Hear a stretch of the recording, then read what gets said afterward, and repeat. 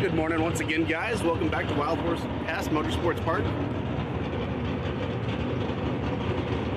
Haven't missed anything yet this morning. It seems we're just now starting to get into lanes.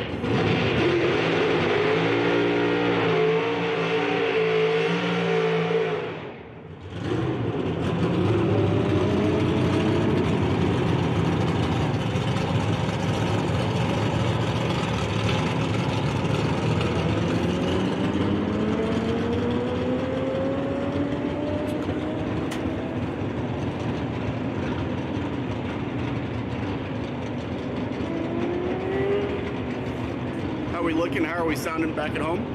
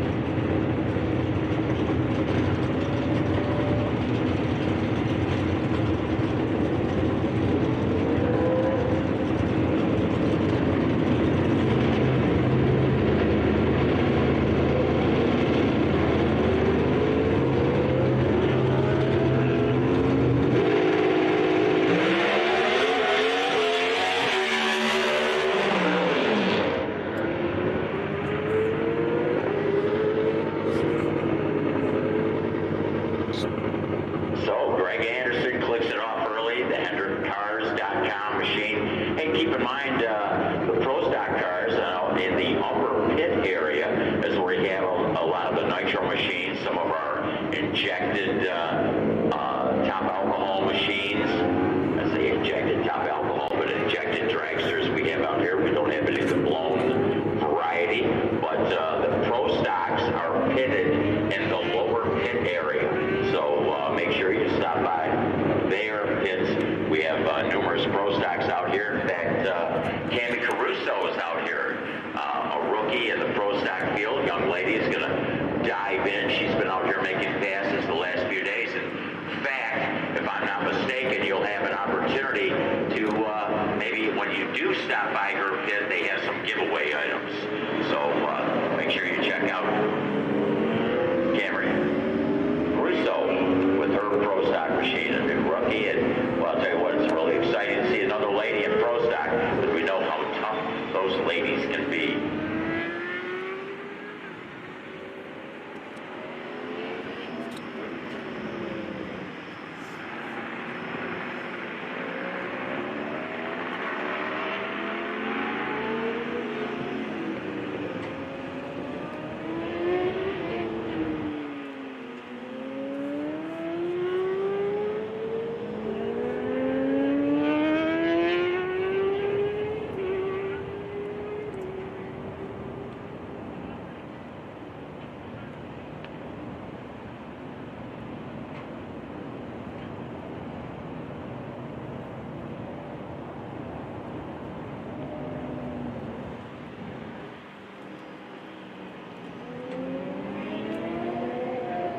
Motorcycles in the background today, actually.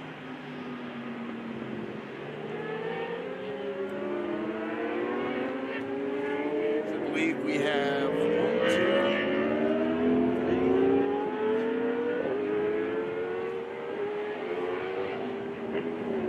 4 racetracks here on site at Wild Horse Motorsports Park. We've got the lake that used to be, probably still is, used for drag boat racing.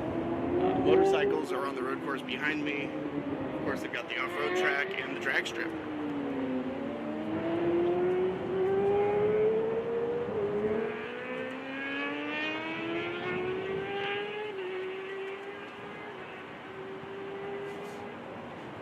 So Fireball, what they did yesterday was, on occasion, they did put down the quarter-mile blocks.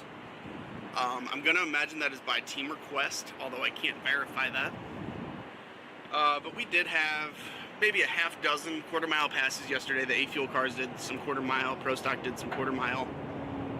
But it was very sporadic. I don't think Greg Anderson just clicked it there before 1,000 feet, so I really think all he's looking for is 8th mile data. I just don't think that that last 320 has a whole lot of value to many of these teams.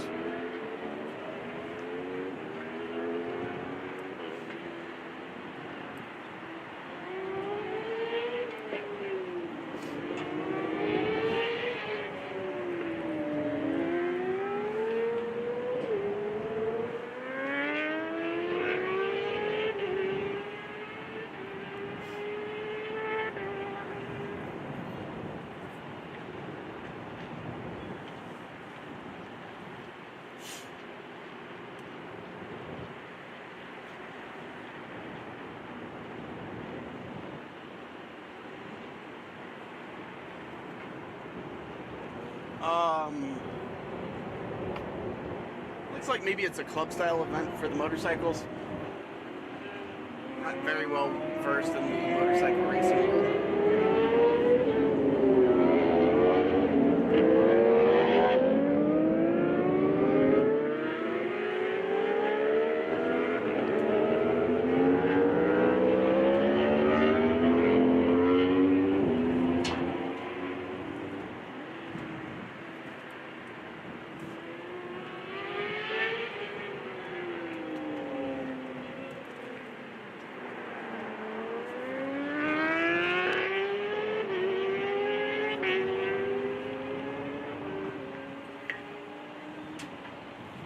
We do have quite a bit of the NHRA voice talent hanging around today.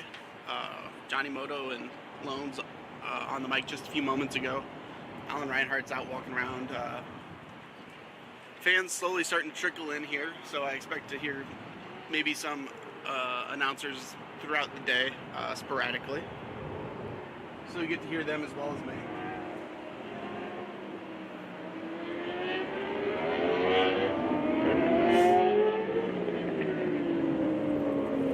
We have just a minute. Let's get a quick hello from a few of our partners. We have the DHL funny car. We get ready to come out. J.R. Todd going to be doing the driving for the Coletta race team. Also down here on the starting line right now, Bob Tasca on his scooter. I imagine that since he's got his This live stream is brought to you by these fine companies. Funny car will be making its way up here shortly. Again, as I mentioned earlier, a lot of the teams, different agendas today. Some planning on 2, 3 runs.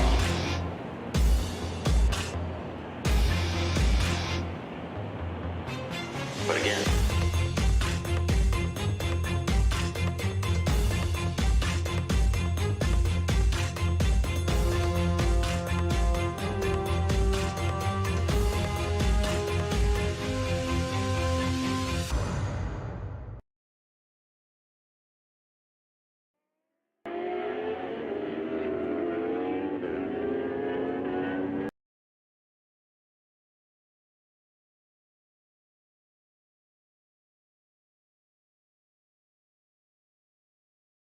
Get your CompetitionPlus.com apparel today. Whether it's our nitro-burning funny car design or the vibrant door slammer design, we have the swag to show you are always in the know. Get yourself a hat too. And we know not everyone enjoys wearing a mask, but if you must wear one, at least wear a good-looking one. Check out the new CompetitionPlusApparel.com for the latest from the place where you have trusted for your news on the internet for over 2 decades.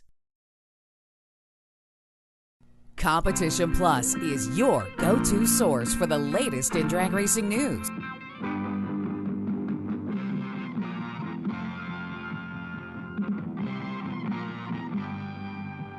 For over 20 years, CompetitionPlus.com has provided news you can trust, thoroughly researched and delivered as quick and fast as it can be uploaded. Whether it's Nitro or stock, drag radial or pro modified, our writers are trained to bring you the inside story time and time again. We have it all from in-depth news articles to the latest in high-performance products to the scuttlebutt making its way around the pits. Original video content from the stars in drag racing also makes Competition CompetitionPlus.com the ultimate one-stop shop for die-hard drag racing fans. Don't make CompetitionPlus.com your only stop on the information superhighway. Make it your first for news you can trust and have trusted for 20 years. Visit CompetitionPlus.com. Be sure to download our mobile app. It's a free download on the Apple Store and Google Play.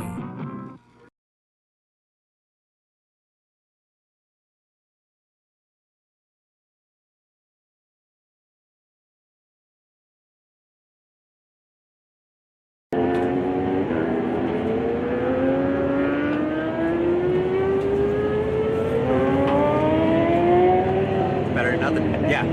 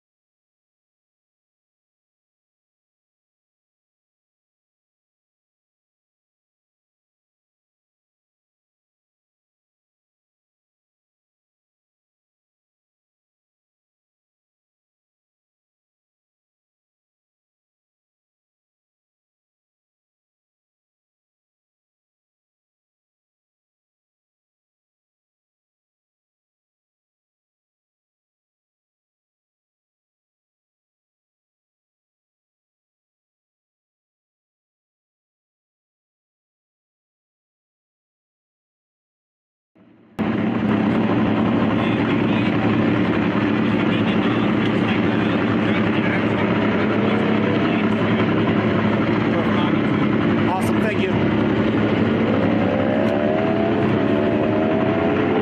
Alrighty, we're back. Saw some good mornings from a few of you. Jeff, Kenny, Dave, good morning, y'all. Looking forward to another great day here in Chandler, Arizona.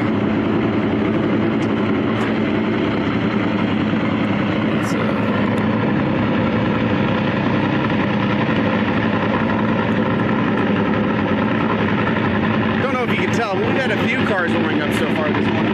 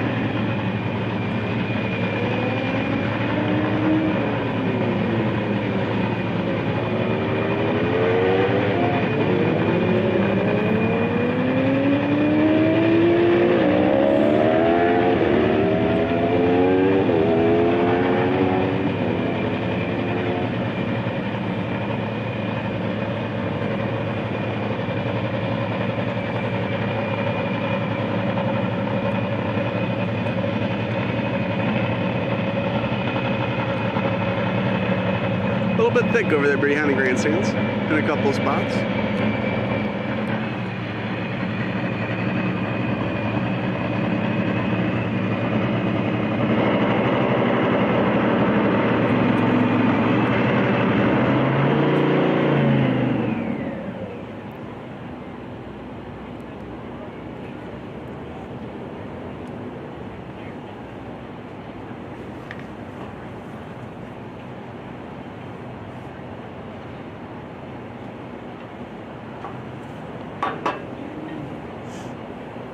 How well you hear me is really just depending on where I'm sitting or standing. So when I'm at my computer, it should be pretty, or when I'm at the camera, it should be pretty strong. When I'm over by my camera or computer, it won't be quite as great there. But try to see what you guys are saying back and forth here is we've got a car on the move.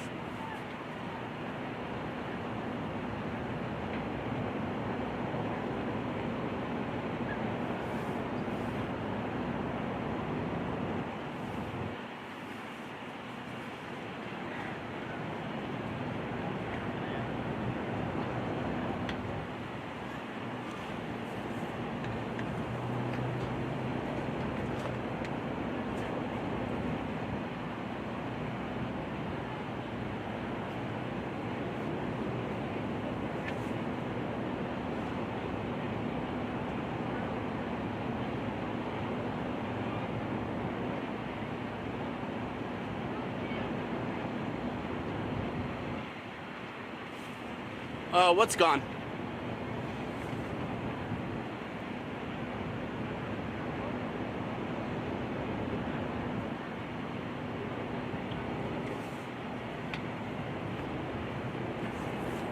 Gonna need you to be more specific, Con. You just gave me a heart attack and it's not even 10 a.m. yet.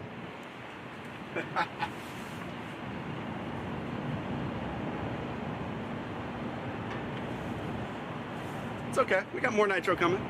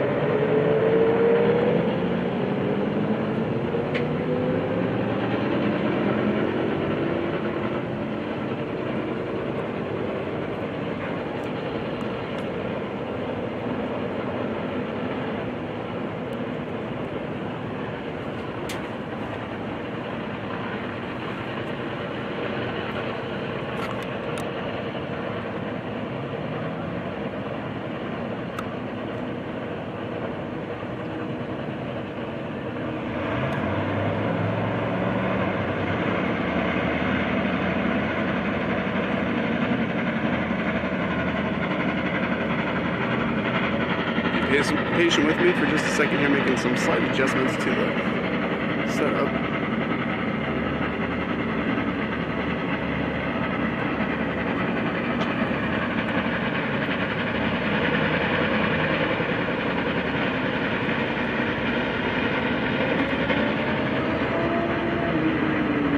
Put you back on the starting line here.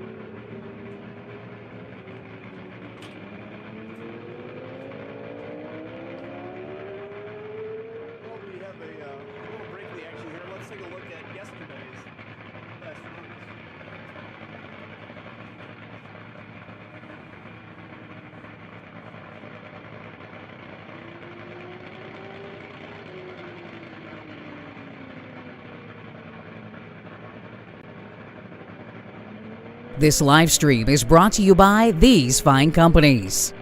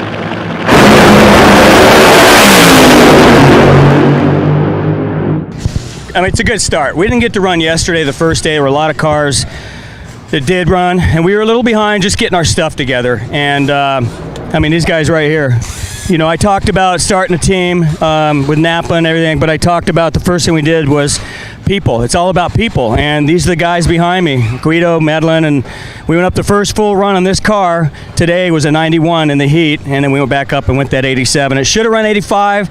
I felt like I was Wolfgang out there in a sprint car, though, man. It was moving around a lot. So anyway, probably should have run 85 if the driver could have kept it a little more straight at the top end, but we'll take it.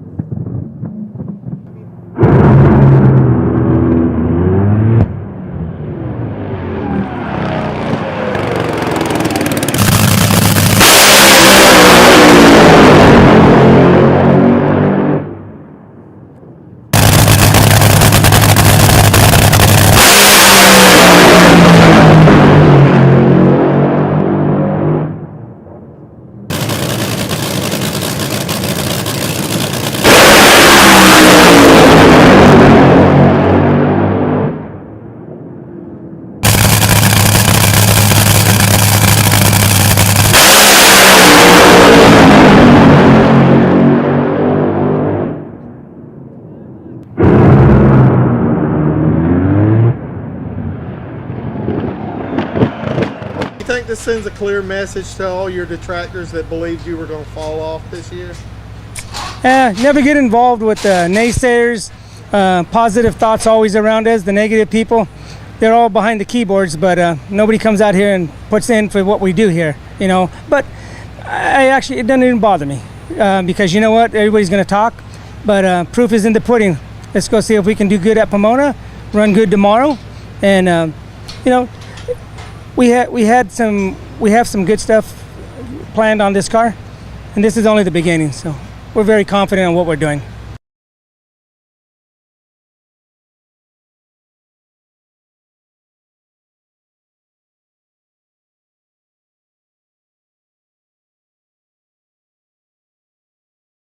This live stream is brought to you by these fine companies.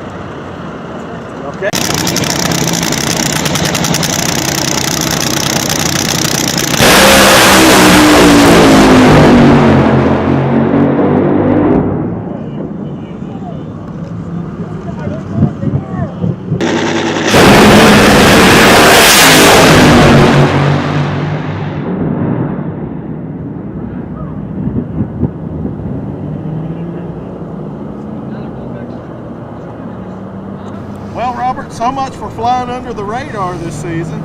Yeah, exactly. No, it was a good start today.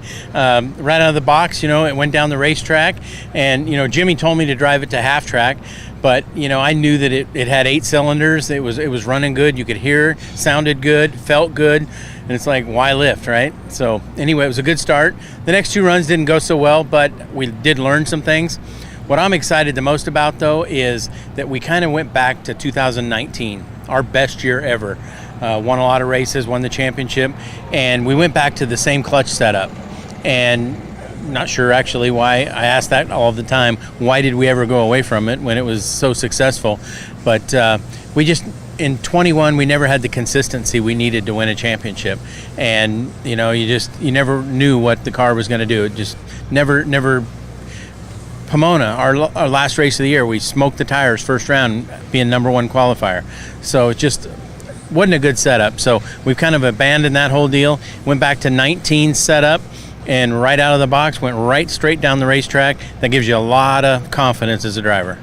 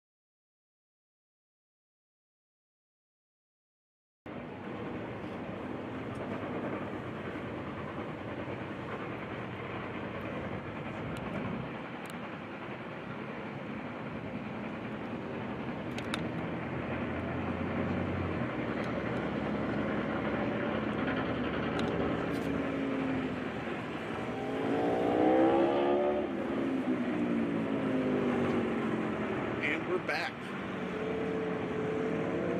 This is live. Sorry for cutting you guys off on Thursday, but as I've told you all weekend, don't plan on missing any passes. So tried to catch up those of you who haven't been with us on Thursday and Friday. I think we made it most of the way through Thursday there.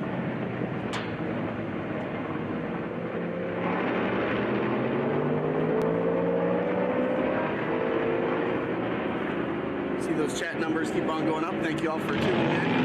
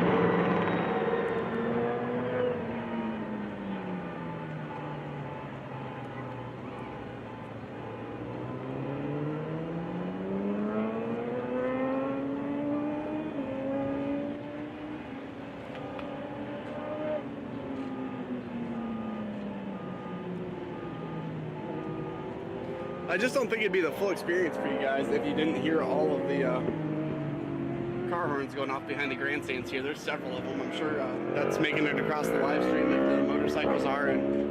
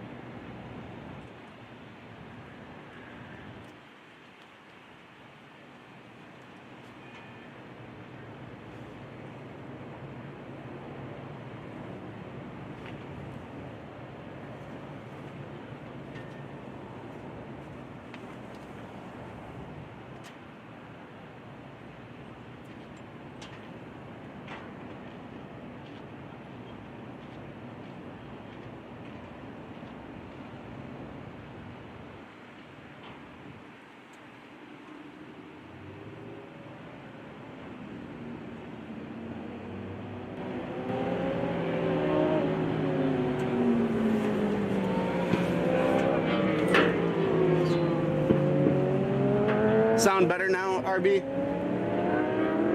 I was looking at my computer and just was a little bit too far away there, I think. So Tasca, Ford, Motorcraft, Quick Lane, Auto Alert, Funny Car. They'll be coming out next. Got John Forrest in the staging lanes.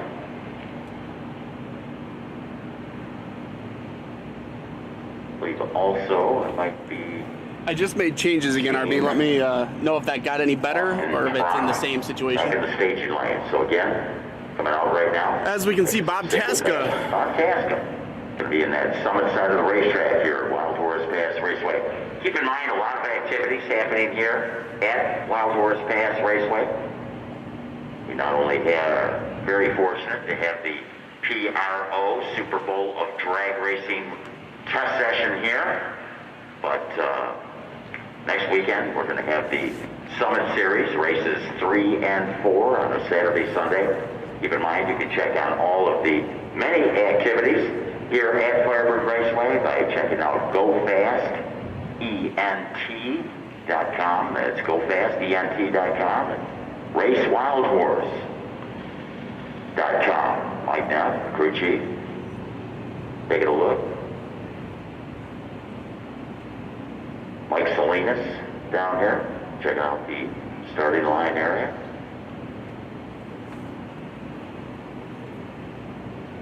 Beautiful, beautiful morning. And want to welcome all you fans coming out. Get a little taste of what we will see in the 2022 NHRA Camping World Series of Drag Racing.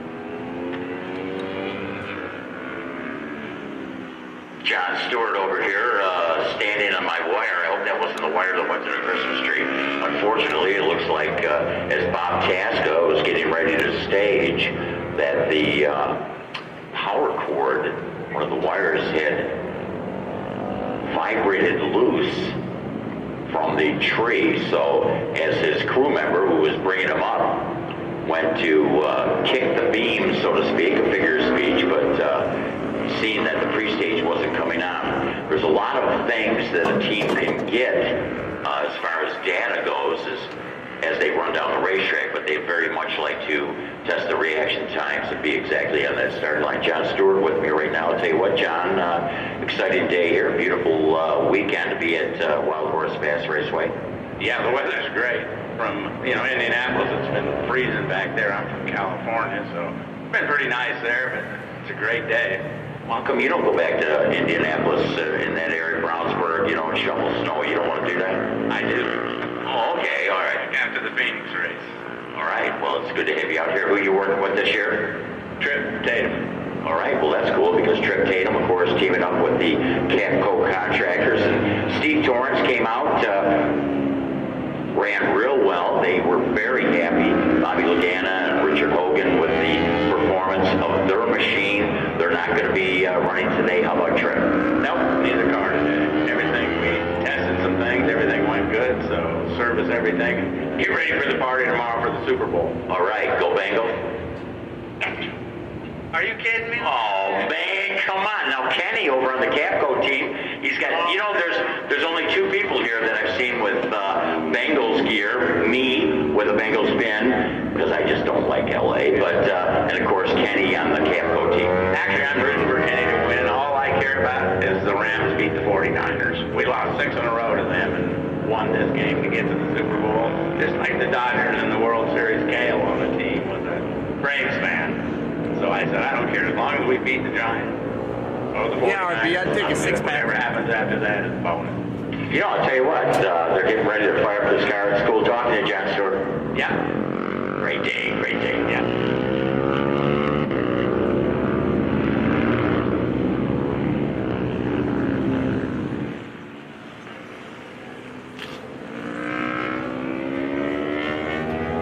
Oh, we've got a moment of silence here. I want, looks like Chad is filling up. If you would take some time to hit the like button on this video, greatly helps everybody here at Competition Plus TV.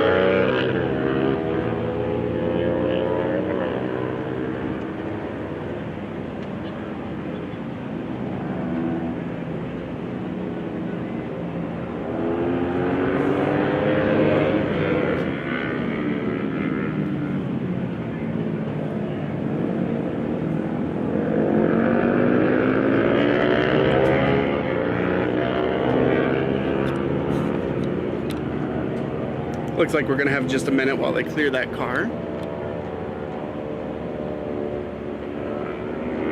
Safari doing their job down at the top end, getting it hooked up.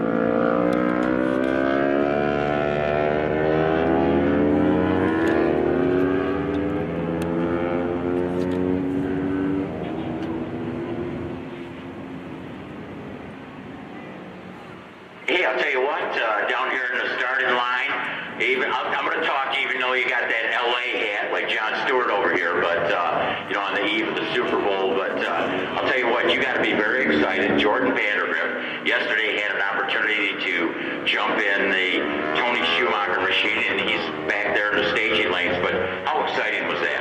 Yeah, it's been over 2 years since I got to drive one of these cars, and I had the opportunity to come out here at Phoenix Test and make a run, and it was fantastic. It was, more than I could have dreamed of. I got to half track, and I realized that these things go fast, and they're really fun to drive. So yeah, I had a great opportunity yesterday. Ran 76, and I couldn't be happier. Well, it's so tough. I'll tell you what, great driver, and it'd be really exciting for you to pick up a ride. Yeah, Kenny. Yeah, this year I think in Top Fuel it's going to be the most competitive year we've seen in a long time, and obviously I want to be a part of that, and I think I can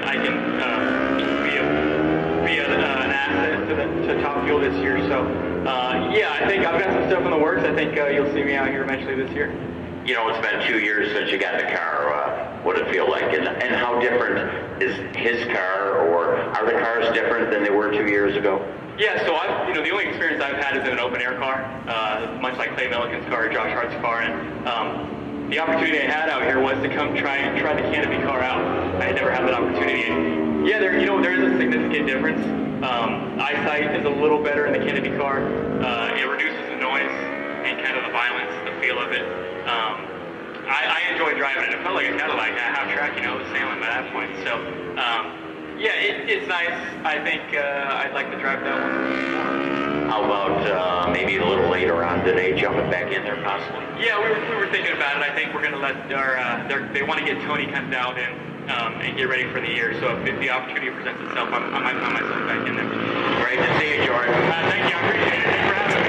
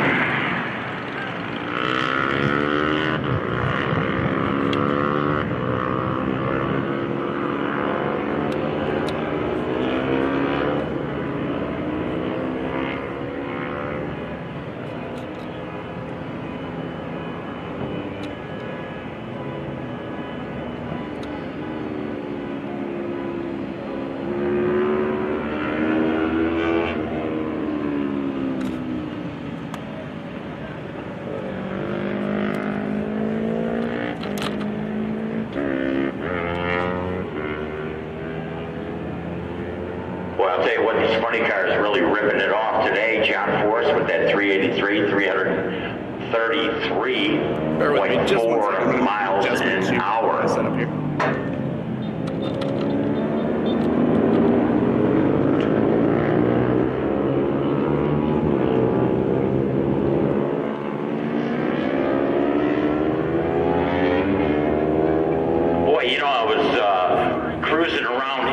Graham. I seen a really great interview, you, Jimmy, and how excited you were because this year your son, Austin, back in a car. How cool is that? That is so cool. Oh my God, a dream come true for him, and sure makes his parents proud. Well, I'll tell you what, how excited do you get when he's ready to run? I get pretty excited. I get kind of sick. A little bit sick, but then, you know.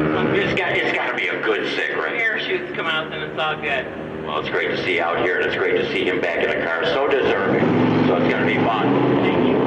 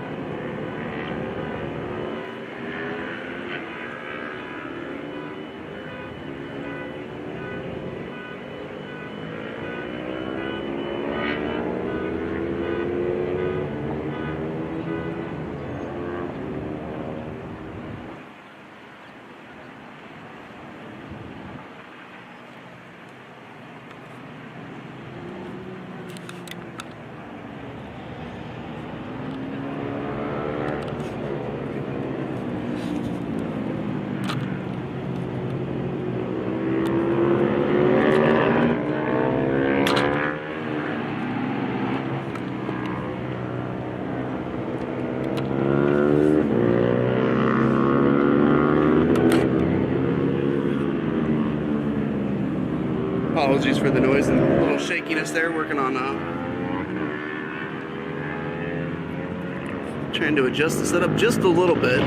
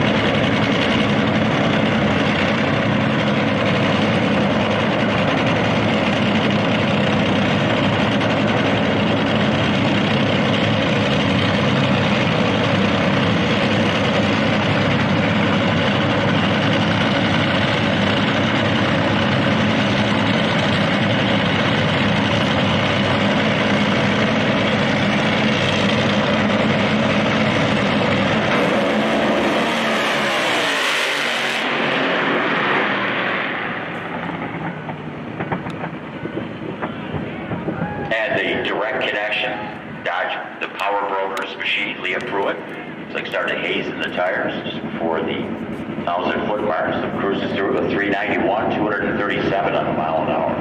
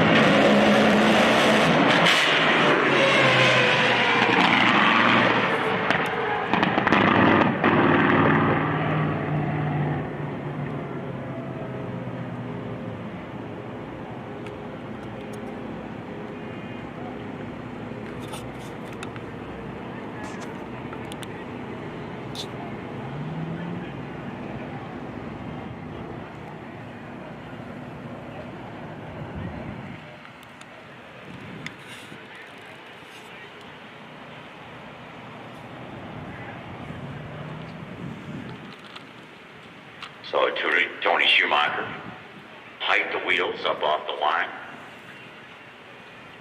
Started hazing the tires. Very interesting to be down here in the starting line. You can see what the tires are doing. So sticky out there. See the pattern that they lay down. It looked like just past the 60-foot block. Tires started really hazy now. We got out of the throttle.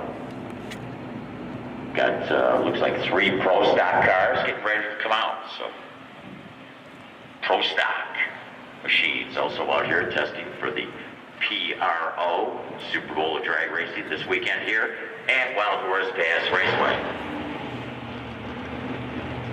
Pro stock's a little different. They're going to be doing a burnout. They're going to come out of the burnout box.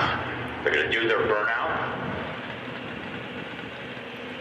For a very short distance. This is an interesting. Thanks for bearing with me there, guys. Had to make a couple of adjustments. Get everything set back up like we were yesterday.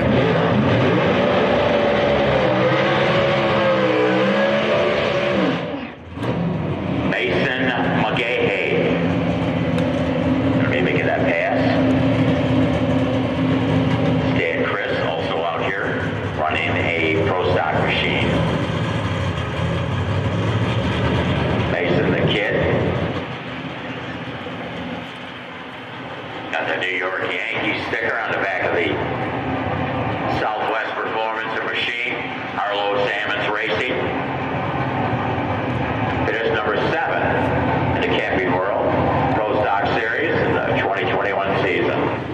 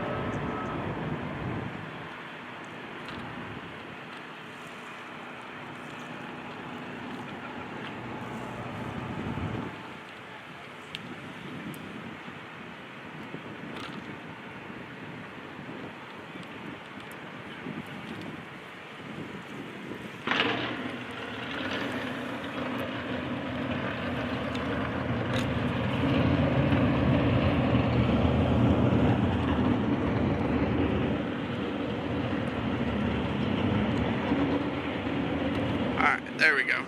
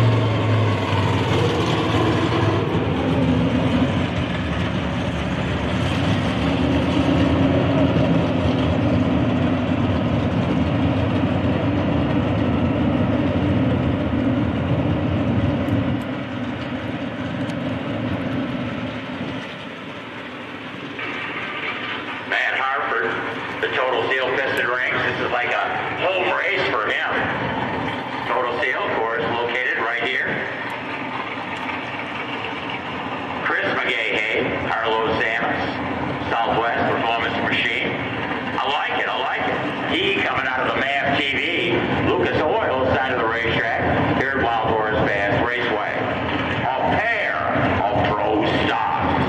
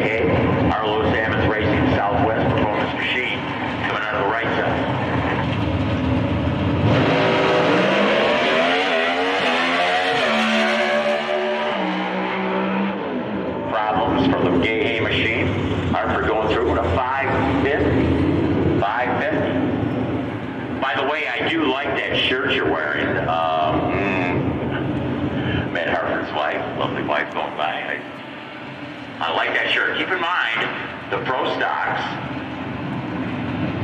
are located down in the lower pit area. In fact, a lot of the teams going into the wall. Camry Caruso, she is out behind them. And as I mentioned earlier, you have an opportunity to stop down as Chris McGahey is going to take another shot at a lot of tire shake coming about 30 feet off the line. Jeff Shumway out of Memphis, Tennessee, flipping the switch. Brad Hardy, the #1 starter for the National Hot Rod Association down there, grabbing the switch now.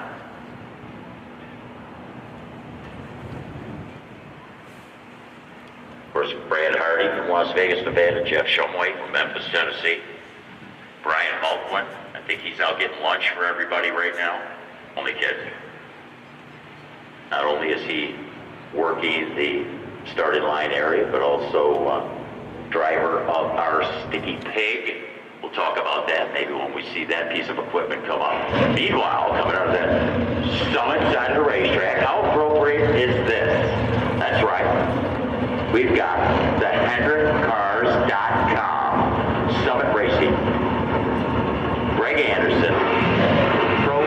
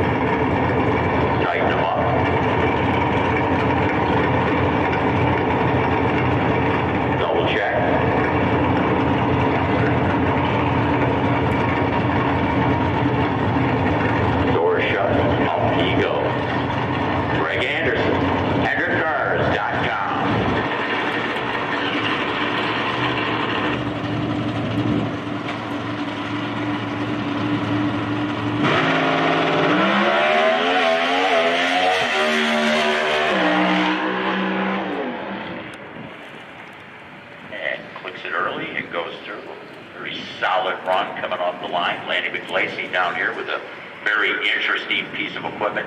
That thing's got to cost you $200-300. Lanny, I'll tell you, maybe more. But a device that checks the traction.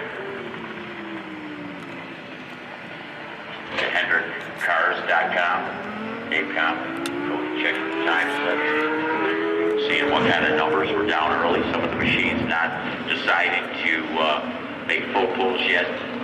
But right now we got another pro stock coming out of that left lane. In fact, if you notice, they put that brown powder down. It's a rosin. The pro stocks all having the same wheelbase tend to develop bald spots.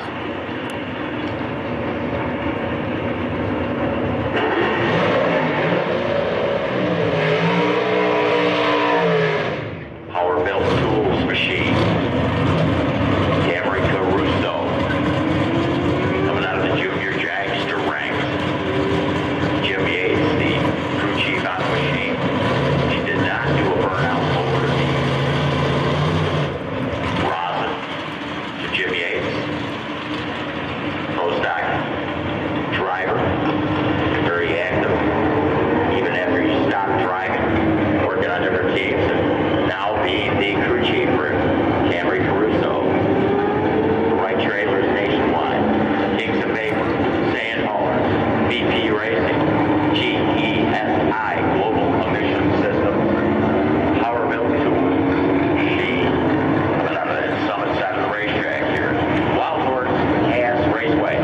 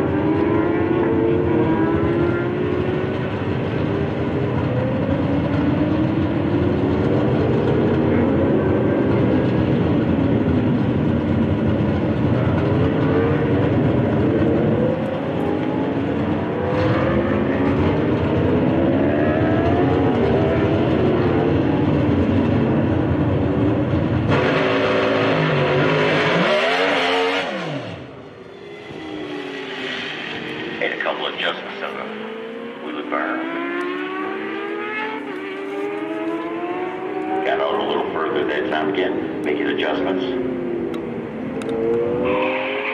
Very happy to see Camry Caruso out there racing in that pro stock rank this year.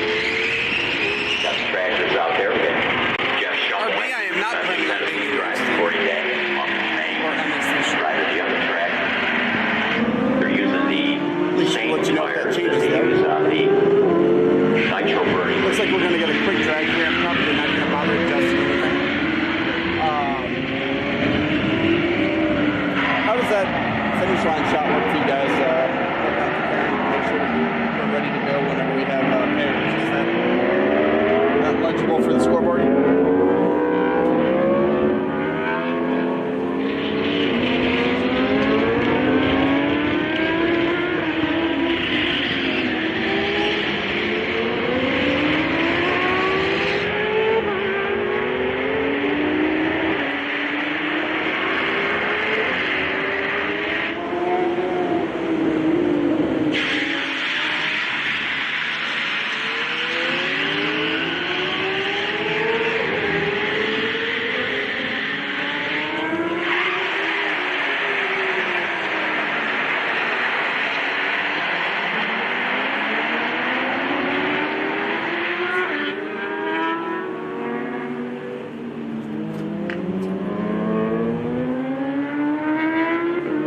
going to make another lap. Pretty much doing the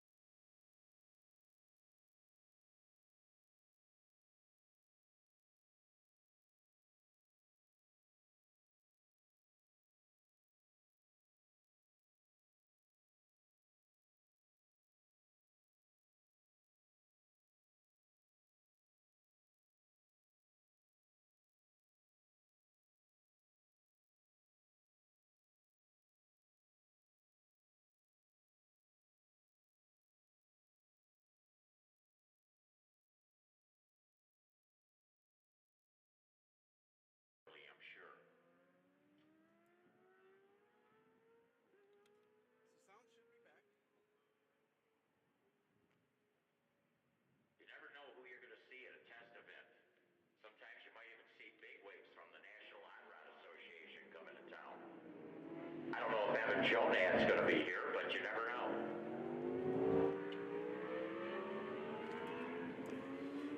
Yeah, guys, I was trying to a couple of things there. Didn't really work, but was trying to make things to where I could talk to you a little bit. And the car lot of noise everywhere though, so I'm really struggling. Robert Light, JFR Racing.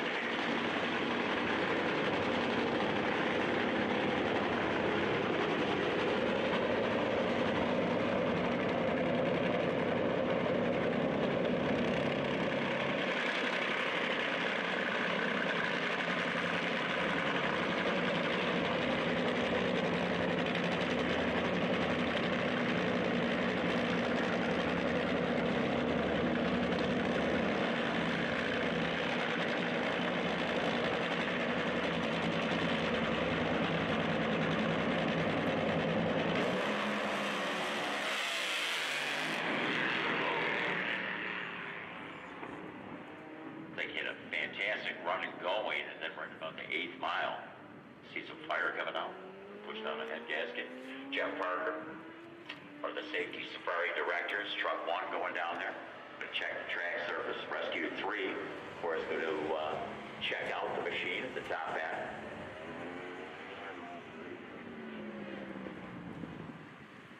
Jimmy Pratt, the crew chief for the Robert Light machine, stand alongside. They checked out the early. Johnny, he climbed out. You can see that from up They're here. concerned so much damage might have happened to the car. I'm sure Robert's all right, but they're down there taking a look right now.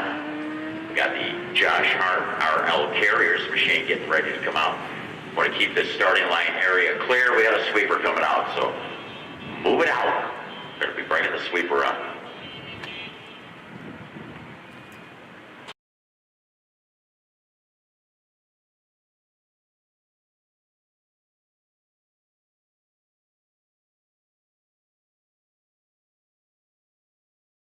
This live stream is brought to you by these fine companies.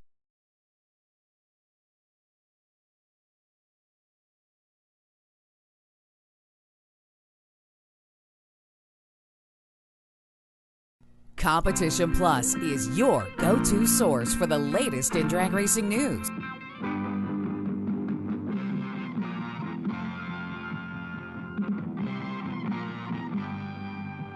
For over 20 years, CompetitionPlus.com has provided news you can trust, thoroughly researched and delivered as quick and fast as it can be uploaded. Whether it's Nitro or stock, drag radial or pro modified, our writers are trained to bring you the inside story time and time again. We have it all from in-depth news articles to the latest in high-performance products to the scuttlebutt making its way around the pits. Original video content from the stars in drag racing also makes CompetitionPlus.com the ultimate one-stop shop for die-hard drag racing fans. Don't make CompetitionPlus.com your only stop on the information superhighway. Make it your first. For news you can trust and have trusted for 20 years, visit CompetitionPlus.com. Be sure to download our mobile app. It's a free download on the Apple Store and Google Play.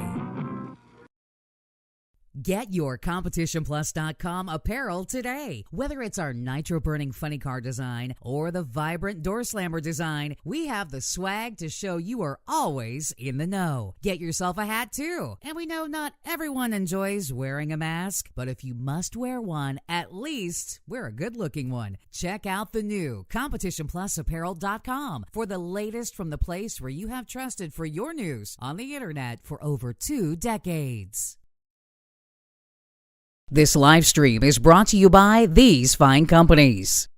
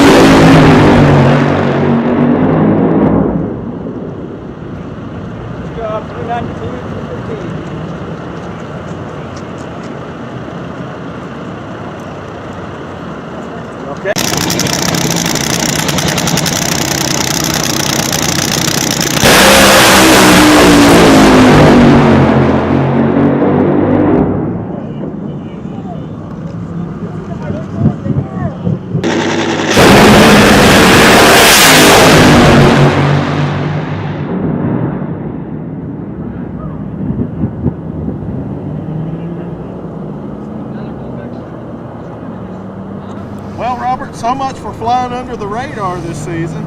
Yeah, exactly. No, it was a good start today.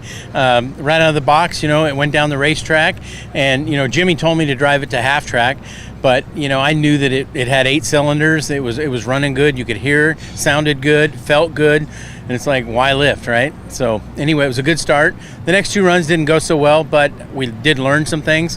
What I'm excited the most about, though, is that we kind of went back to 2019, our best year ever.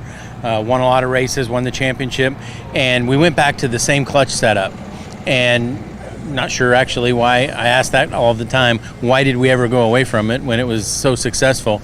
But we just, in 21, we never had the consistency we needed to win a championship. And you never knew what the car was going to do. It just never. Pomona, our last race of the year, we smoked the tires first round, being #1 qualifier. So it just wasn't a good setup. So we've kind of abandoned that whole deal. Went back to 19 setup, and right out of the box, went right straight down the racetrack. That gives you a lot of confidence as a driver.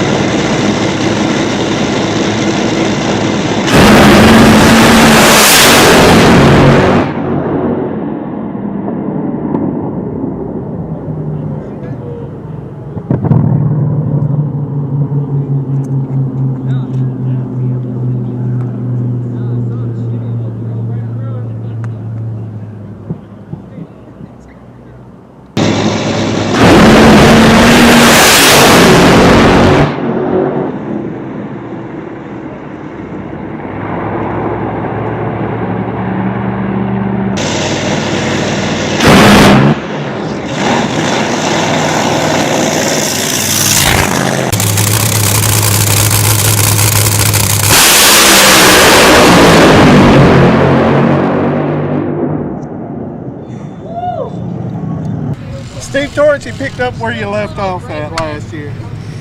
We had a good day. We went out. We every run today was a planned shut off early run, and the car went out. I think we went 68 and 71 on our third and fourth lap. But just trying to just keep chipping away at it. And Richard and Bobby and all these Capco boys are doing a great job, and we're just excited to be here and back at racing. How much does it take your stomach away when you hadn't been in that thing in a while? Fortunately, it smoked the tires at the hit on the first one, so that gave me a little bit of reprieve.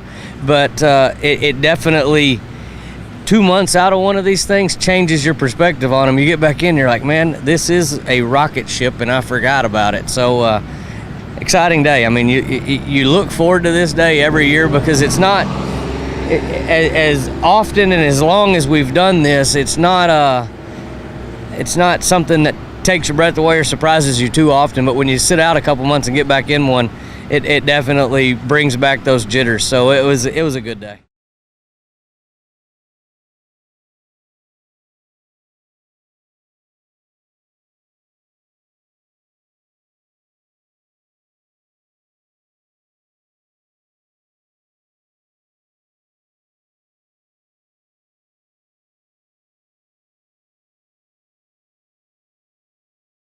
This live stream is brought to you by these fine companies.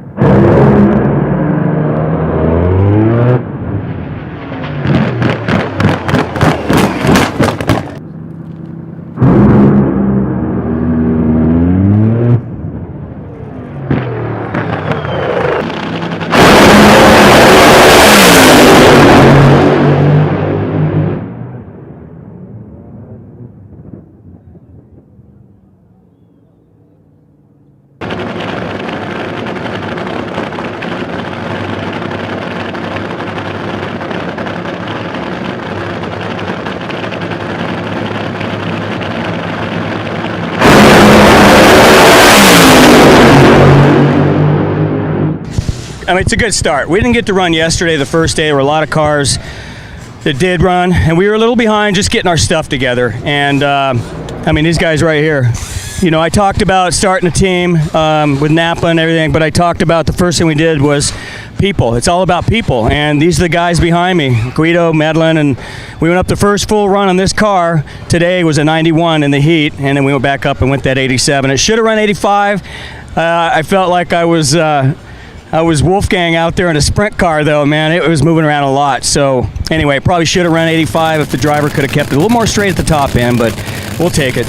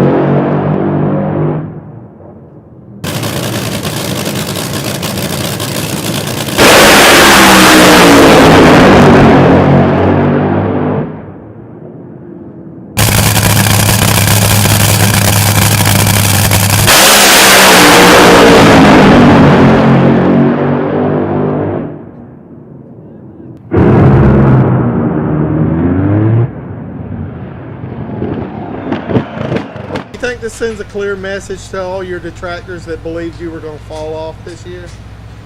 Never get involved with naysayers. Positive thoughts always around us. The negative people, they're all behind the keyboards, but nobody comes out here and puts in for what we do here, you know. But it doesn't even bother me because you know what? Everybody's going to talk, but proof is in the pudding. Let's go see if we can do good at Pomona, run good tomorrow, and you know, we have some good stuff planned on this car, and this is only the beginning. So we're very confident in what we're doing.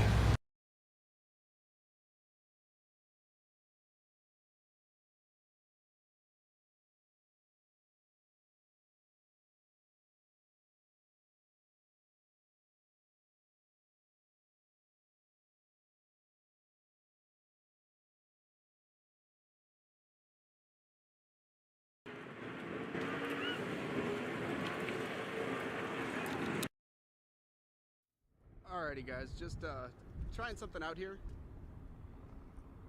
Got a microphone so I can talk to you whenever we get some downtime like that. I won't be able to use that as we switch back over to racing, so it does sound like it is single channel audio, so just to be aware of that.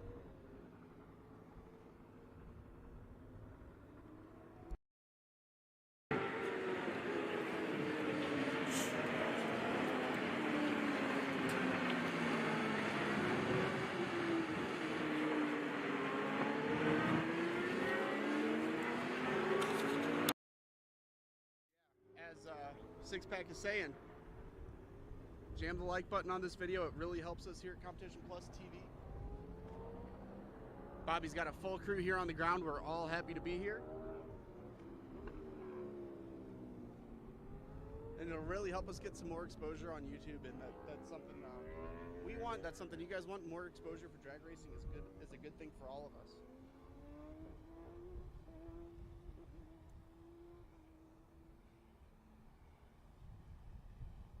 Big crowd already online here this morning, guys. We greatly appreciate it. I know I hit this yesterday, but if you haven't already, please hit the subscribe button.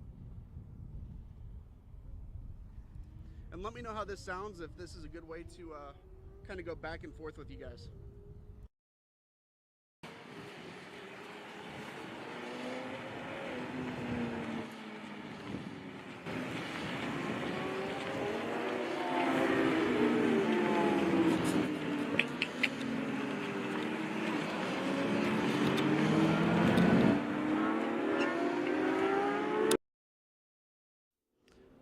All right, made a few more changes.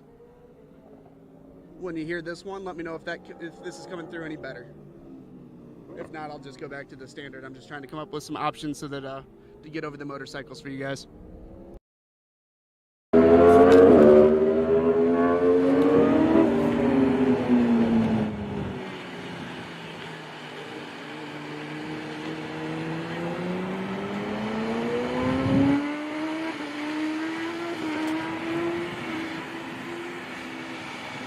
There may be too big of a difference between the two mic levels.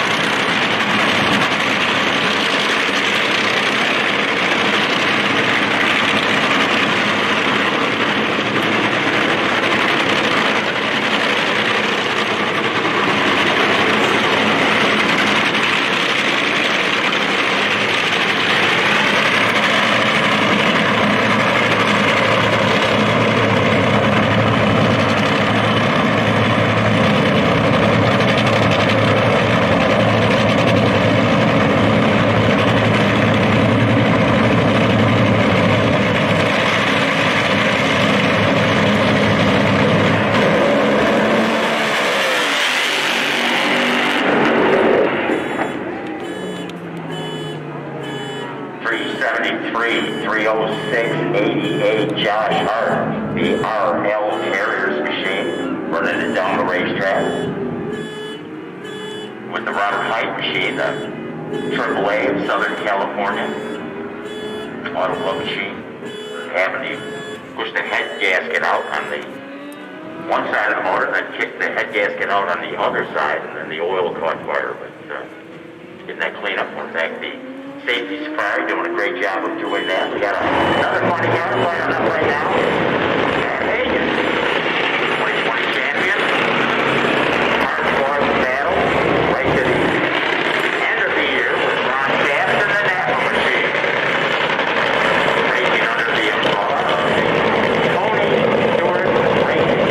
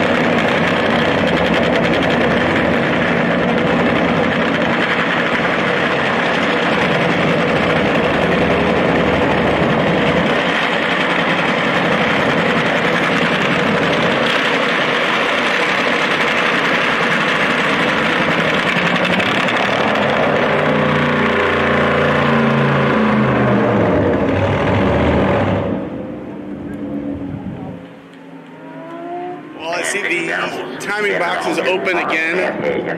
Again, you'll see the. I've got to say, I feel for these guys. I've been there. Who's bringing the car in? Most of the time, the crew chief himself will slide their foot forward to double-checked that pre-stage beam and seen that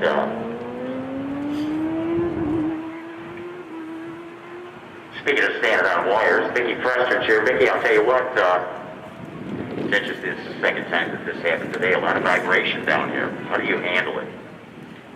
I don't. Oh, okay. Oh, yeah. You're just the sound guy, right? You got the sound guy from the National.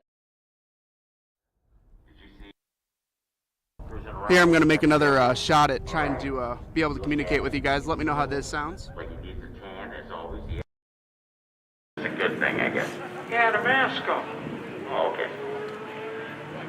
I'm glad he did. I do. The Dodge Power Brokers, Direct Connection, Matt Hagen machine.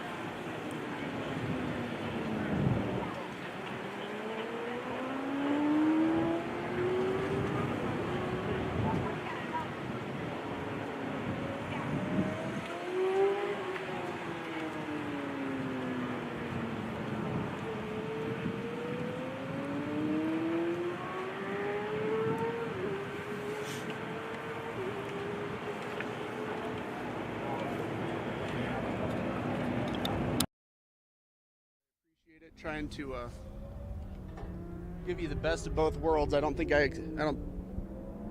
to ask if there was a motorcycle race, so for the most part I'll probably keep you on the ambient, but whenever I need to if I'm communicating back and forth with you guys, I'll flip this on and off. Use separate bulbs for staging and pre-stage. National Hot Rod Association, I like their trees. The round bulb, top half lights when they're going into pre-stage, then the bottom half comes on right when they stage the car. It's a lot of data that the teams are getting. We have the time slips, rears actually set up down here in the starting line, so after the cars make their pass, they can pick up those time slips.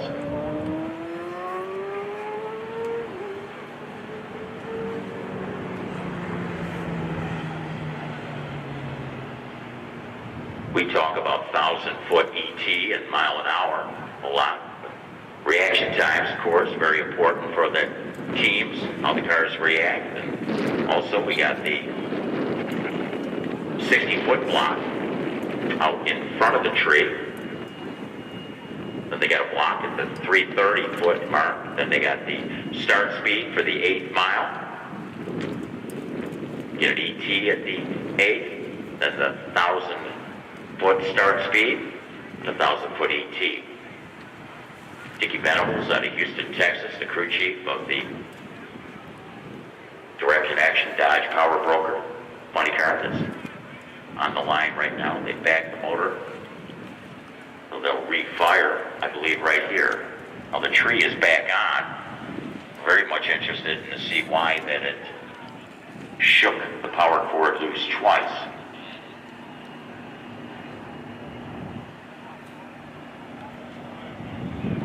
Standing behind in the burnout box, we've got Mike Clover checking out things on the front of the Parts Plus. And I like seeing that new Summit banner on the Parts Plus machine.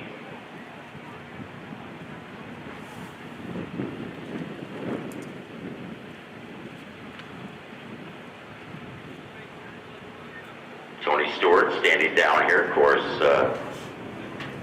with his new team looking on is Matt Hagen and, of course, Leah Pruitt.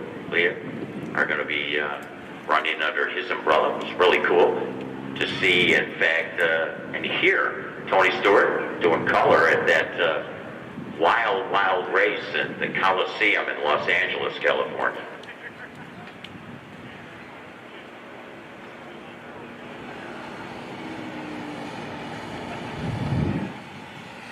really cool. Maybe we'll see Tony jump in one of these cars sometime in the course of the year.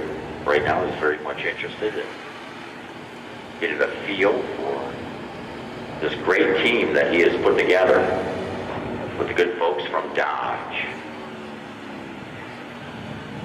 With their Dodge Hellcat on the line. There's spraying some gasoline into the blower.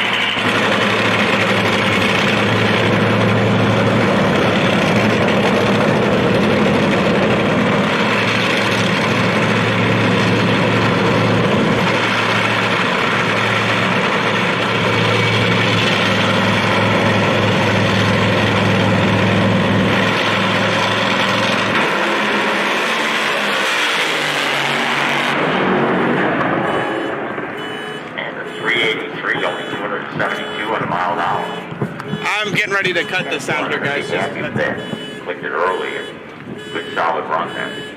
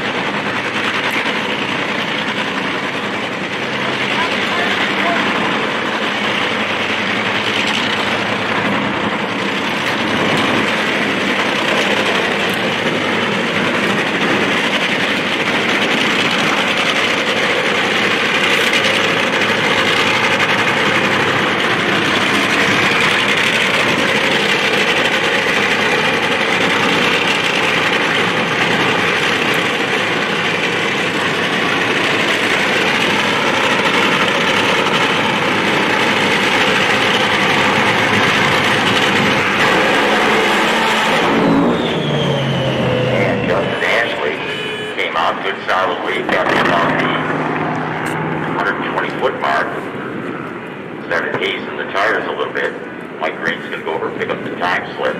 You know what's interesting, and I've heard Alan Reinhardt mention this on many occasions, have an opportunity to subscribe, as you should consider doing also, to NHRA.TV. Let me know how that looks and sounds. I made a lot of changes and moved around a lot there for a second, so just let me know.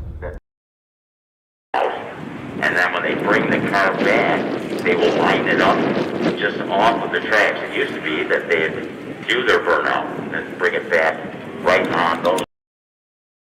That pausing was so that you didn't hear me yelling. The track is so good. You're heating and cleaning the tires as they do the burnout and backing it up. Having an opportunity down here, I hear the traction as they bring the whole weight of the machine alive. Up loud and right runner. Jim Overhoff for the 38. And he is in front right now, making it work out.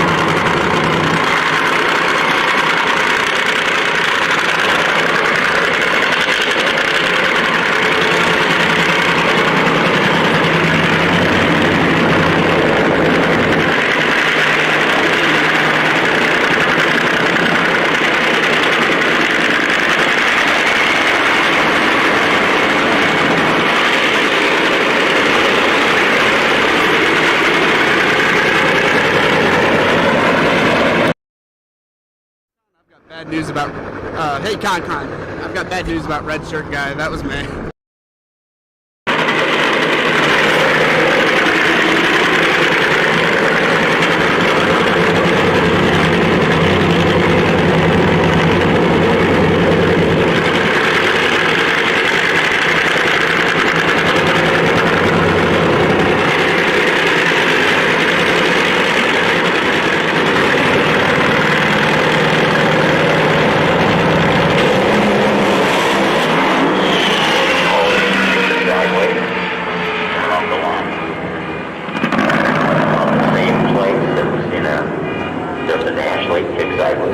Fuel Dragster getting ready to come out.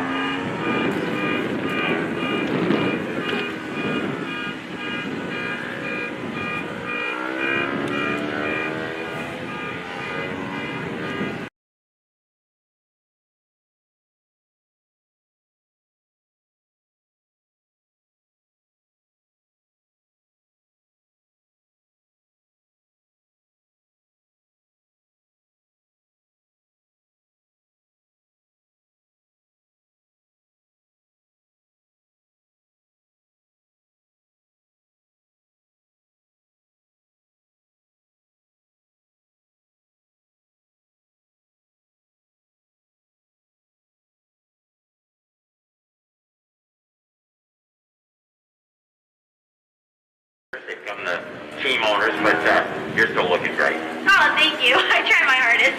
But it's going to be exciting, so we're going to see you run in Gainesville. Yes, Gainesville will be my start, and then hopefully... Yeah, it was, honestly, I probably was standing right dead center of that shot while there was a car running, wasn't I? Go to McLeod Clutches and find yourself a clutch. Just trying to, so there's cars parked behind me, probably 200 or 300 feet, so some of those car alarms there's nothing I'm going to be able to do about. That one was right behind the grandstands, and luckily its owner was nice enough to work with us to get it moved, so should make those substantially quieter.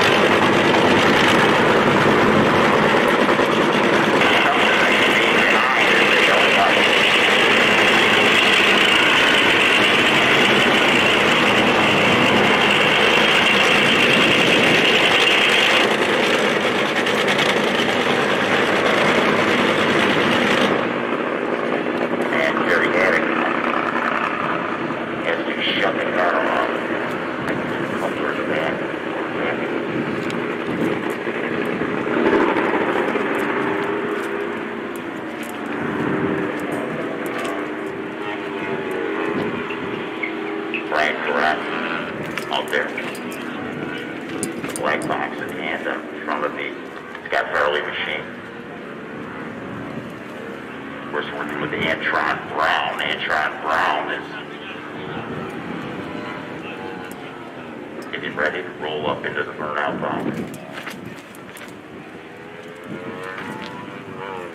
It looks like they might consider refiring the car right where it sits, so I'm going to back the motor down. Be careful if there's any fuel built up. They just back it out, make sure the heads are clear. Yeah, JM, I just noticed that. Thanks again for everybody for tuning in. Hit the like button on this video. Hit subscribe to the channel if you're not already. Appreciate a little patience there while working on chasing down the car alarm down there. Another beautiful day, a little bit breezier today than what it's been, than at least what it was yesterday. Maybe Thursday morning it was a little breezy like this as well. Hope everybody's having a great time. And you know, for those of you, especially in the northern climates, this is a great way to spend a Saturday. Well, you get some pretty chilly weather up there, I imagine.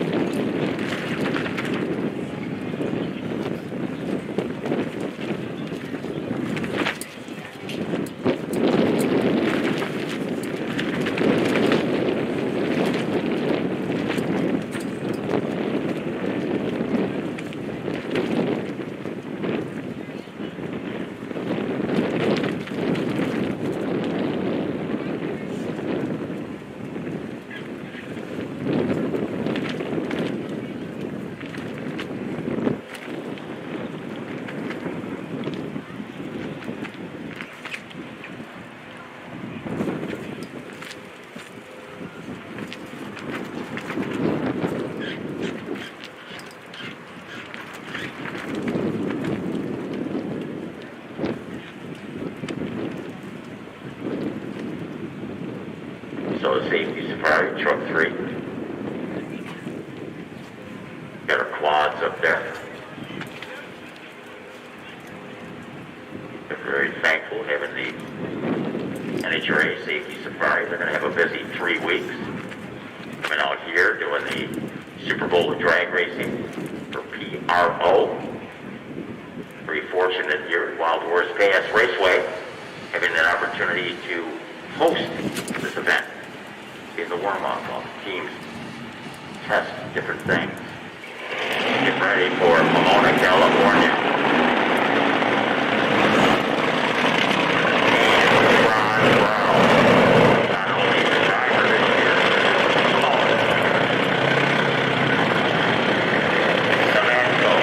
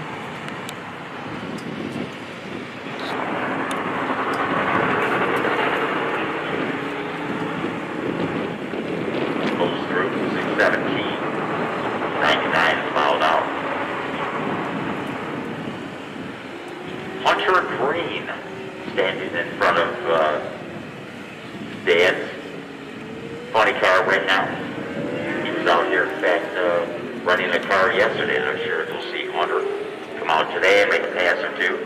It's going to be interesting. We've got Tim Wilkerson, a pair of Nitro burning 20 cars getting ready to go down the racetrack. Tim Wilkerson is going to be in that MAV TV. If you've walked away from your computer and were looking to see that first side-by-side pair, now would probably be a great time to get back. Looks like we might have a pair coming at us. This will be our first Nitro pair of the season. A couple of funny cars, actually. Alex Donovich in the start position, the third car. And behind him will be Gary Densham. So a lot of cars in the staging lane.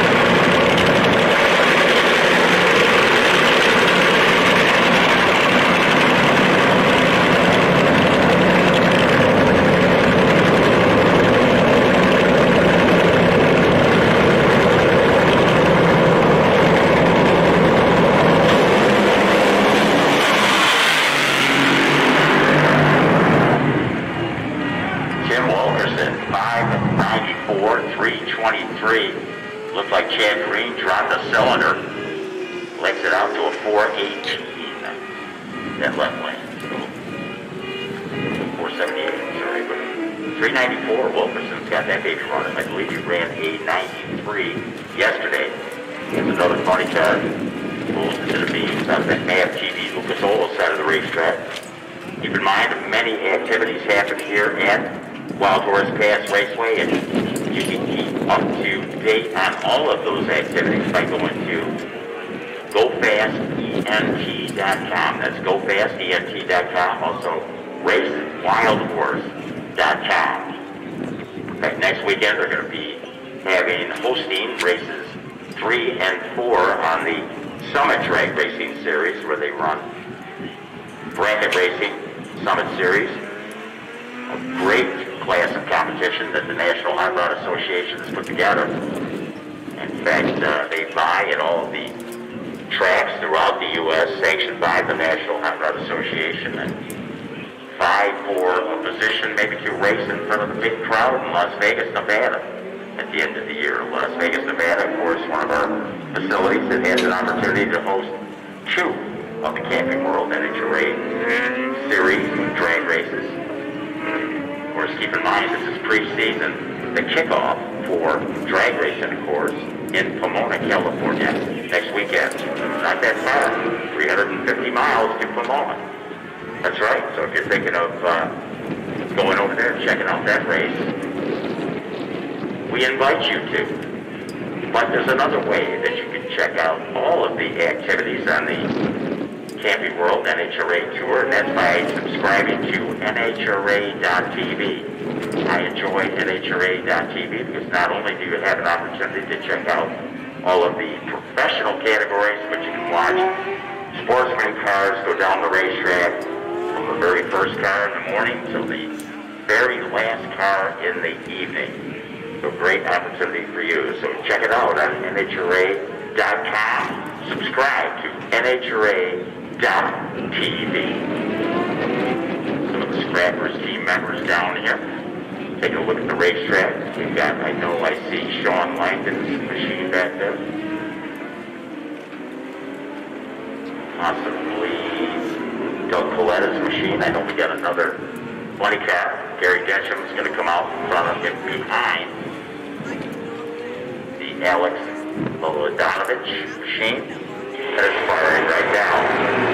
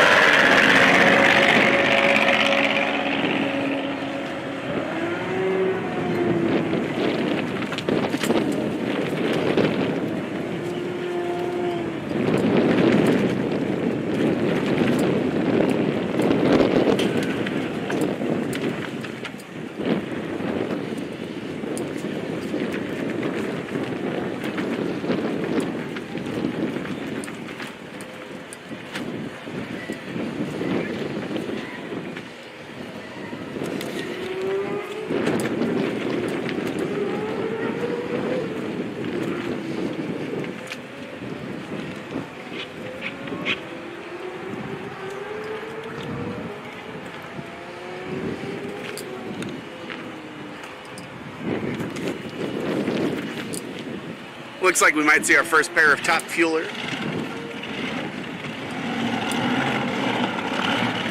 Don't know that for sure, but I do see both cars cranking, so who's excited?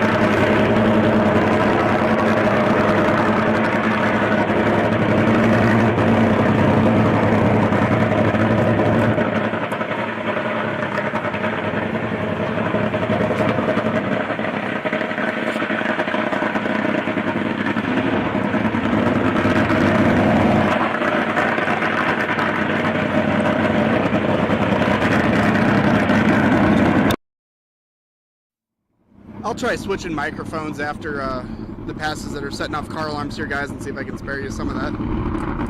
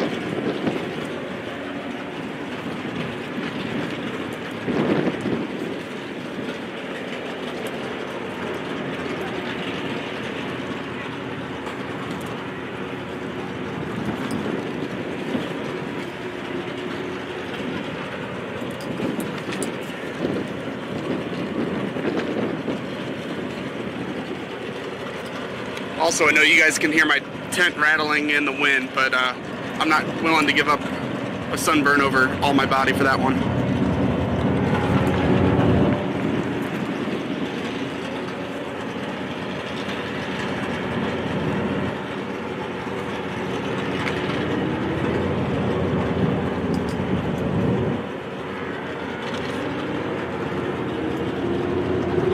See a couple tractors behind the Pro Stocker here, so we'll probably get a couple of partner messages in and be back right after that.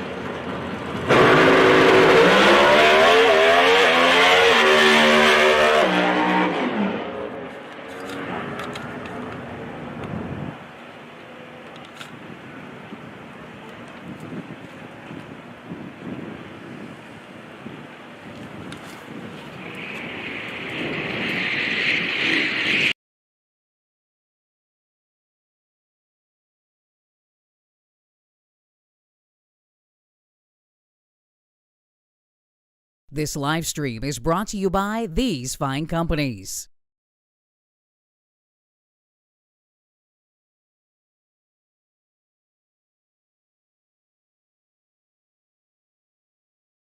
Competition Plus is your go-to source for the latest in drag racing news.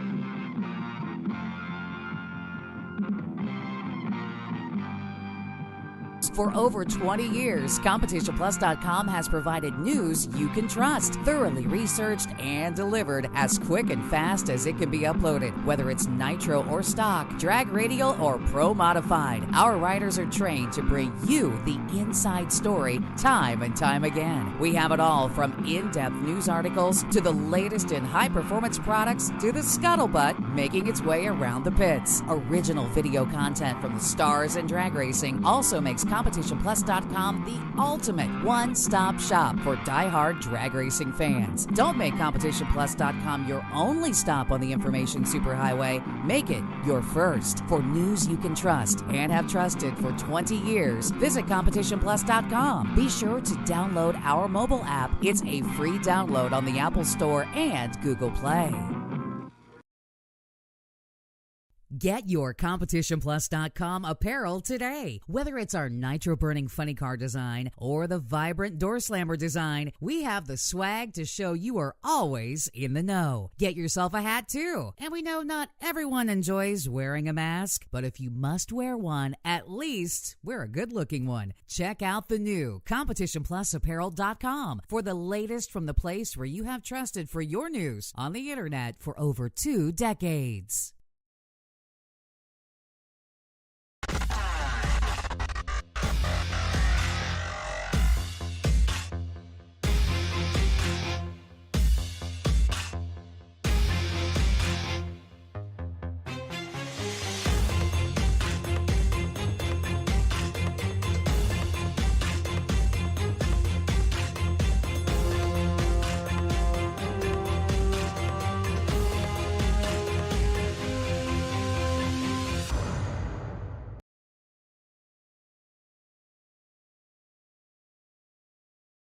This live stream is brought to you by these fine companies.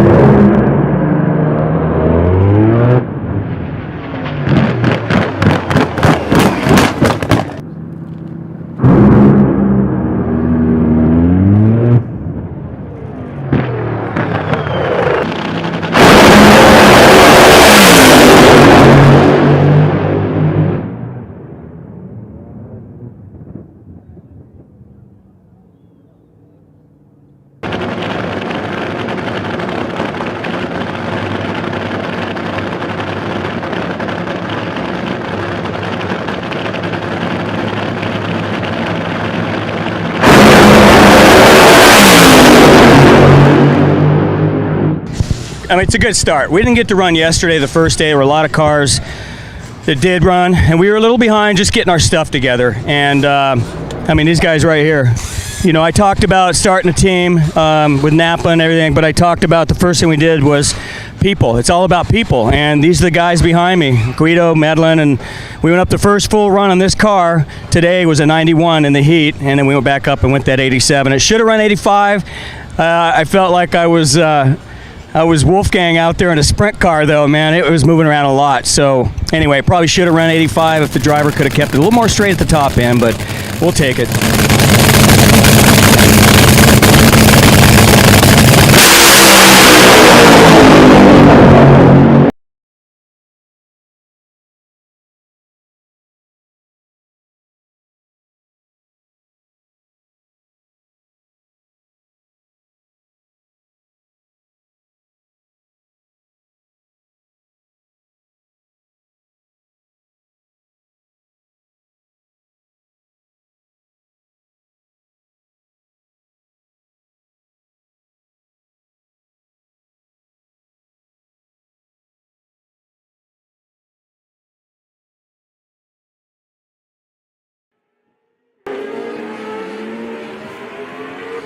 Yeah, I think it's Jake down there with those big end shots. He shot all 3 days.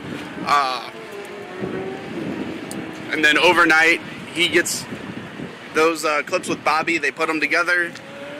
Those are online from both Thursday and Friday. I'm sure they'll have today's up pretty early tomorrow morning as well. But they make great little fill pieces while they're out there dragging the track. I can't talk to you guys, so nothing lost here. Looks like we've got another pair of top fuel coming at you. Again, won't really know that until they fire them both, but it certainly looks like crews are looking at each other waiting for that command.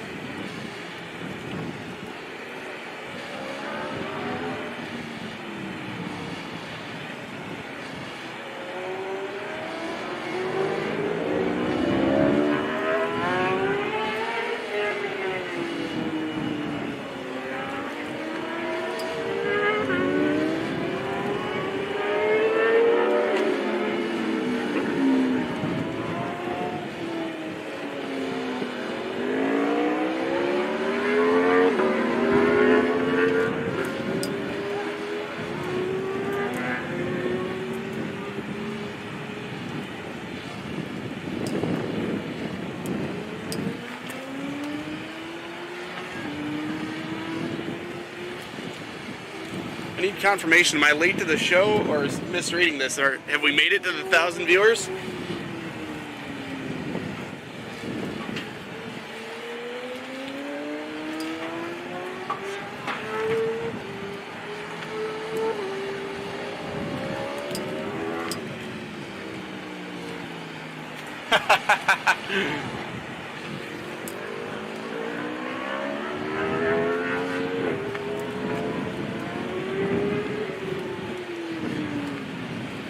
I don't think I can autofocus through the fence. Dora.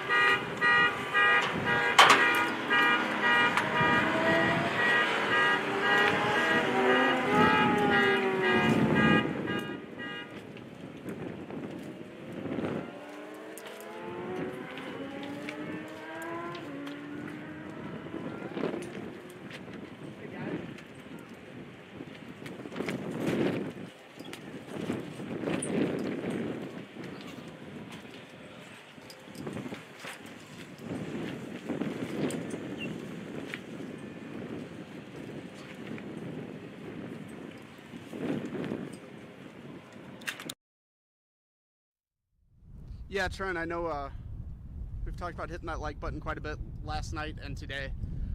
Unfortunately, it's just very important to the way that YouTube prioritizes things, how the search works,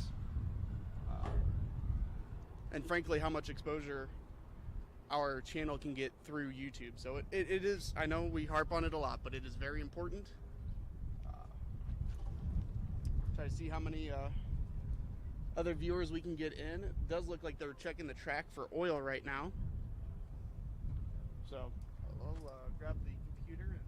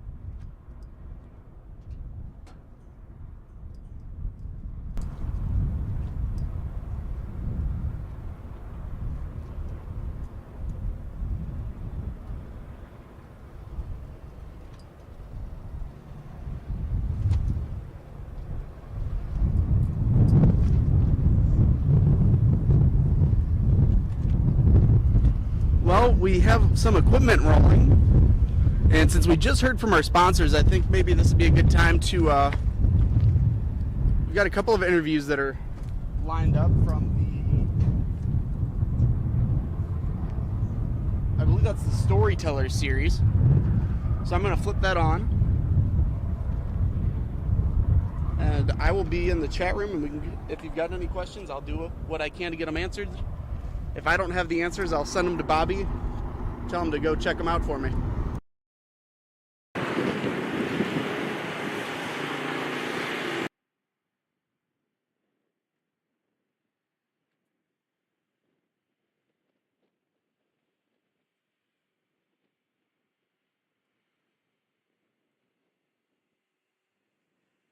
This episode of Storytellers brought to you by Bonifonte Friction, high-quality bell housings. I'm Nicky Bonifonte, and you're watching Storytellers at Competition Plus TV.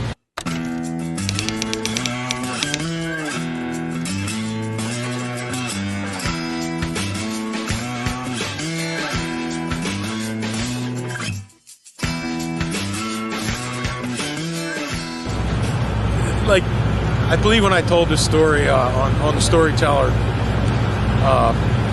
Christmas program, you know, we brought up one of our good friends. He worked with us here at Coletta's. You know, he worked, you know, and he worked here for a long time. And I went to work for Doug Herbert for a while, and Joe went over there too. You know, Joe was a good stand-up man. He drank a lot of Jack Daniels. Always drank it out of the same roadkill cup that he had. He did shots, and he drank Diet Coke. And he drank a lot of shots of Jack Daniels and a lot of Diet Coke. And so we were in Reading at Maple Grove, my favorite track, home track. You know, at the time I was staying at my house, and so I wasn't staying at the hotel with the guys. And Joe was on one that weekend. He was definitely drinking a lot of Jack. He kept it right in his locker with all his piston racks and his toolbox. And as soon as the day was over, we'd load the car up, and good old Joe go in there and he'd start doing shots. So this one particular night, it's Saturday night, and we're sitting there, guys are having a few drinks. I got to drive back to my house about an hour away, so I'm getting ready to leave, and Joe pulls out this, had to be a half stick of dynamite, and he had a bunch of them. He had a whole bag of them in his locker, and he says, I'm going to blow something up with this. And I said, Joe, you don't need to blow anything up. You just need to go back to the room and go to sleep. So Joe didn't take my advice. He went back to the room, proceeded to probably finish off his fifth of Jack Daniels, and he decided that he was going to test out that dynamite. So I don't know, a few hours later, the story be told, my old buddy Doug Dragoo, who's his roommate, comes back from the bar, and he comes in there, and Joe's sitting there. He's sitting there on the edge of the bed, and he's got his hands over his head. He's just shaking his head. Doug walks in and he says, Joe, what's wrong? Is your mom okay? Joe had a really old mom, and he always worried about Ma. Thought she was going to die while he was gone. And so he says, I did a bad thing. Doug, I did a real bad, dumb thing.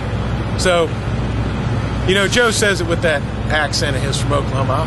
I did a dumb thing. So, of course, Doug says, what happened, Joe? What happened? So Joe says to him, look over there. So Doug looks over, and he sees that the bathroom door is no longer on the hinges. And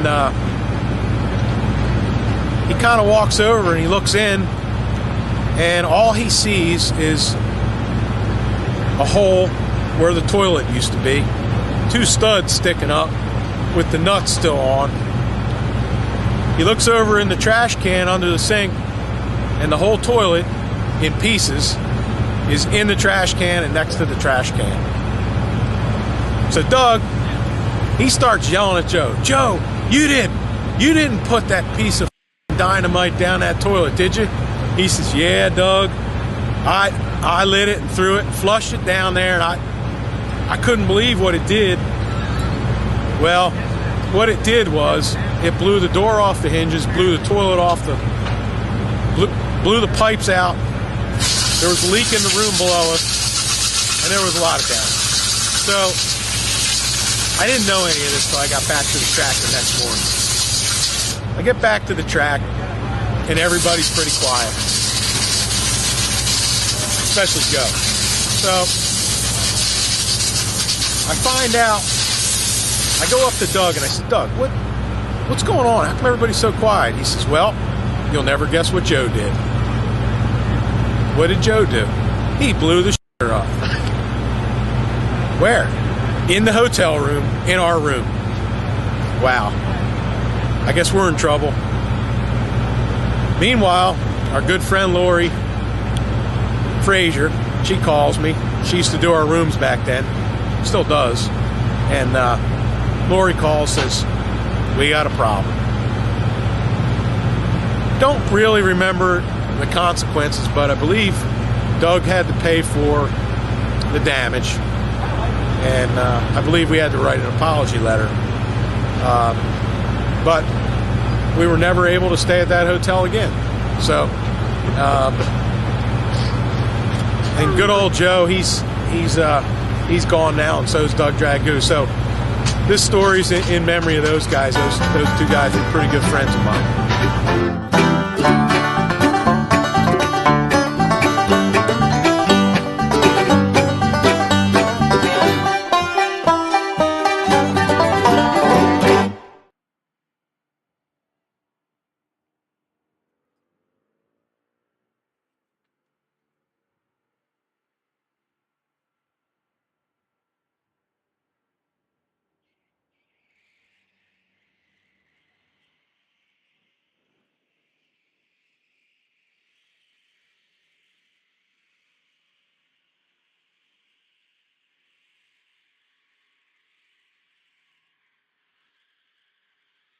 This episode of Storytellers is brought to you by these fine companies.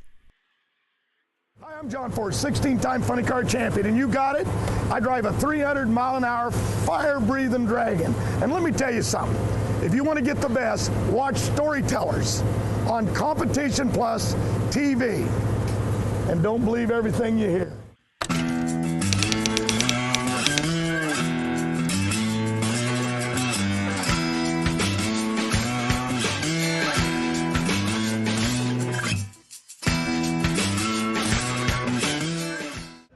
The truth is, in 1974, I raced cars. People don't know I drove a front-engine dragster. People don't know that I drove a Fuel Dragster and rolled it end over end on a back street trying to impress my wife, Lori.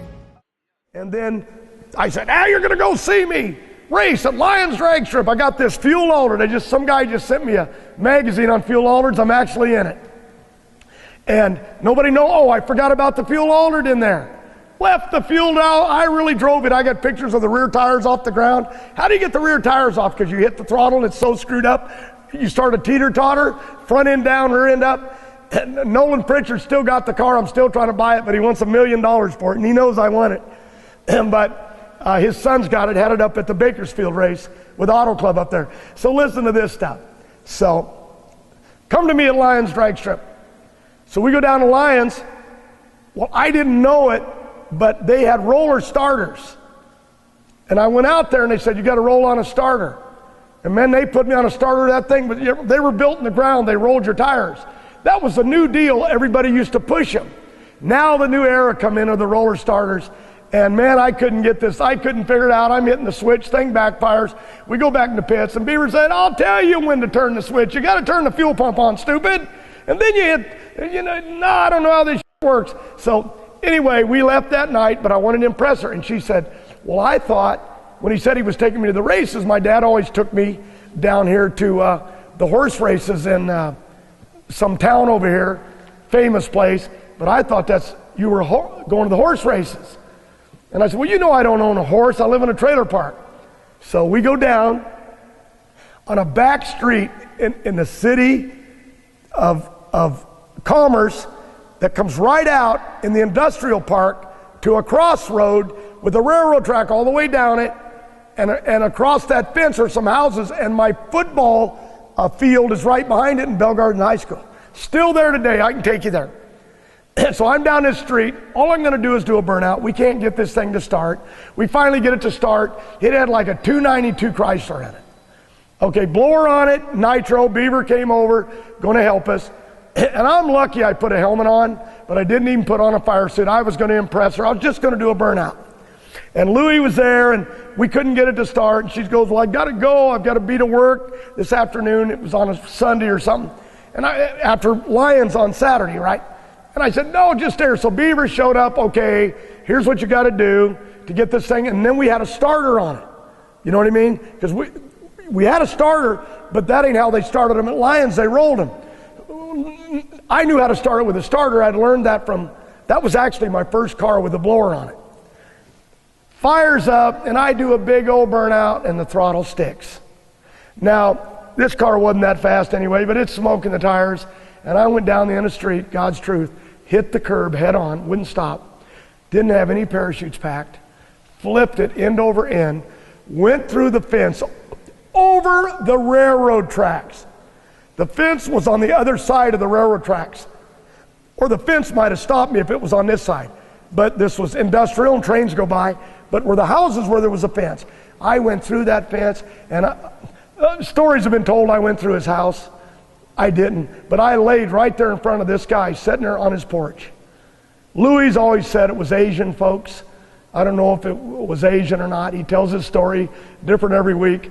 But it was like, oh my God. And I crawled out from underneath that thing, and this guy is just sitting there looking at me. Well, he went in and called the cops. And man, I was in a panic. So I get the trailer, and they brought the trailer down and parked it on that side of the street. There was no traffic at all because industrial. And we got the car back on, and the sheriff shows up. He said, what's going on here? I said, you wouldn't believe this. I'm coming down the street. And if he would have looked up, he'd saw tire marks. And my trailer come unhooked. I mean, the car come off the trailer. He gets on the phone. Luckily, it's LA Sheriff, and they handled Bell Gardens and Commerce. And it was, my brother was a captain, and they said, we got another guy down here named Forrest, a couple of them, Louie and John, that's my brother. Well, they've just done something really stupid. And they never even made us pay for the fence. Everybody just kind of went away. And that's how we got out of there.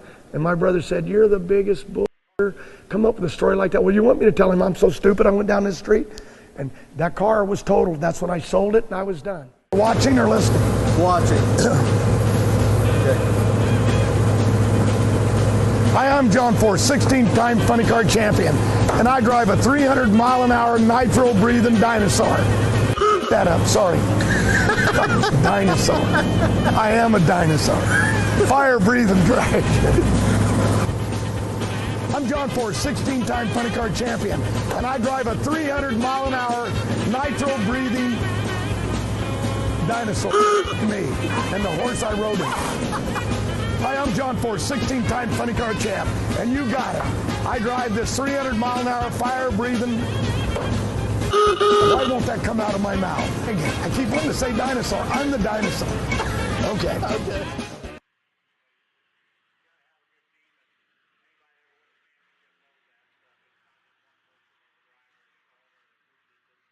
This live stream is brought to you by these fine companies.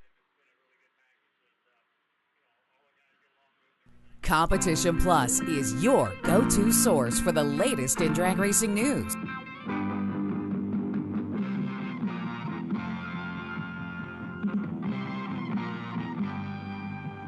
For over 20 years, CompetitionPlus.com has provided news you can trust, thoroughly researched and delivered as quick and fast as it can be uploaded. Whether it's Nitro or stock, drag radial or pro modified, our writers are trained to bring you the inside story time and time again. We have it all from in-depth news articles to the latest in high-performance products to the scuttlebutt making its way around the pits. Original video content from the stars and drag racing also makes CompetitionPlus.com the ultimate one-stop shop for die-hard drag racing fans. Don't make CompetitionPlus.com your only stop on the information superhighway. Make it your first. For news you can trust and have trusted for 20 years, visit CompetitionPlus.com. Be sure to download our mobile app. It's a free download on the Apple Store and Google Play.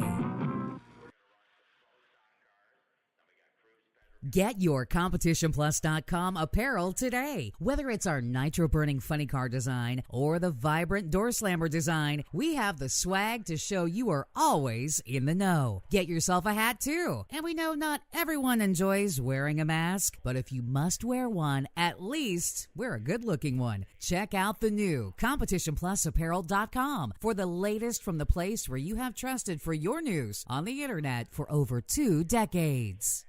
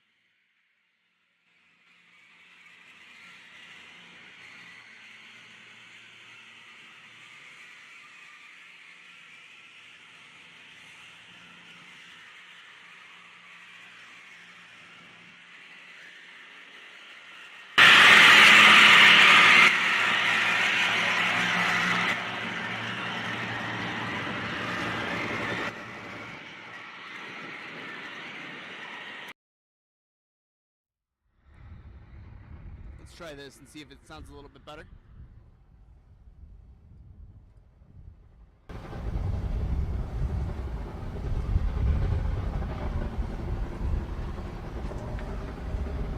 Safari just making the final touches on the track here. One last pass by the tractors. They just sprayed VHT. So I believe we'll go racing. Well, testing momentarily. Looks like we might get a little lucky here. We might have a pair of funny cars.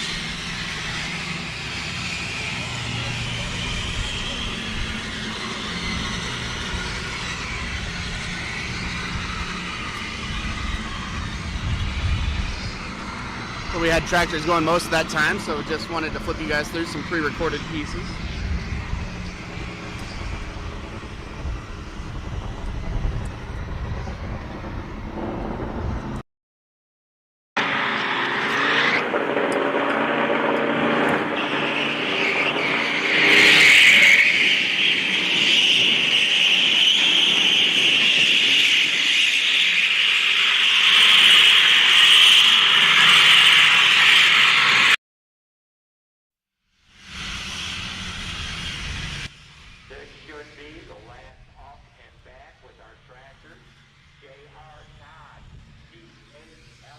Sorry about that, but they were just going to make one lap. Getting ready to make a pass. So we got John Ford, and then we have Cruz Metrogon.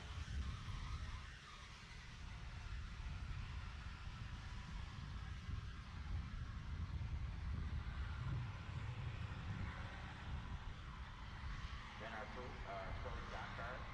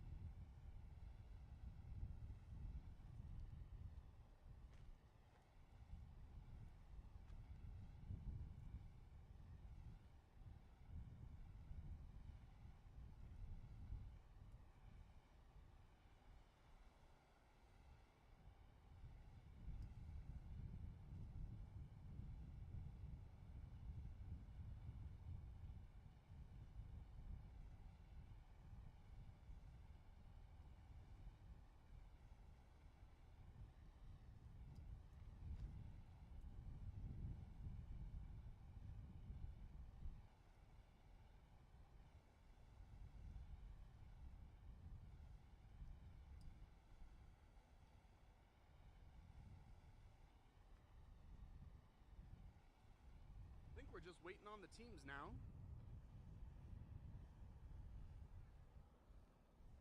I don't see any personnel anywhere on the racetrack any longer, and it looks like the teams are making the final adjustments before they turn the pair of floppers on the line on.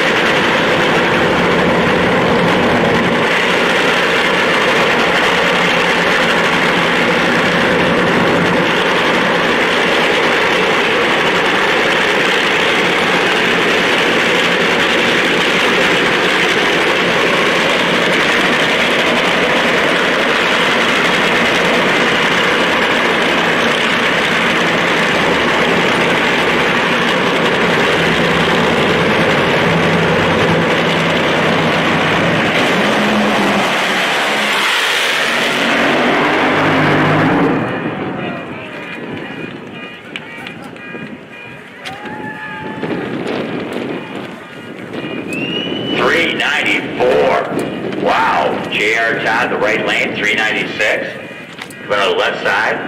Getting that out of early, 271 in the mile an hour. Those are two of the quickest funny cars we've seen so far in testing out here. Boy, I'll tell you what a great side-by-side there. Looks like we got John Force and Cruz Pedregon. Pair of funny cars getting ready to run. Then we're going to go into some pro stocks. We've also got some top Fuel Dragsters back there. Gonna take a little track check. I see some of the over-the-wall gang taking a look at that shutdown area, making sure everything is safe. Not only do we have to keep a very close eye on the track surface itself, but we're very concerned also with the shutdown area of these cars. We've seen 334 miles an hour in a funny car. There, see JR Todd go through with a 324.98. Yeah, guys, as I said, they're parked behind me. Make sure that that's where public parking is, so plenty of car alarms. Luckily, they're going pretty quick. But in just a few moments, they'll be joined out by the sounds of Nitro again.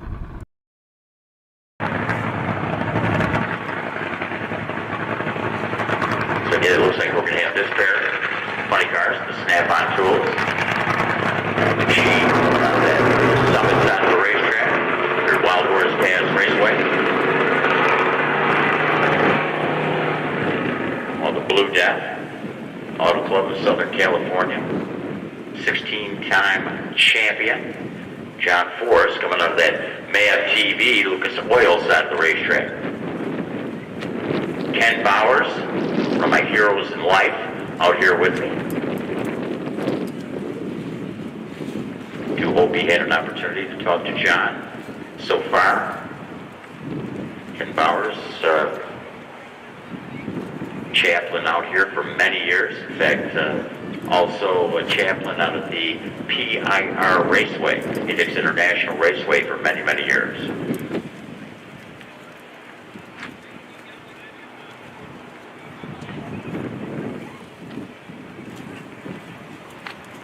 That's NHRA's Johnny Moto on the mic.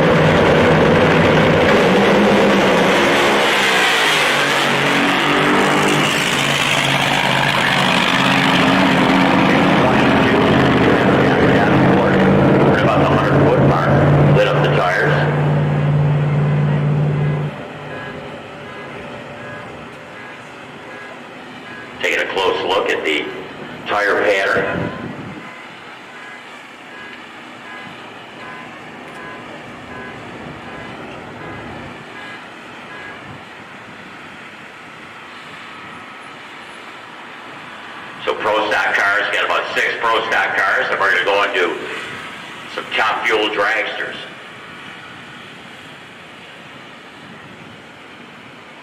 That would ban.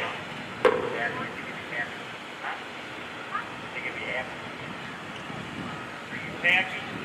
Are you happy? All right.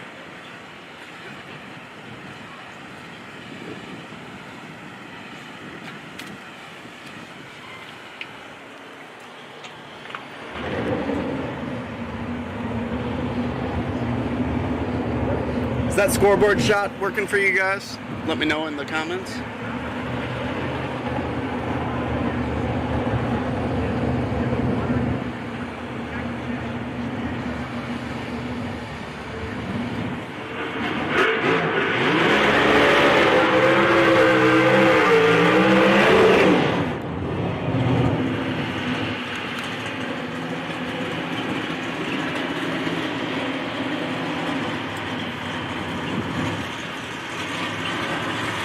What we're going to have here is a couple of singles. This is the Harlow Salmons Southwest Performance and Machine.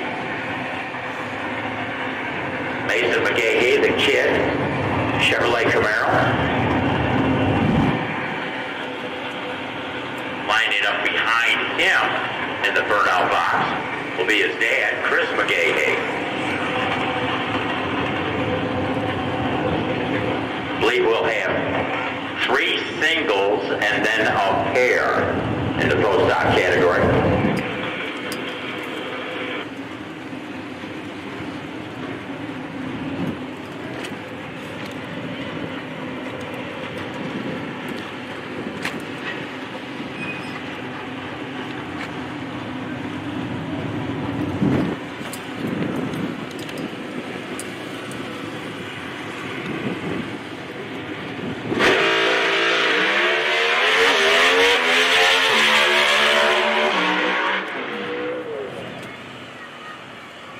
Clicks it off early. Now keep in mind, the Nitro cars that we've been watching run, Top Fuel and Funny Car, run to 1,000 feet.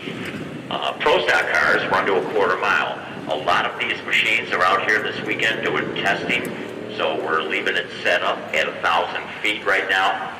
Probably later in the day they might want to get some high-end numbers, maybe some mile-an-hour numbers, so we'll change that a little bit. So keep in mind, that mile an hour that we just seen, that is a actual 1,000-foot mile an hour, not the quarter mile an hour. And we got a pair, Greg Anderson and Chris McGahey.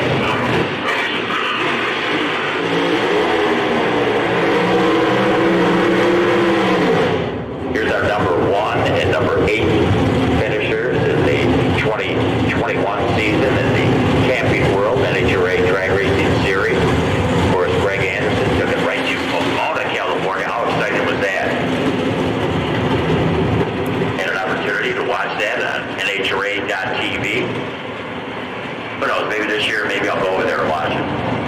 Hey, let's see if I can't get a deal on tickets. Arlo Salmons, Southwest Performance Machine, Chris McGahey, Summit side of the racetrack, Camaro. Greg Anderson, the champ. HendrickCar.com. Summit Racing, been on board with the KB Racing team for years and years. Pair of Chevrolets.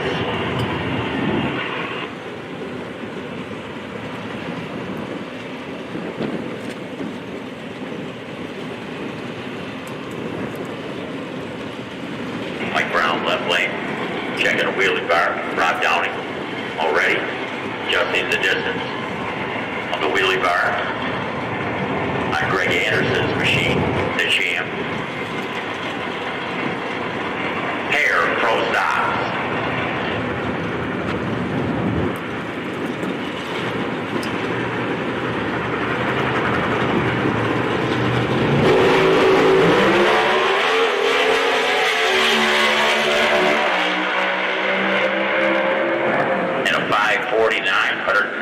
Greg Anderson for the left side at 552, 190.61. Take a couple of good solid runs there. Keep in mind those are 1,000-foot ETs a mile an hour.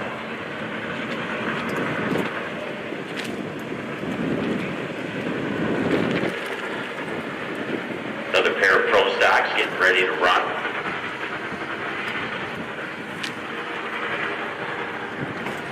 Crowd favorite always here at the Arizona Nationals.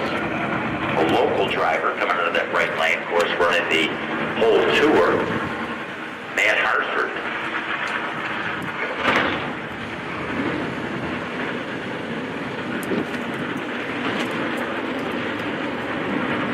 Total steel piston rings. In fact, I have a set of those rings in my Harley Davidson. Camry Caruso on the left side. Kings of Vapor, right trailers, power built tools.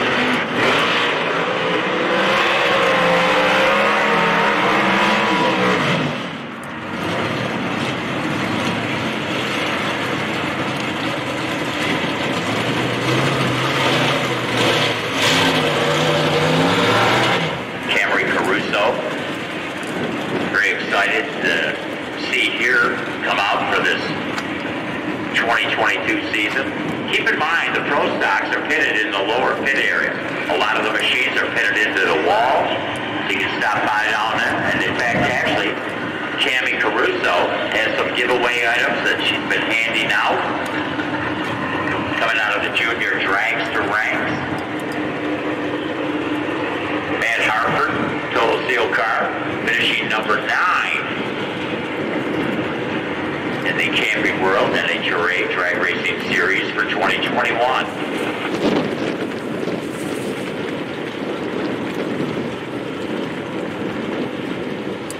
Jim Yates, crew chief for Camry, making his wheelie bar adjustments. Been really working hard on the setup on the lead for her machine. Powerbill Tools, Right Trailers, GESI, all helping her out.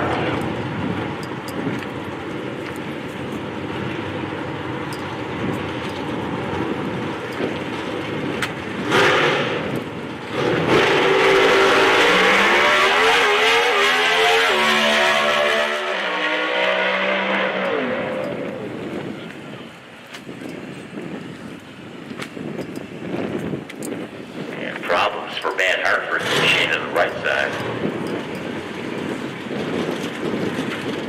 Camry, good solid run there. Again, they've been working on the leads.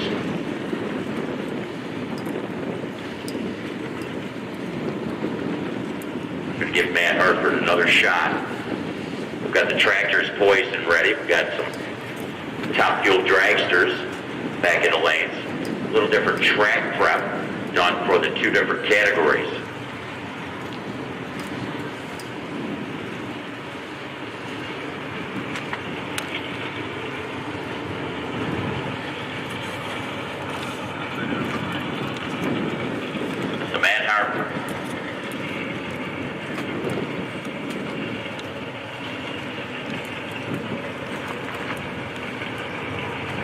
Total Seal piston rings.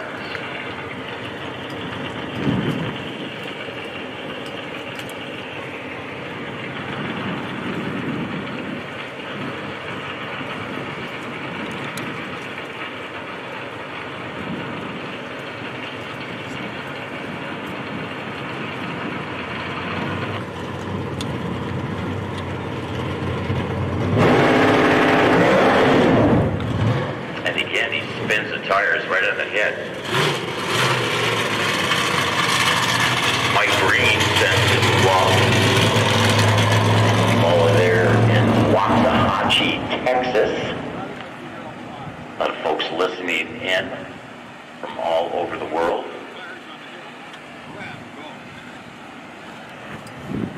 Compliments of Bobby Bennett and staff. Beautiful day here at Wild Horse Pass Raceway.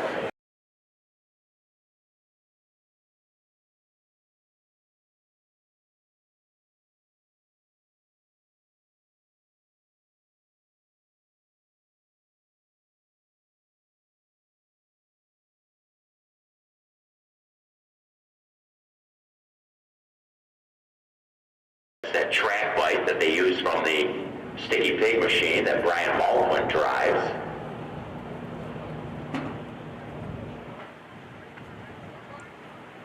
Eric Brooks down there looking at the track conditions. Again, we got some top fuel machines poised and ready. Tony Schumacher. See Bob Chaska down here with his race suit on. I'm sure they'll be bringing up the Ford Motorcraft machine. Be making a pass shortly.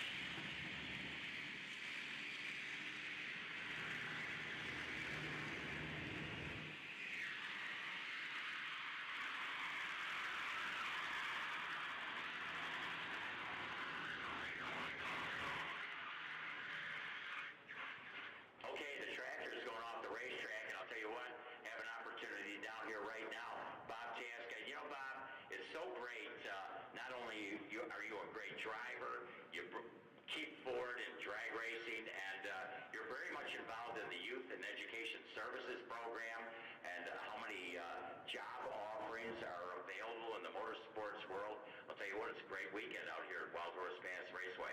Oh, it's great to be back racing and get into some nice warm weather and get ready for Pomona, but it's a real privilege to be out here to drive one of these cars in front of all these great fans, and the Youth Education Services Program is one of the more unique programs you'll find anywhere in the country that NHRA puts together, bringing out high schoolers, and we get an opportunity to talk about what it takes to be successful in life and business and the opportunities that we have in the automotive side as a technician. There's Ford technicians needed all across the country, so we're back into the swing of things here, and we'll see how we do in Pomona.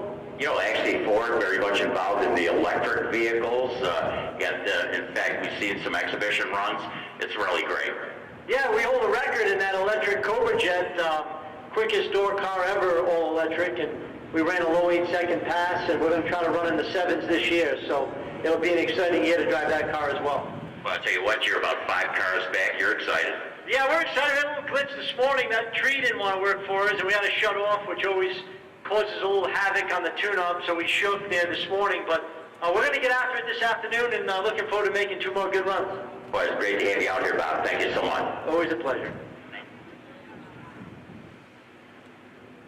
So we got a pair of Top Fuel machines. Get ready to run. I believe we got Doug Foley coming out of that left lane. We got out of the right side. Tony Schumacher back at it. Great to see Tony back on board. Another car, Top Fuel machine back in the lanes. Of course, is Austin Prock. Tony Schumacher's lovely wife, looking on summer.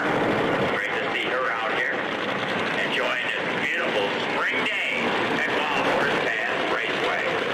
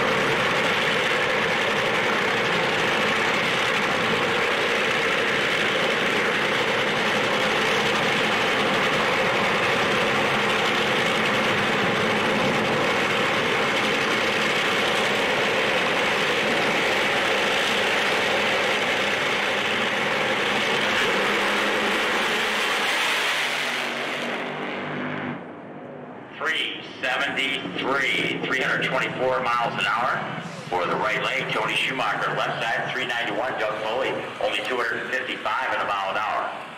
So a great side-by-side pairing there for Top Fuel. As I mentioned, we got the Austin Prock machine coming out of the right lane. Rocky Mountain Twisters. Montana sponsor. Another one of the Canopy cars. JFR Racing. Great to see Austin Prock back last year. In fact, he had an opportunity to work with JFR Racing, and he was in Norwalk, Ohio. And Clay Milliken was having an issue with an inner ear infection, I believe. And he got to jump in the car, went some laps. It was great watching him get behind the wheel of a Top Fuel dragster, and the kid's so deserving of getting back in a Top Fuel machine and having him out here this weekend.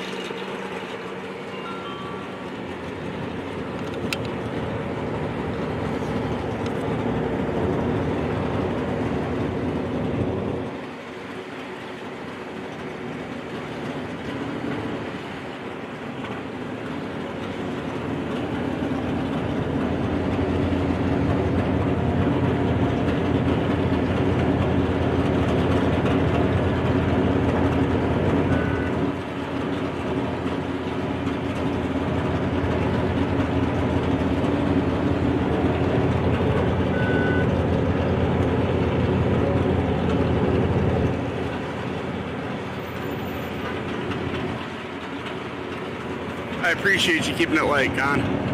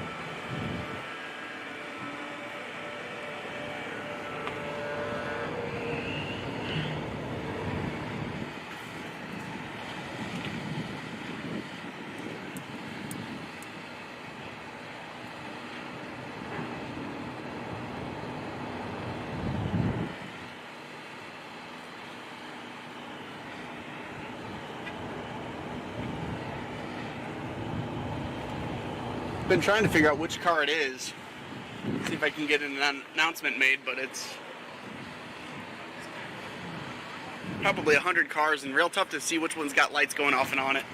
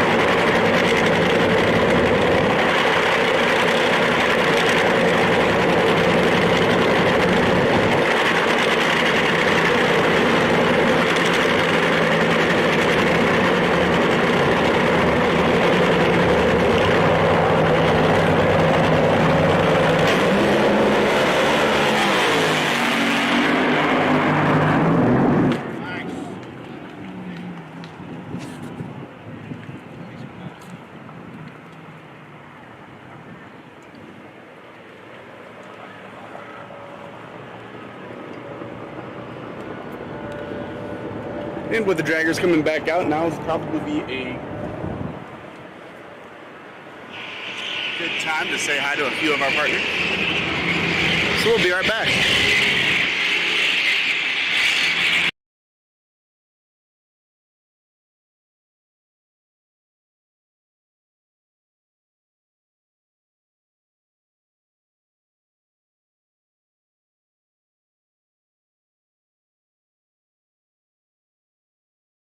This live stream is brought to you by these fine companies.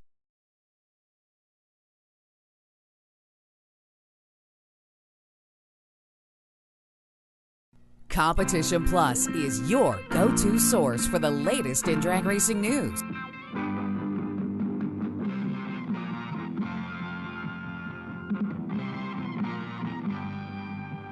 For over 20 years, CompetitionPlus.com has provided news you can trust, thoroughly researched and delivered as quick and fast as it can be uploaded. Whether it's Nitro or stock, drag radial or pro modified, our writers are trained to bring you the inside story time and time again. We have it all from in-depth news articles to the latest in high-performance products to the scuttlebutt making its way around the pits. Original video content from the stars in drag racing also makes CompetitionPlus.com the ultimate one-stop shop for die-hard drag racing fans. Don't make CompetitionPlus.com your only stop on the information superhighway. Make it your first. For news you can trust and have trusted for 20 years, visit CompetitionPlus.com. Be sure to download our mobile app. It's a free download on the Apple Store and Google Play.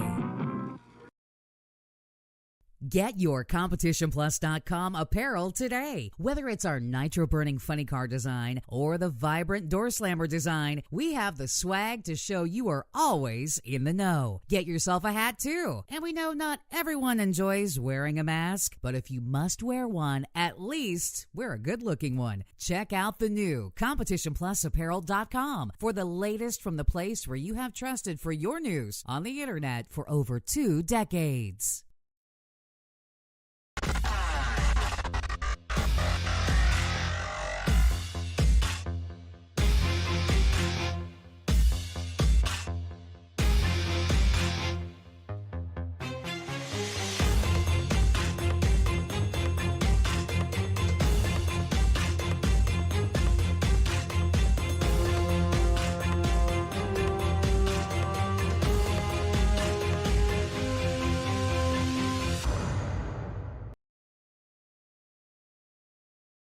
This live stream is brought to you by these fine companies.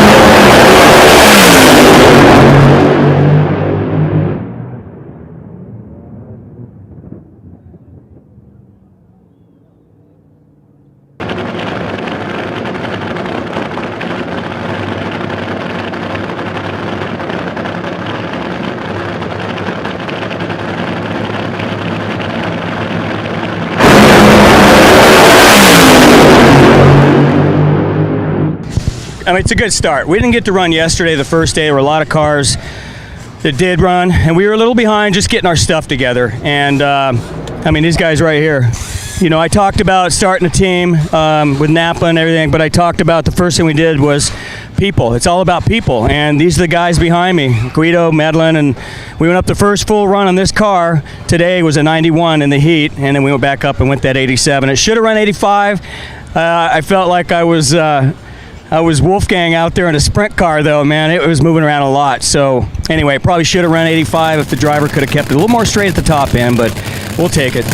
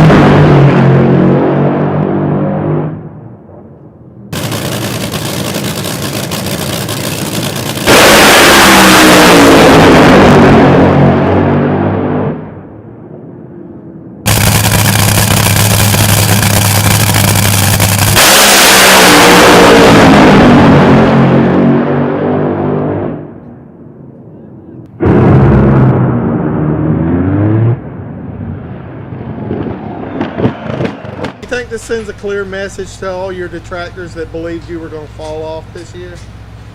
Never get involved with naysayers. Positive thoughts always around us. The negative people, they're all behind the keyboards, but nobody comes out here and puts in for what we do here, you know. But it doesn't even bother me because you know what? Everybody's going to talk, but proof is in the pudding. Let's go see if we can do good at Pomona, run good tomorrow, and you know, we have some good stuff planned on this car, and this is only the beginning. So we're very confident in what we're doing.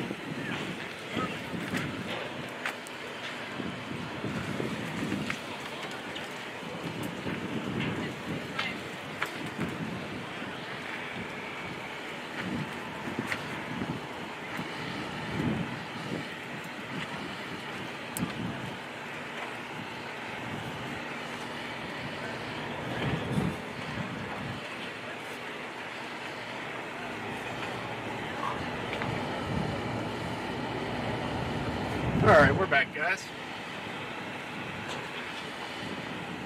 Get your cameras ready, gang. This is something you don't see every day.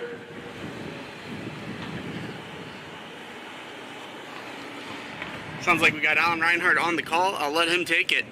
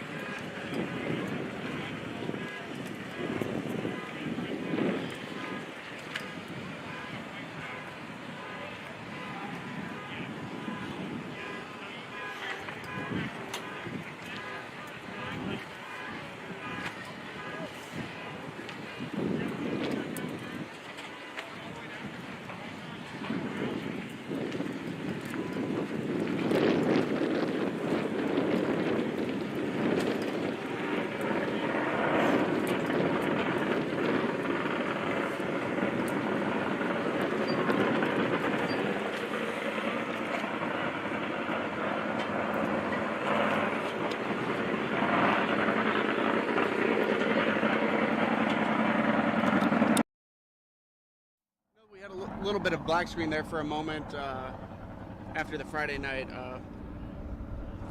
Wasn't too asleep at the wheel, just had to run down the grandstands for just a moment. So back. Hope you all enjoyed that pass. Hope everybody's having a wonderful time here on the Competition Plus TV live stream.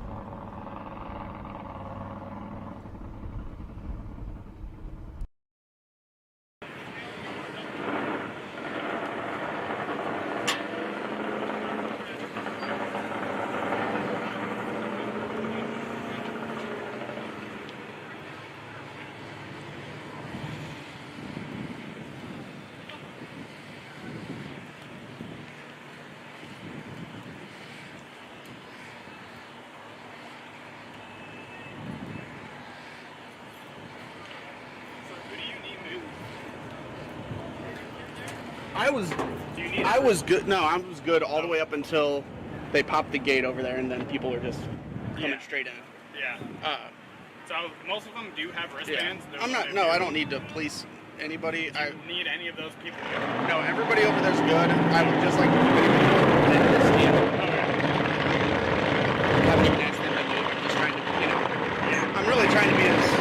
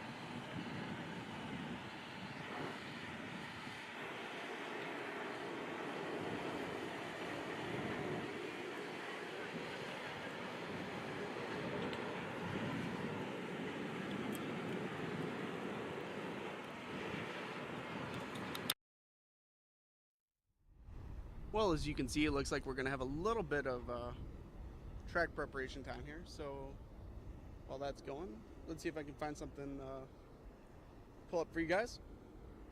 And I'll be right back.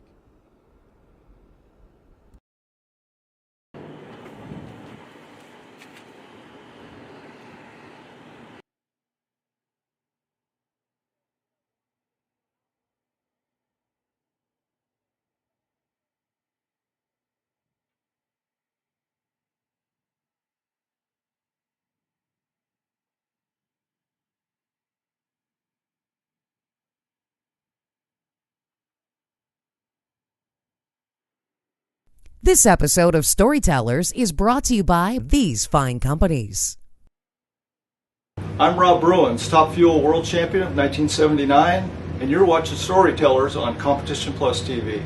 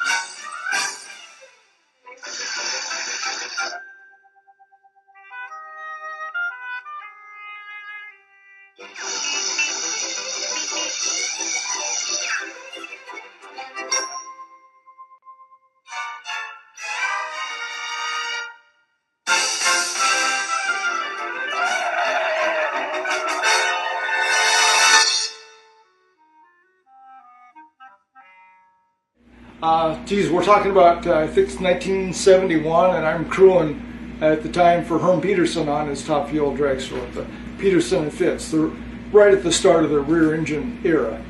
And we had to come down to California to get ready to go to a race. We were having a new rear end put in the car at Woody Gilmore's shop. And we're at Ed Donovan's shop is where we're keeping and working on the car. Well, I'm working on the car one time. Actually, Herman and I are both there together, and in walks Donovan and Bill Simpson. Well, they decide, hey, guys, let's go to lunch. So Simpson and Donovan and Herman, they take off for lunch, and naturally I stay behind and work on the car.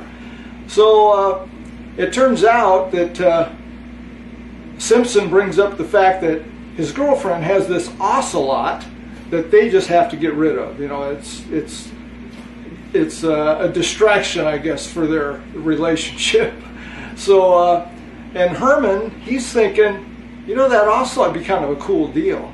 So they talk about it apparently at lunch, and when they come back, Herman's got this cage with an ocelot.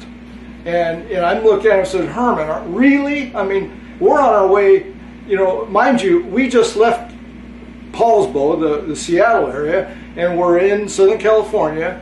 We're on our way to New Jersey for the national event there in Englishtown, and it's summertime, okay?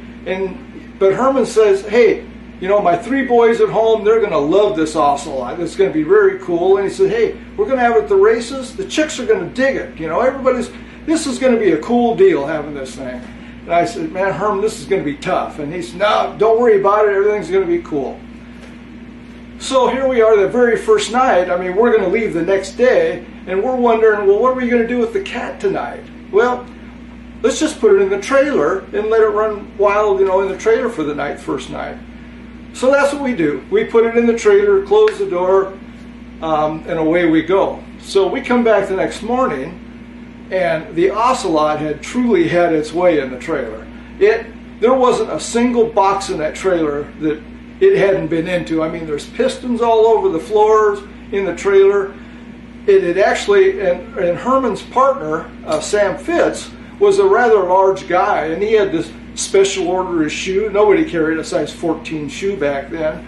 And the ocelot ate the tongue out of one of the shoes even, okay? And he chewed a hole in his his yellow sweater that he always liked to wear at the racetrack and stuff. But okay, hey, our fault. We learned on this one, so we have to put the trailer back in order. We load up the car, put the cage. We had back then nobody had crew cabs. We just had a Ford pickup truck with the sliding back window. So we put the cage just outside the sliding back window in the camper, camper shell thing, and we're on our way. We hadn't even thought about the fact that, this cat hasn't eaten anything. We don't know anything about it. So we're on the road probably for an hour and a half, 2 hours. We get out in out the riverside area where we're away from town, and it's a little easier to get on or off the highway and stuff. And we said, hey, let's stop and get some food for the cat.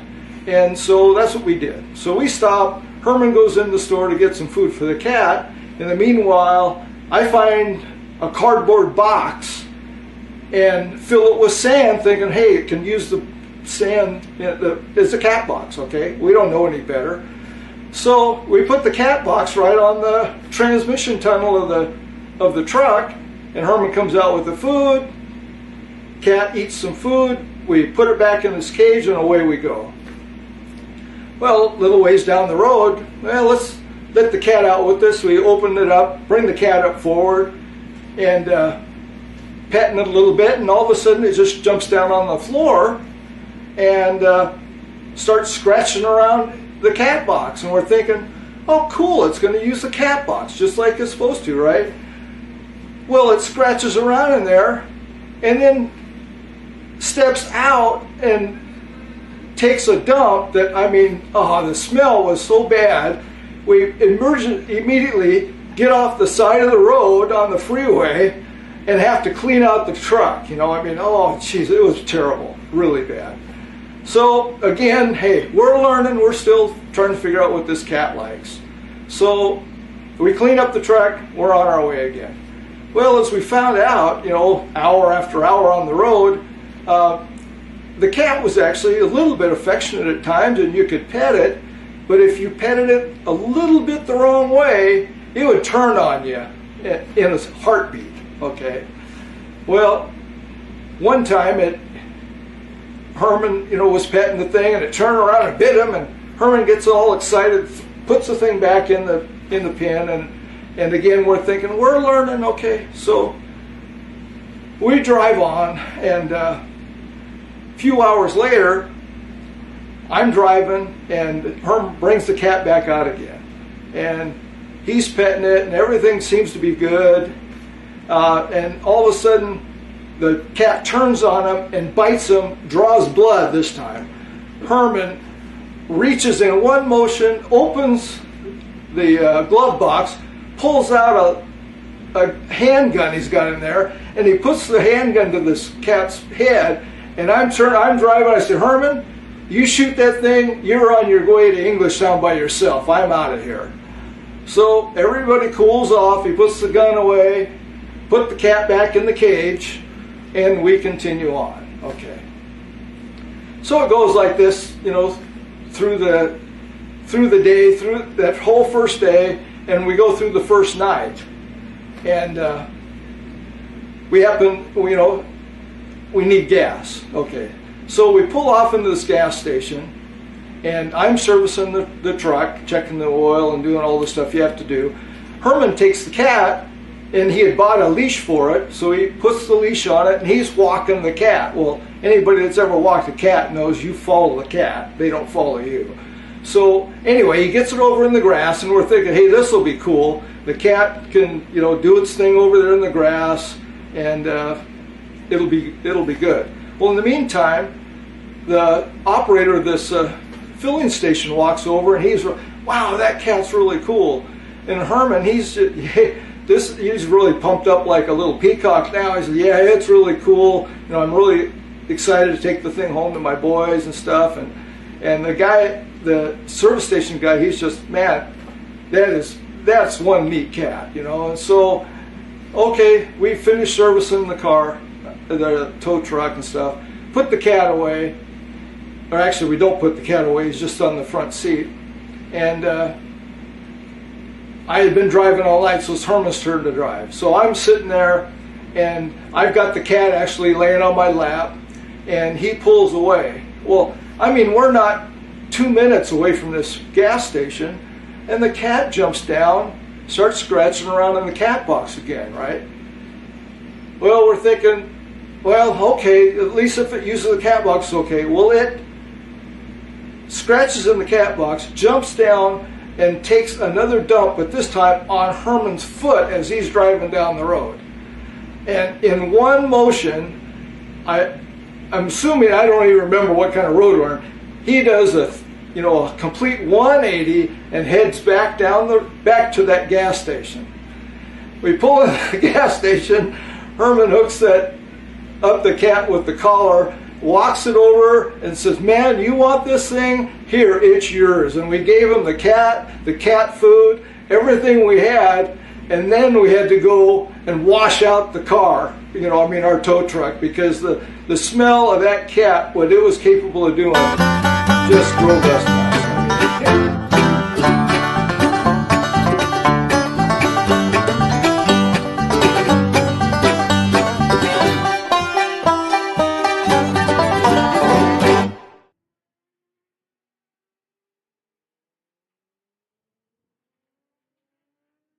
This episode of Storytellers is brought to you by these fine companies.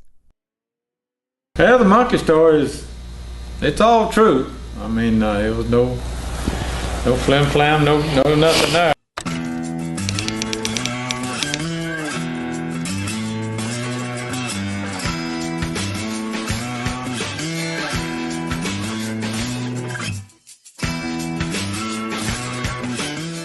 I mean, there's plenty of people went to high school with me. Maybe they should call me a bully now a little bit. I'm getting old enough to realize I try to talk it out anymore, and I still ain't. Anybody knows me, I still probably would fight you to flip of a hat, and I shouldn't. I know I'm not probably a fighter no more. I shouldn't be a lover. But anyway. Well, Nancy says you're pretty good now. Yeah. But anyway, in high school, I was athlete of the year my senior year. I was voted most valuable player in my football team, and blah blah blah. But with the little fair around here in town, they had a little fair come around here in the fairground in the baseball field here in King for years. We'd go, and it got to about the last, I guess my junior year, maybe even my sophomore year. 2 years there, we went to it. And they had this little chimpanzee, I guess it was, or monkey. He's about that tall. He wasn't standing straight up. He wasn't 3 foot tall. And you put you in this cage. It had rebar in it. Looked like a jail cell, but it was a trailer, enclosed trailer. And people stood on each side of it and watched you fight this monkey. And if you could beat the monkey, then I think you got $25. You had to pay $5 to go in, and you could win $25. We watched it a couple of years there, as I was coming through high school. About everybody get in there then, I thought they was old. They was 25, 28 years old back then. And a lot of them were just drunk. They were just some redneck shit like I grew up to be. But they were drunk and a skunk when they get in that cage. I said, guys, if they wouldn't get in there drunk, I know some of them guys are mean and crap. Now, they'd beat that monkey. But they'd always get in there drunk. So they all taught me into high school my senior year to do it. I said, all right, I'm going to fight that monkey this year. So we ended up doing it. And they put this old helmet on you that they wore back in the 40s playing football. It was just a leather, brown-looking leather helmet. No face mask, none of that bull crap. That was Roy Hill's old racing helmet. Probably one of Roy's old racing helmets. But I get in, they taught me into it, so I pay my $5. I go up there and I ain't got nothing on but an old T-shirt. Go in there and get in that cage rat monkey. And I was a wrestler then, and I wrestled and done good in wrestling. So I figured I'm gonna get a hold of him to start with, and I'm gonna pin him. So he's jumping around this and that, and he's got a hold of the top bars, and I'm around there trying to get a hold of him. I got a hold of him. When I got a hold of him, I was going down with him to body slam him. And as I went down with him to body slam him, somehow or another, he just squirted out of my arms like a piece of chewing gum. So he just squirted out, and I hit the floor, basically, and he's gone. I mean, I just smacked the floor right flat on my face and belly, and I jumped back up, the hell? I'm looking around, he's over there jumping around, this monkey is, you know, squealing a little bit, you know. I kind of hurt him a little bit, I guess, because I throwed him down. He must have hit the floor a little wrong, but that made him, pissed him off. Well, he's going from one side of this cage to the other with just both hands. And he'd touch the cage bars and he'd push off. And then he'd go over here and he'd push off. Well, I got cute. I got down here low with him. I get in that low deal with him, and I'm eyeball to eyeball with him, and he's going over here and he's pushing off. So I get a hold to the rebar and I push off, and I'm acting just like this monkey, which I probably was a monkey then. So he comes off, and I remember exactly. We go to this side, second time or so, and we go over here to this side. And when that guy, that little old monkey, we wasn't 3 foot apart. When he come off of that cage, it was like it was slow motion. He come off of that cage and I could see it all. For however reason he done it. That's an animal, can do whatever. But them hands come off that cage, and when them hands come off, both of them feet come up. He hit me. I seen everything like it was in slow motion. Them hands and feet hit me right here. Knocked me back probably about 4 feet back here, and I was dead against that old steel cage back here. It wasn't bar back there, it was just a flat metal. I hit that thing and my head hit that bar, and I mean, I played football, I've been in fights, I've never seen stars, and just, I don't know, stars, and it was like half moons, it was just everything in front of my eyes. I knew I was hurt, but at that time I was just mean enough to know I was still alive, and I was going after him again. So just as I was kind of shook my old head a couple of times and got off the wall, I'm starting to go after him again, and luckily the guy that run the thing reached in there and grabbed around me and pulled me back and got me out of the cage, because probably that monkey was probably fixing to hurt me. But I will say after that, I poured concrete with my uncle back in on Saturdays. I always rolled a wheelbar on Saturdays, rolling wheelbar. We didn't have no motorized wheelbars then. You had to roll it by hand. Follow them little old 2x6 planks, you know, through the mud. You know, that's what I loved that, because that's what built my muscles up, my leg muscles, my arm muscles. It was good weight training for me to balance a wheelbar with cement in it, rolling on Saturdays. I done that on Saturdays, and you had to get up every morning about 5 and go get started. I knew that night when I left there, I was sober. I went in that cage just sober. I hadn't had nothing to drink, and I wasn't but 18 years old. Wasn't probably supposed to be drinking like the rest of them. But by midnight, I was drunk. Luckily, I didn't get sick drunk, because I knew I had to get up and go to work the next morning. So I woke up the next morning, I kind of went to bed that night. I was pretty much not feeling no pain. I knew my jaw was tightening up, but when I laid down and slept for about 5 hours and got up, when I woke up, I couldn't move my jaw. I couldn't talk. Couldn't open my mouth. It scared me. So I went in and took my shower right quick, and I brushed my teeth. I couldn't get my mouth apart. It was just like, couldn't get it apart. So I brushed my teeth, spit the water out, and got some water in, and got done. And I knew my mama. We used to raise some pigs in. We always had. She knew I loved country ham biscuits, and I done smelt that country ham cooking. I knew she'd done had me my breakfast. She always put in a little old brown paper bag about that tall on the table. And when I'd go out, that's what I'd have every day to eat for breakfast that morning, going to the job for concrete. And there wasn't but one bathroom in our house at that time, and it was close to my bedroom. As soon as I heard her go in that bathroom, close that door, man, I went out my door, I grabbed that bag all in one motion, I hit the gone, went down to the cement plant, met up with everybody. We had some guys that worked for us back in, our board did it, poured concrete with us, and I had to give my country ham biscuits to them guys that morning for breakfast, and that was the worst. That was a pretty bad deal, but I got through it and had to come home. The biggest thing was I had to come home and face my mama that evening about 3 or 4 o'clock and tell her. I couldn't tell her. I kind of had to just mumble it out. Boyd and them knew something. I'd explained to them kind of what had happened, but she ended up taking me to the doctor, and I had a cracked jaw and sucked through a daggone straw for almost a week before I could really kind of get myself where I could chew again. But that monkey, cracked my jaw, and one thing about it, you don't need to fool with them monkeys. They'll get you.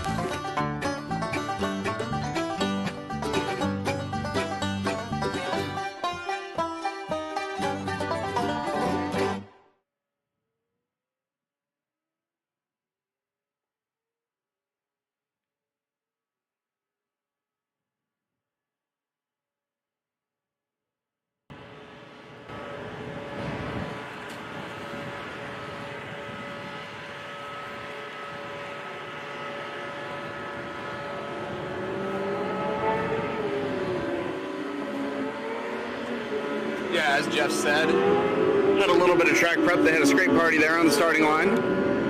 Followed that up with some tractors. Hope you all enjoyed some of our storytellers. You can find more of those right here on the Competition Plus TV YouTube page. Just found that those made great time fillers for as opposed to sitting here and watching them scrape and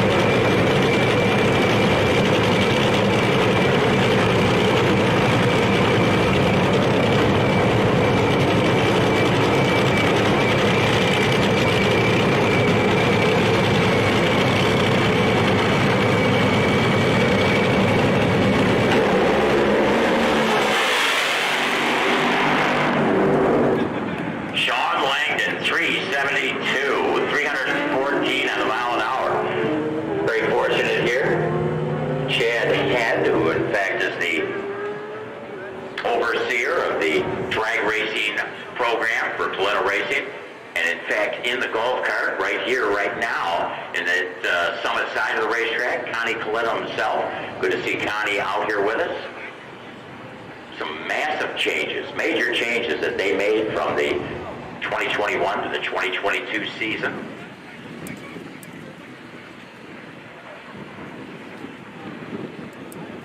And one of those changes we're going to see here very shortly. In fact, I just mentioned Chad Head, Brian Houston, Mr. McCulloch, Alan Johnson have been hired to be on the Doug Coletta machine that's going to be coming out of the right side.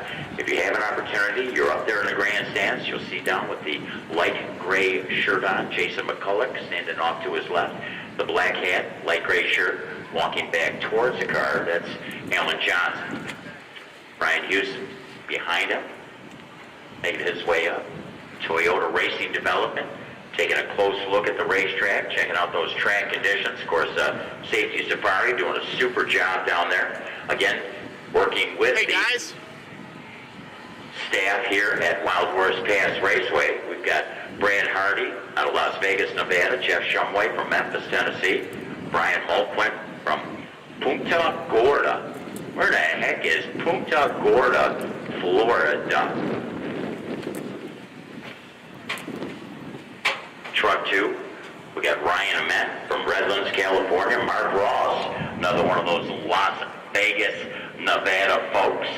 Randall Carrington up there on Truck 3, he out of Charlotte, North Carolina.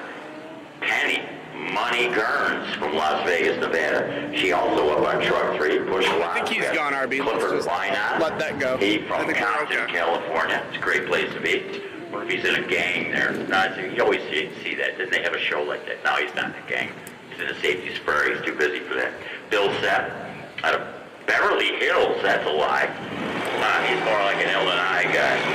Corey Daggett, one of our tractor operators. But right now, we've got the Mag Tools Top Fuel Dragsters.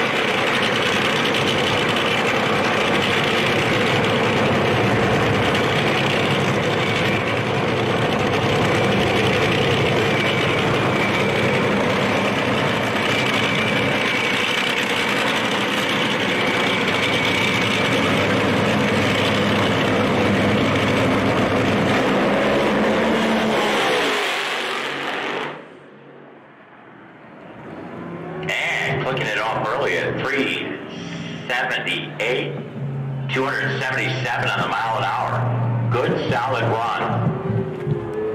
They got out of it just past the 8th mile. Alan Johnson with a smile on his face, as is Brian.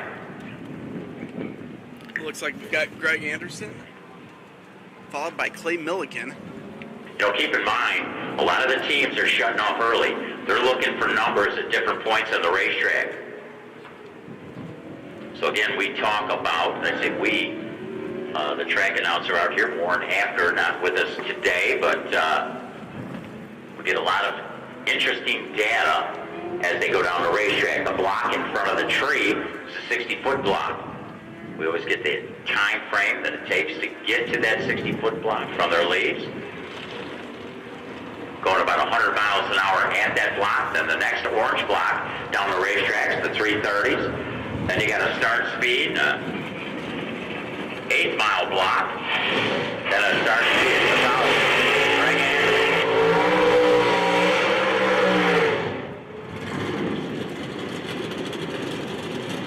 The HendrickCars.com Pro Stock Machine getting ready to come out of the MAF TV, Lucas Oil side of the racetrack.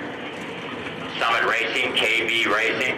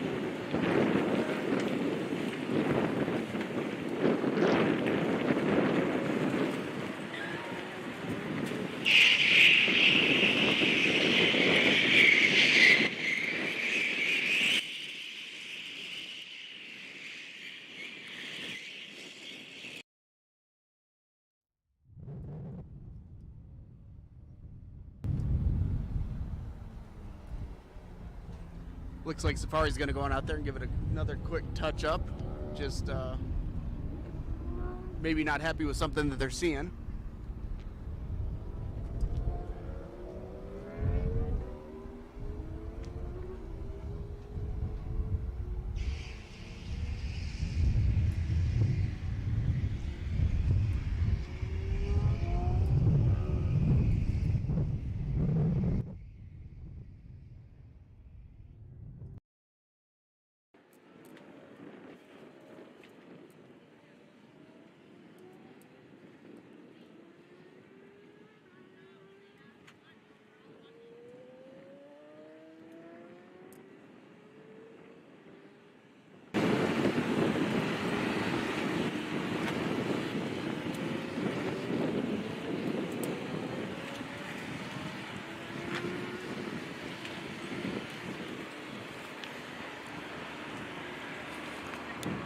Looks like the Stringer Performance.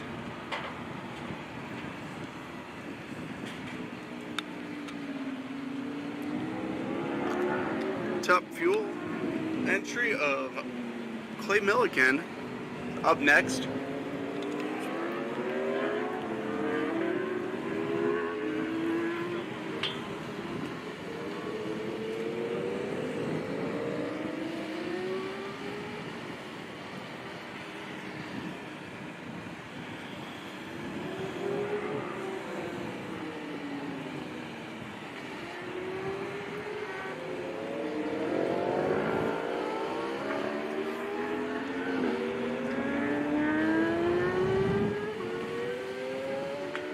Yeah, I agree with that, Rich.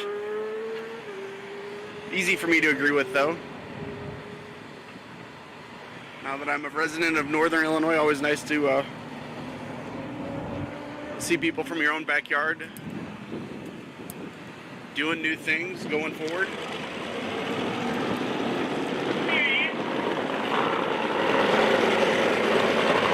Clay Milliken, Art Plus Summit Racing Machine.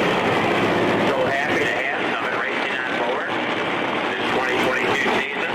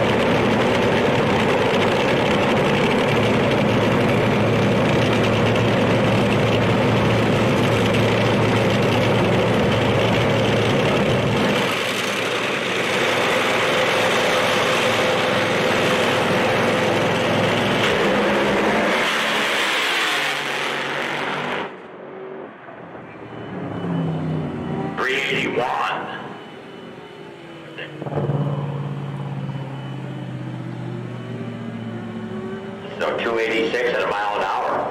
Clicked it early. Boy, a good solid run there for the Clay Milliken machine. Mike Clover with the box in hand, alongside of Lance Larson. Going to grab that time slip. Check out those early numbers. As we got Alex Milanovic going to be making a pass coming out of that right side, I believe. Yes.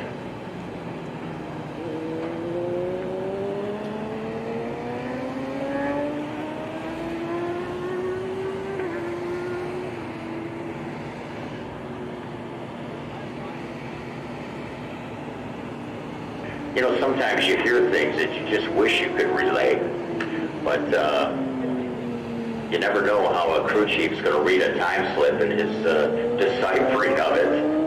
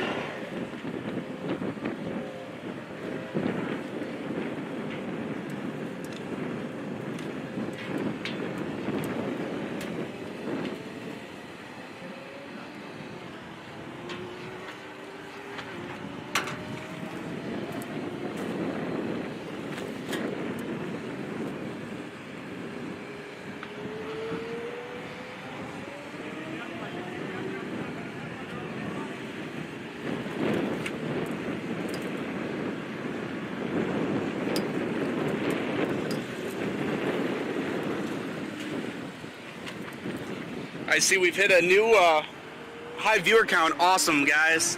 Thank you all for tuning in. Hoping you're all having a wonderful Saturday. If I was back home in northern Illinois, I would probably be sitting on this live stream watching as well, because, you know, it's northern Illinois and the weather up there is just terrible.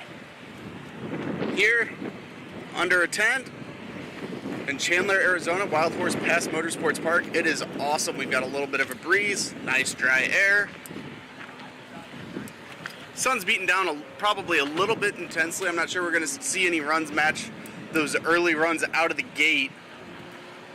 Teams have probably dialed it back a little bit, trying to get that second or third round tune-up.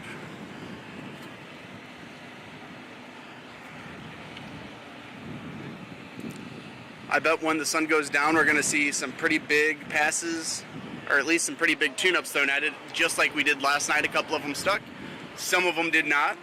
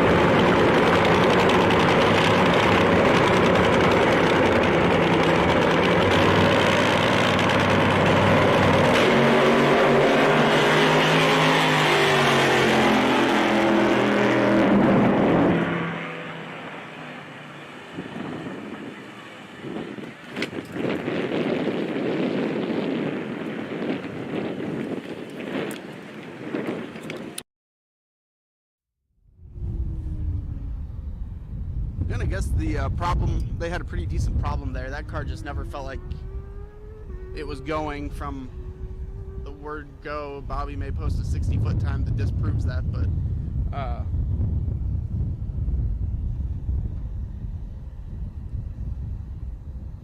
they've got some time to take it back to the pits, get it fixed, bring it back.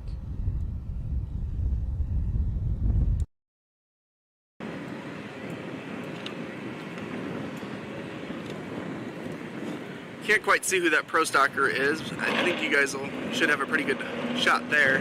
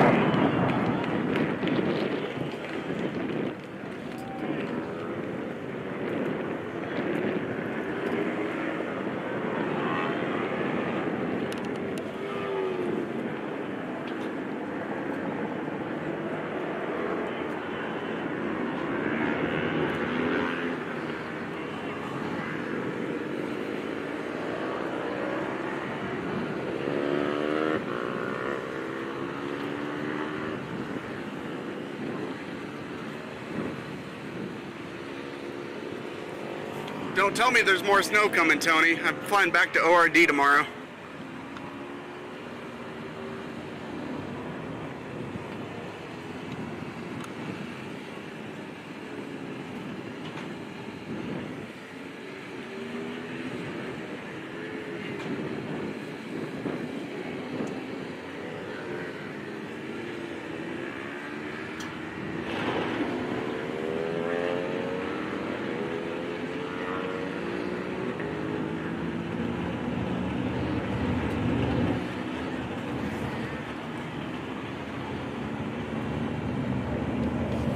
John, there'll be plenty of time for Top Golf after we wrap up today.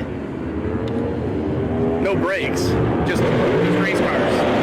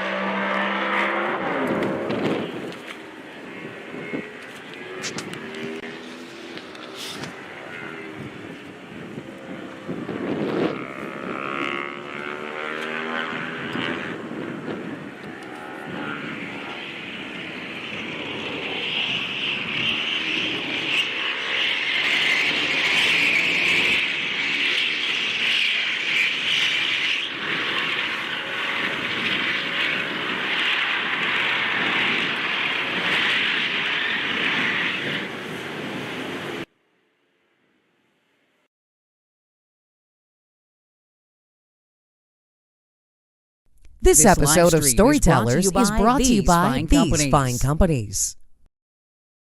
Yeah, the monkey stories, it's all.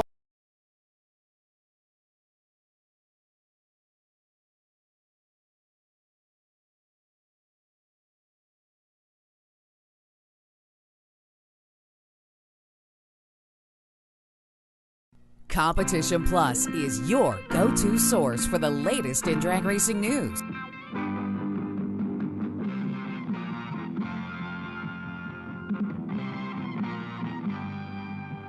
For over 20 years, CompetitionPlus.com has provided news you can trust, thoroughly researched and delivered as quick and fast as it can be uploaded. Whether it's Nitro or stock, drag radial or pro modified, our writers are trained to bring you the inside story time and time again. We have it all from in-depth news articles to the latest in high-performance products to the scuttlebutt making its way around the pits. Original video content from the stars in drag racing also makes CompetitionPlus.com the ultimate one-stop shop for die-hard drag racing fans. Don't make CompetitionPlus.com your only stop on the information superhighway. Make it your first. For news you can trust and have trusted for 20 years, visit CompetitionPlus.com.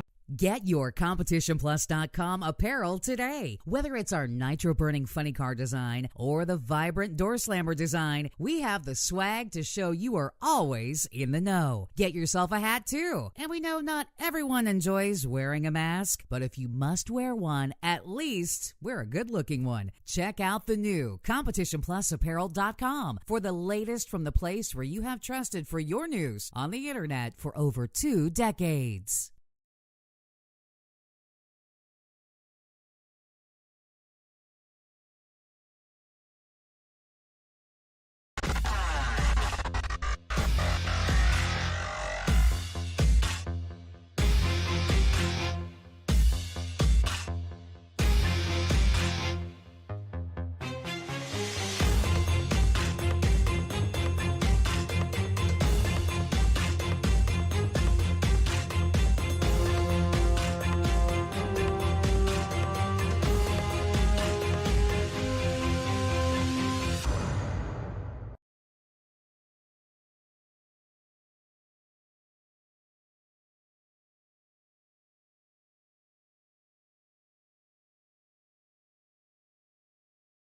This live stream is brought to you by these fine companies.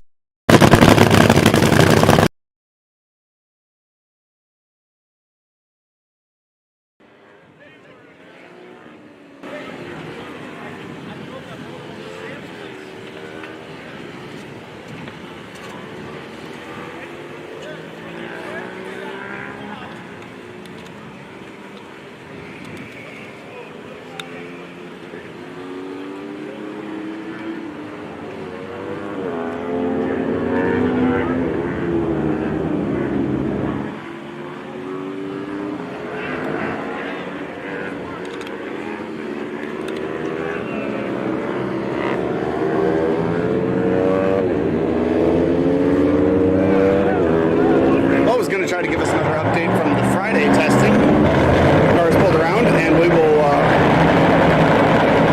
bring that back up when we give a little downtime.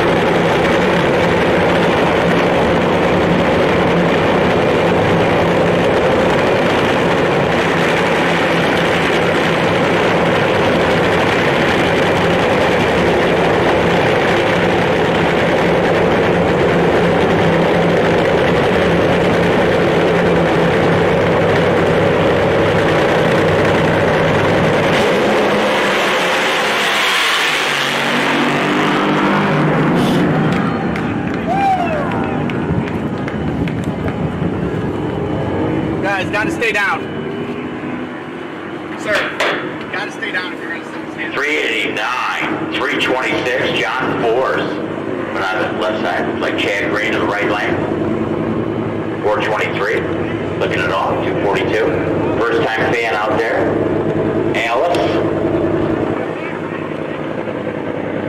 Alice getting in her white Kia. Check things out. Is Tim Wilkerson smiling? Oh, he's got his mask on, that's cool.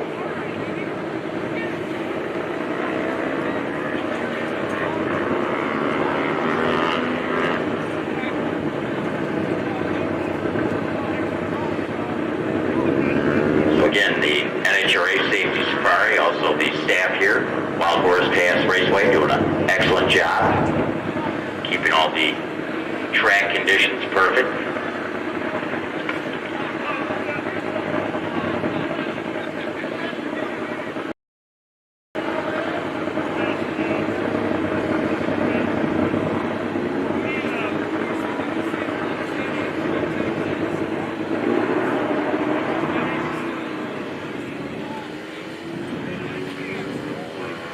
I was talking about Truck 3. I don't think I mentioned earlier. Jeff Butler out there.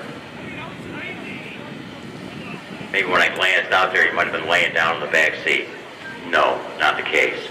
Jeff Butler, Penny Ernst, Money, Randall Carrington, Brian Ament, Mark Ross, under Truck 2, Brad Hardy, of course, their starter down there. But once in a while, Mr. Jeff Shumway out of Memphis, Tennessee. Jeff would be out there flipping the switch more often, but he's in contact with his contractor back home doing some work on that. Don't be kidding. Trying to get back into the whole routine of things. You know, the Safety Safari is going to be quite busy. I mean, here, this is a non-points event, of course. This is just preseason. And next weekend, of course, the kickoff for the 2022 Camping World NHRA Drag Racing Series, Pomona, California, and then right back here, Arizona Nationals, Wild Horse Pass Raceway. We, in fact, next weekend, the weekend of Pomona, will be doing a Summit Series event.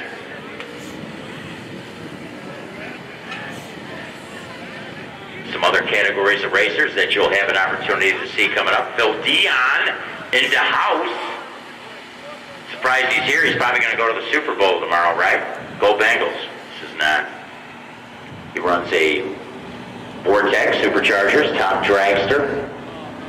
Very interesting category. You know, I had an opportunity to talk to Randy Meyer earlier, and,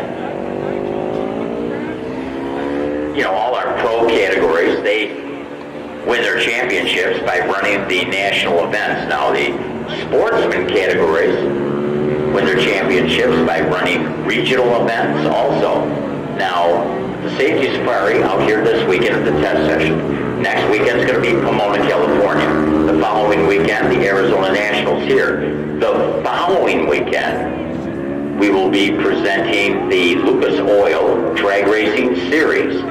They're going to have a double divisional, and that's how a lot of the sportsmen get their championships. They race at so many national events and then divisional events to mass points to determine who the champions will be in their particular categories.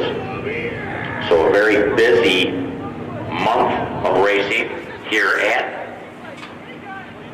Wild Horse Pass Raceway. In fact, there are a lot of other activities I want to give you an opportunity to check on. That would be through GoFastENT.com.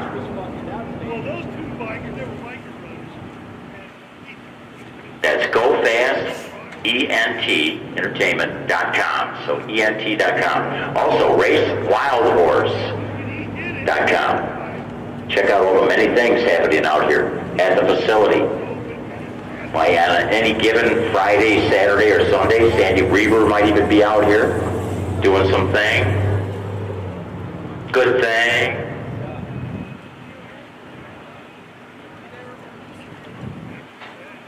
Don't forget El Tacome Javier, his lovely wife down there, right behind the, I think, the second set of grandstands. Brian Malquin still got some of the cheese from his nachos on his mask, I could see. They have some of the finest Mexican food that you might ever have in the world. And where is Puente? Where is this, Brian? Where do you live? Punta Gorda. Oh.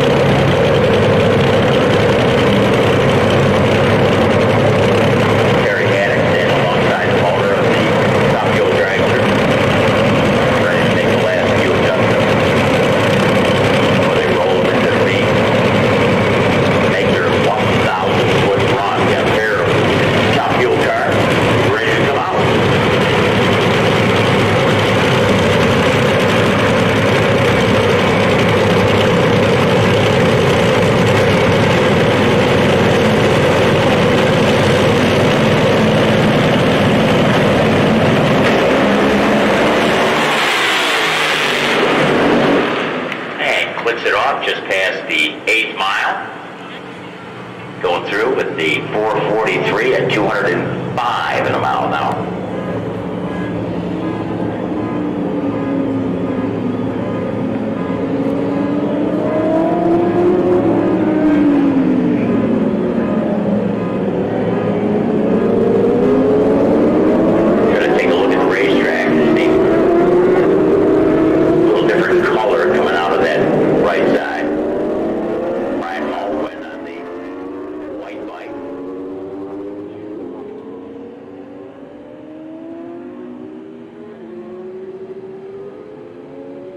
Interesting, you'll see our starting line personnel up there with mops. Also, Tim McGuire will be out there every once in a while with the blower. Sometimes they'll drag a little water out of the burnout box.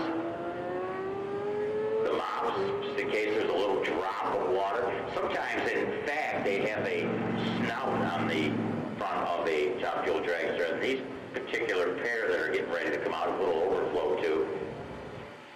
When they come back, they might pop a little fuel down. Fuel's not an issue because it'll evaporate off quite quick. The water, a little slower than the fuel as far as evaporation goes. That's why Tim McGuire usually works the blower. The mops again catch up all the little maybe drops. Mr. Brad down there doing some grooming. They try to keep that burnout box as clean as possible. That is correct. There will not be a live stream tomorrow. Flying back to the Chicagoland area. Some other members of the Competition Plus team will be hanging out here on the West Coast.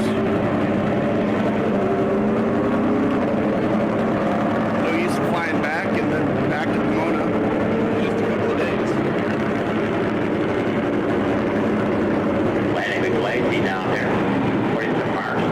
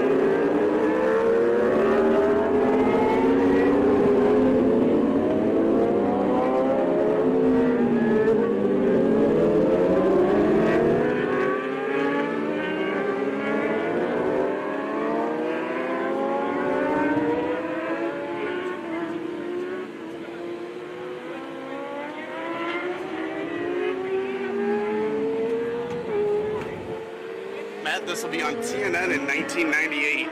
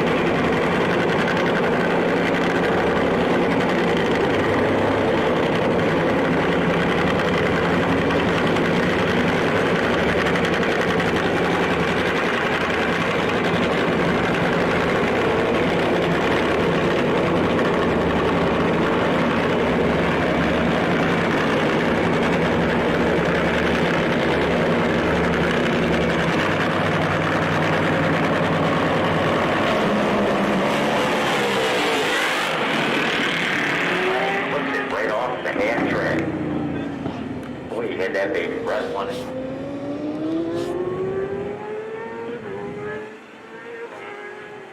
Gary Densham was an auto shop teacher. And a great, great funny car driver. Glad to have him out here with us this weekend at the Super Bowl of drag racing. The PRO test session. Del Worsham, Nick Bonifant, now in the right lane. Checking the track conditions. Sure, with them checking out that right lane, we'll probably see Alexis DeJoria take that right side. Steve Ferradino, starter here at Wild Horse Pass Raceway. Putting a little rosin down. In fact, they're going to have Camry Caruso, the rookie, coming out of the junior dragster ranks. Jim Yates standing out front, going to guide her in exactly where he wants her to do her burnout.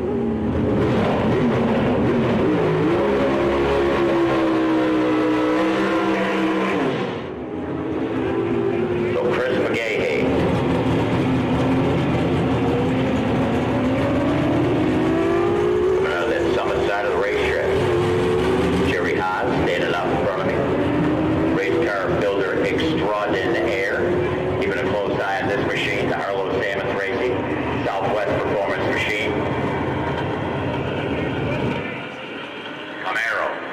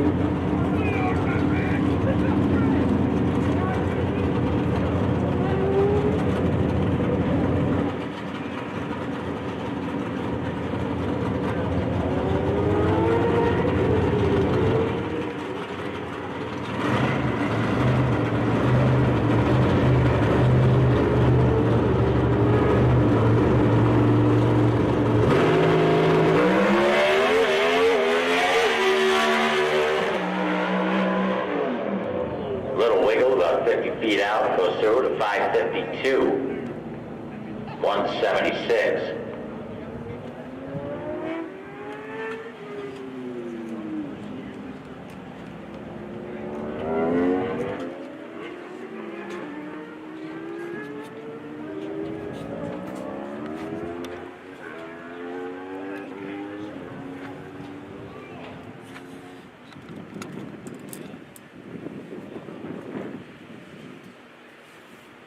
See some tractors moving. We might have a brief break in the action here. If they come on out, we'll cut over to Friday's best runs.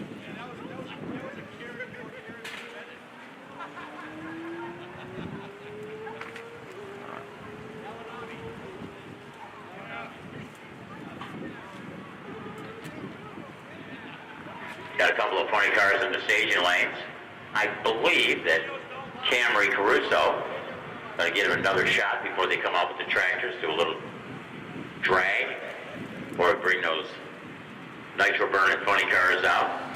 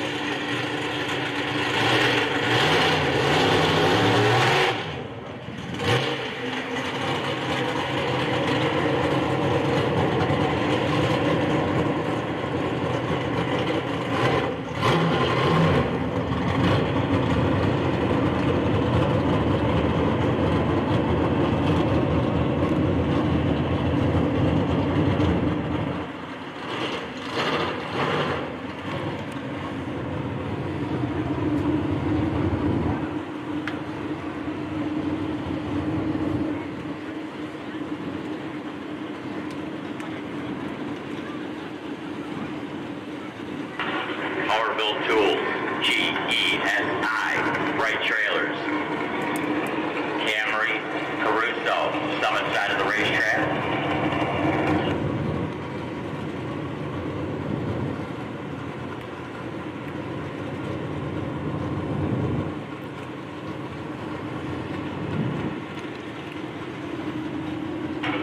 Jerry Haas built race cars. Jerry Haas, the blue shirt, standing behind the car. Jim Yates, crew chief. Getting down low, just off the left side. The absolute premium protection.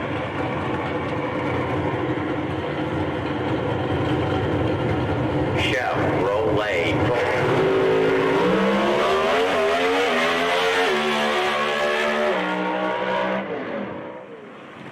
And a 554, 176 on the mile an hour for Camry Caruso, Power Built Tools machine.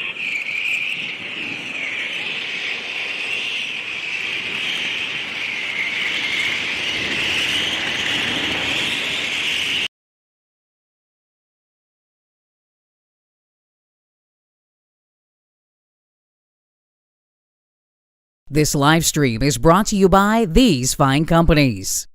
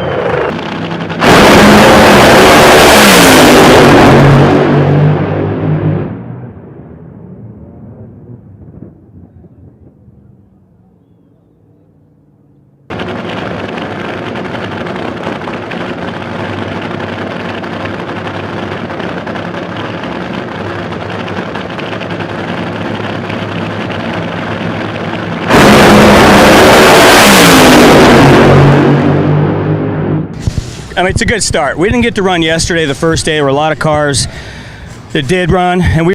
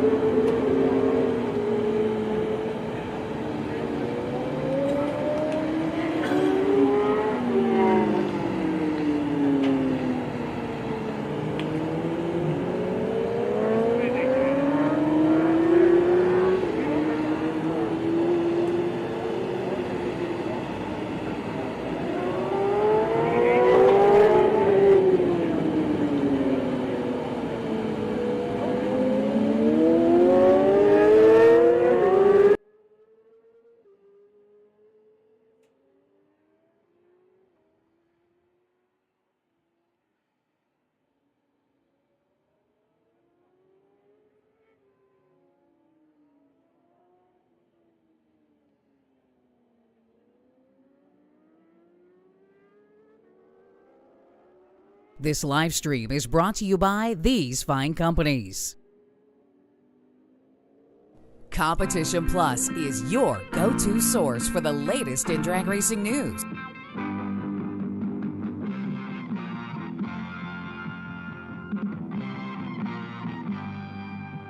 For over 20 years, CompetitionPlus.com has provided news you can trust, thoroughly researched and delivered as quick and fast as it can be uploaded. Whether it's Nitro or stock, drag radial or pro modified, our writers are trained to bring you the inside story time and time again. We have it all from in-depth news articles to the latest in high-performance products to the scuttlebutt making its way around the pits. Original video content from the stars in drag racing also makes CompetitionPlus.com the ultimate one-stop shop for die-hard drag racing fans. Don't make CompetitionPlus.com your only stop on the information superhighway. Make it your first. For news you can trust and have trusted for 20 years, visit CompetitionPlus.com. Be sure to download our mobile app. It's a free download on the Apple Store and Google Play.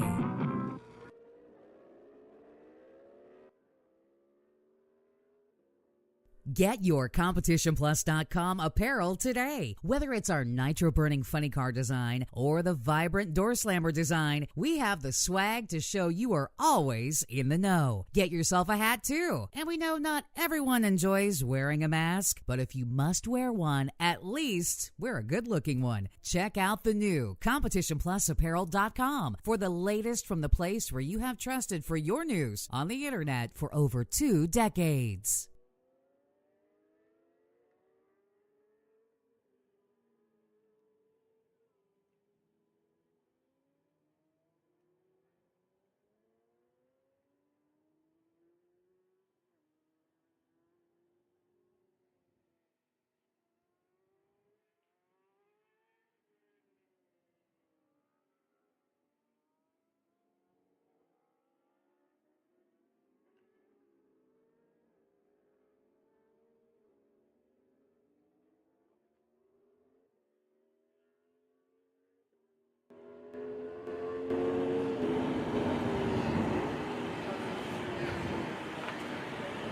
Yeah, I figured the background noise wasn't great for you guys, so had a moment where the frontal lanes were empty, so went ahead and got a word from our partners in. Got a couple of funny cars. Maybe a pair, we'll see how this works out.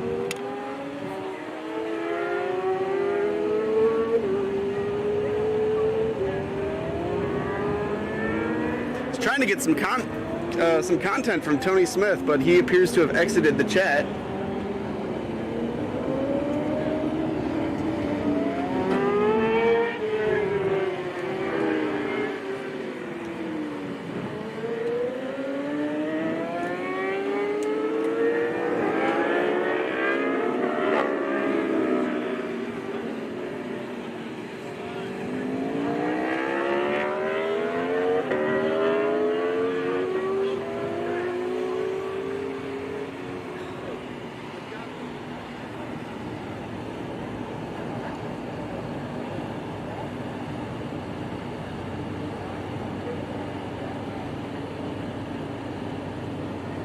Yeah, in the desert, water and lemonade.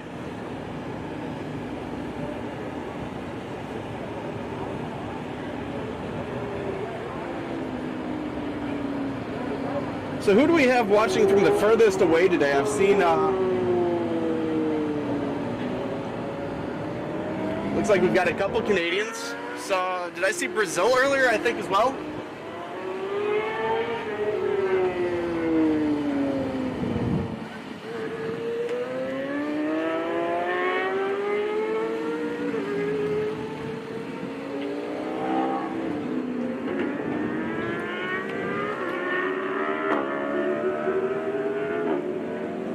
Tony Smith, if you're still on,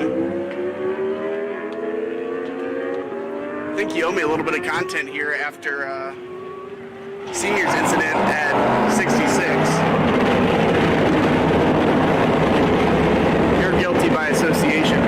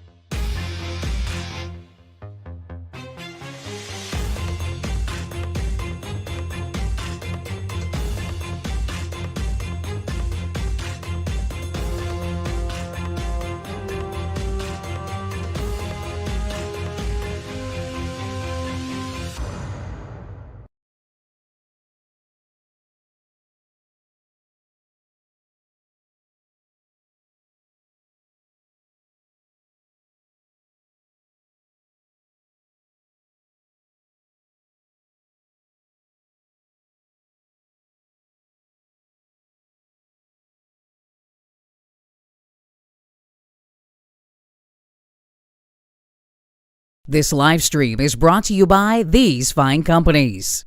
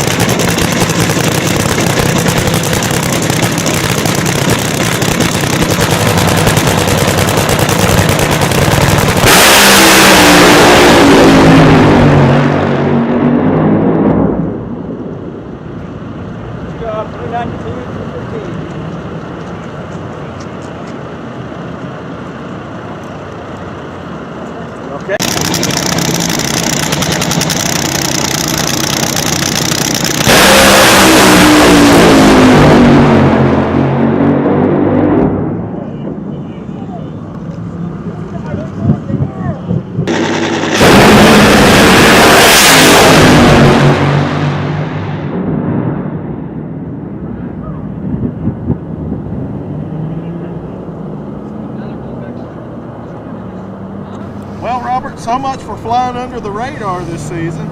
Yeah, exactly. No, it was a good start today. Right out of the box, it went down the racetrack, and Jimmy told me to drive it to half track, but I knew that it had 8 cylinders. It was running good. You could hear it, sounded good, felt good, and it's like, why lift, right? So anyway, it was a good start. The next 2 runs didn't go so well, but we did learn some things. What I'm excited the most about, though, is that we kind of went back to 2019, our best year ever. Won a lot of races, won the championship, and we went back to the same clutch setup. And not sure actually why. I ask that all the time. Why did we ever go away from it when it was so successful? But we just, in 21, we never had the consistency we needed to win a championship. And you never knew what the car was going to do. It just never. Pomona, our last race of the year, we smoked the tires first round, being #1 qualifier. So it just wasn't a good setup. So we've kind of abandoned that whole deal. Went back to 19 setup, and right out of the box, went right straight down the racetrack. That gives you a lot of confidence as a driver.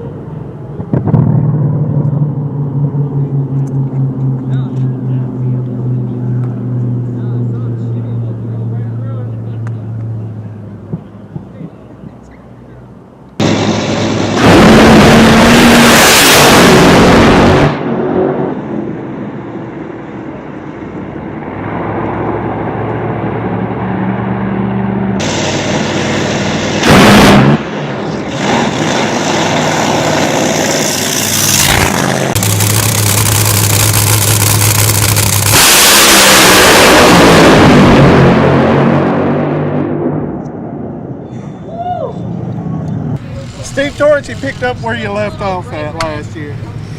We had a good day. We went out. We every run today was a planned shut off early run, and the car went out. I think we went 68 and 71 on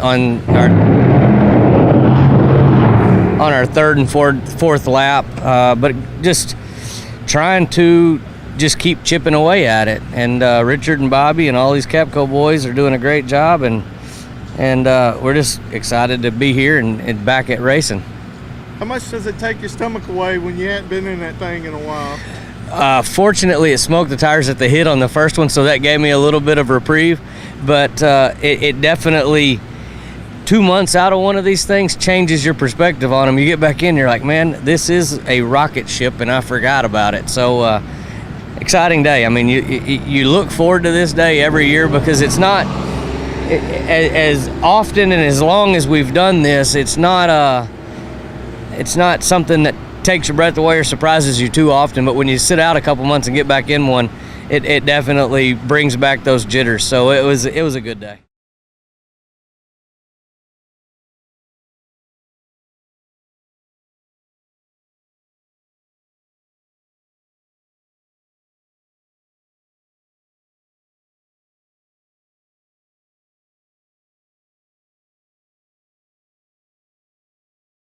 Get your CompetitionPlus.com apparel today. Whether it's our nitro-burning funny car design or the vibrant door slammer design, we have the swag to show you are always in the know. Get yourself a hat too. And we know not everyone enjoys wearing a mask, but if you must wear one, at least wear a good-looking one. Check out the new CompetitionPlusApparel.com for the latest from the place where you have trusted for your news on the internet for over 2 decades.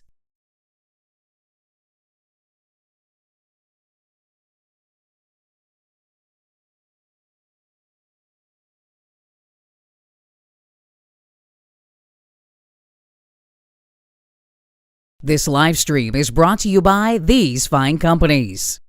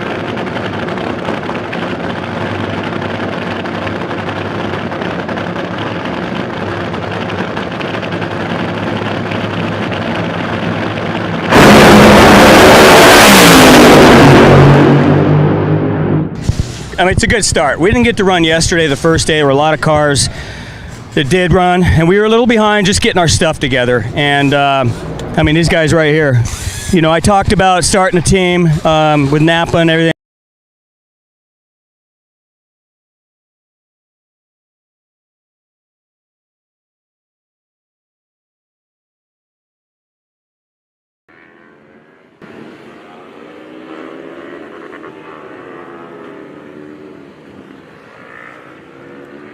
Absolutely, Randall.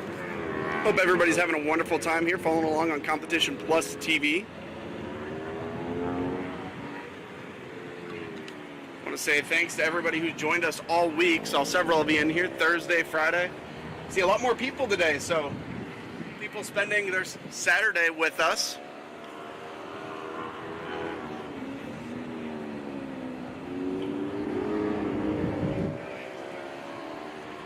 Sure, in some of those states it's good to just curl up next to the fire or throw this up on the big screen TV.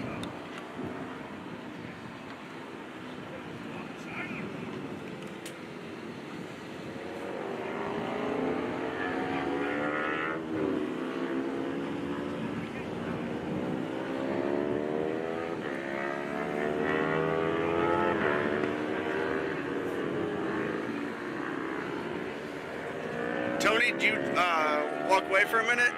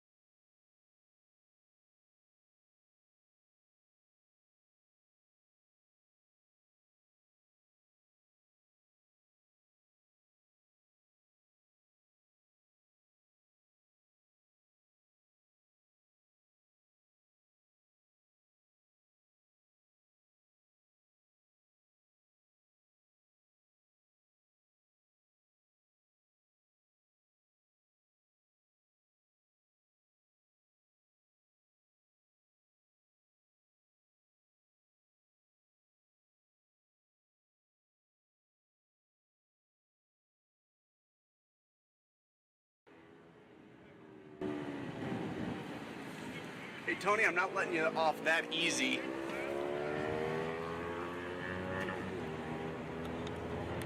I didn't ask about their list. What would you guys be working on?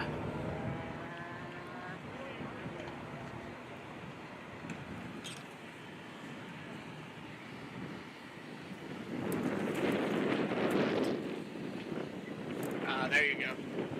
I can't keep a full-time eye on chat here.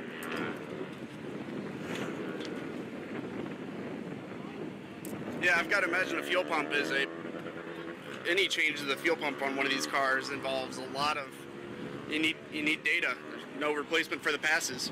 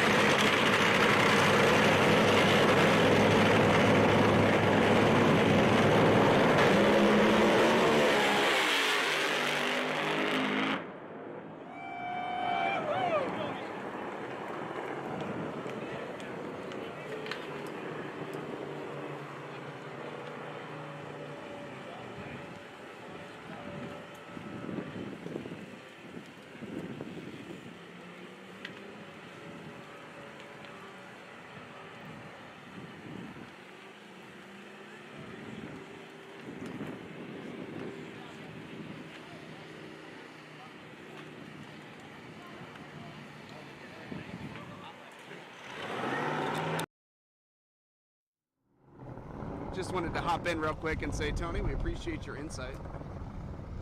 Thanks for dropping by.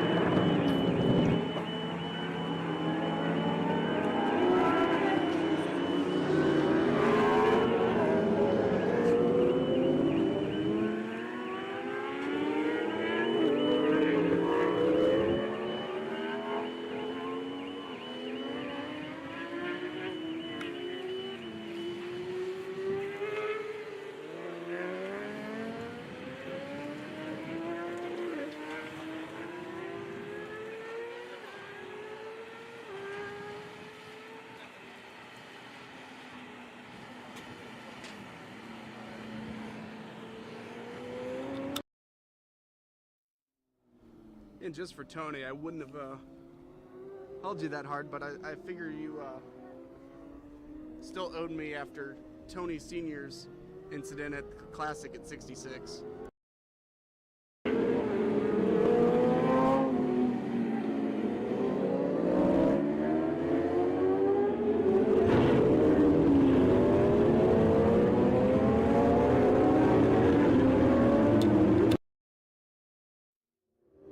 Arthur Graham, that's a rule change I can get behind.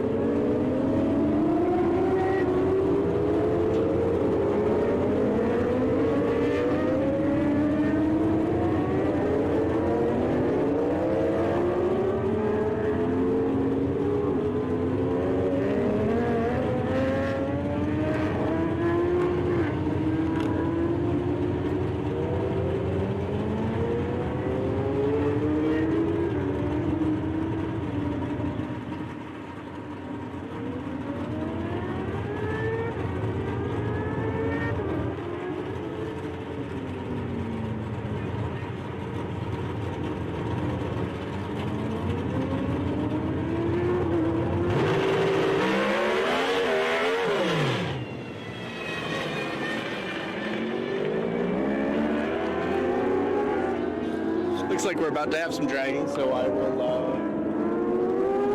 I'll turn on Thursday, I believe, for just a moment. Well, actually, I've got I might have another storytellers lined up here, so I'll find something for you guys. And we'll be back as soon as cars are back on track.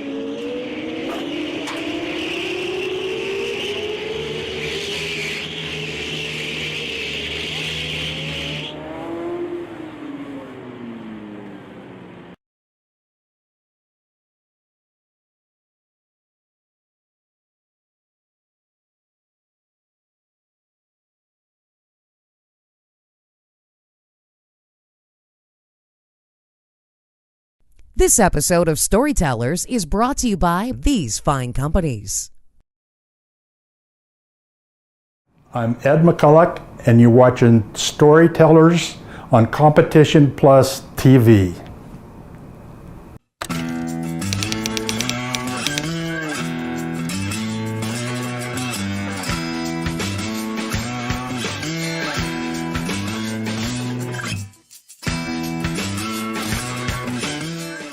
I had the bankroll to get me into next year.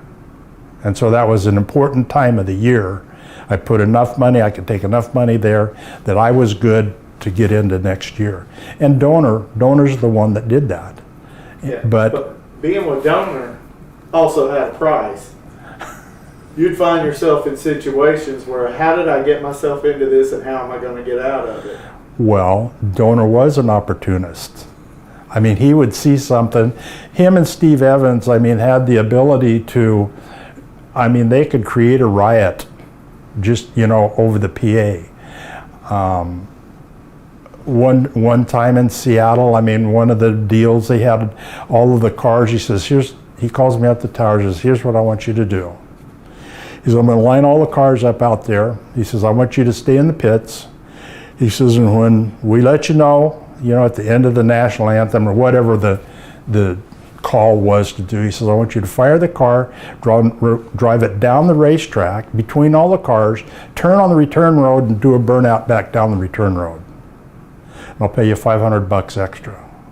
Well, $500 is a lot of money then. Okay. So no big deal. But looking back, I mean, I remember what it felt like, because it was sort of a stupid thing to do, but not thinking. I mean, I get in the car, and I mean, I didn't have any fire suit on, I didn't have a helmet on, I didn't have anything on, you know, and I mean, I'm idling it down, you know, between the cars. I make the turn, and I stop on the return road, and I hit the throttle, and I mean, it hurt.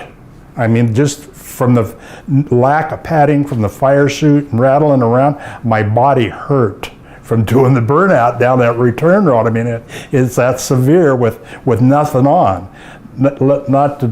That's part of why I wear hearing aids today. But if Donor wanted to do it, let's go do it. So, what was it true that you were Bill Donor's enforcer? Oh, Bill Donor's not a fighter. Bill Donor, I mean, I love the guy to death. We had a great relationship. He took care of me very well, but he's a wuss. I mean, he was. Steve Woomer, I don't know if you know that name. I know a lot of the guys would know the name, but Steve Woomer was competition specialties in Seattle. Steve and I were a lot alike. I mean, he'd fight at a drop of a hat. Well, we'd go to Seattle. Well, Donor and Steve and I we'd go out a lot. Well, we'd be in some bar, and I mean, Woomer and I were like Steve's or Donor's bodyguards. Donor walk around there like, you know, I mean, cocky and poke some guy in the chest or something, and the guy jump on him. Donor jump under the table and get him, you know. I mean, so it's up to me and Woomer to keep Donor from getting his butt kicked, because he's over here under a table. But it was just, I love the Dones, but he would start a lot of stuff, but he sure wasn't a fighter. He wasn't a scrapper. But so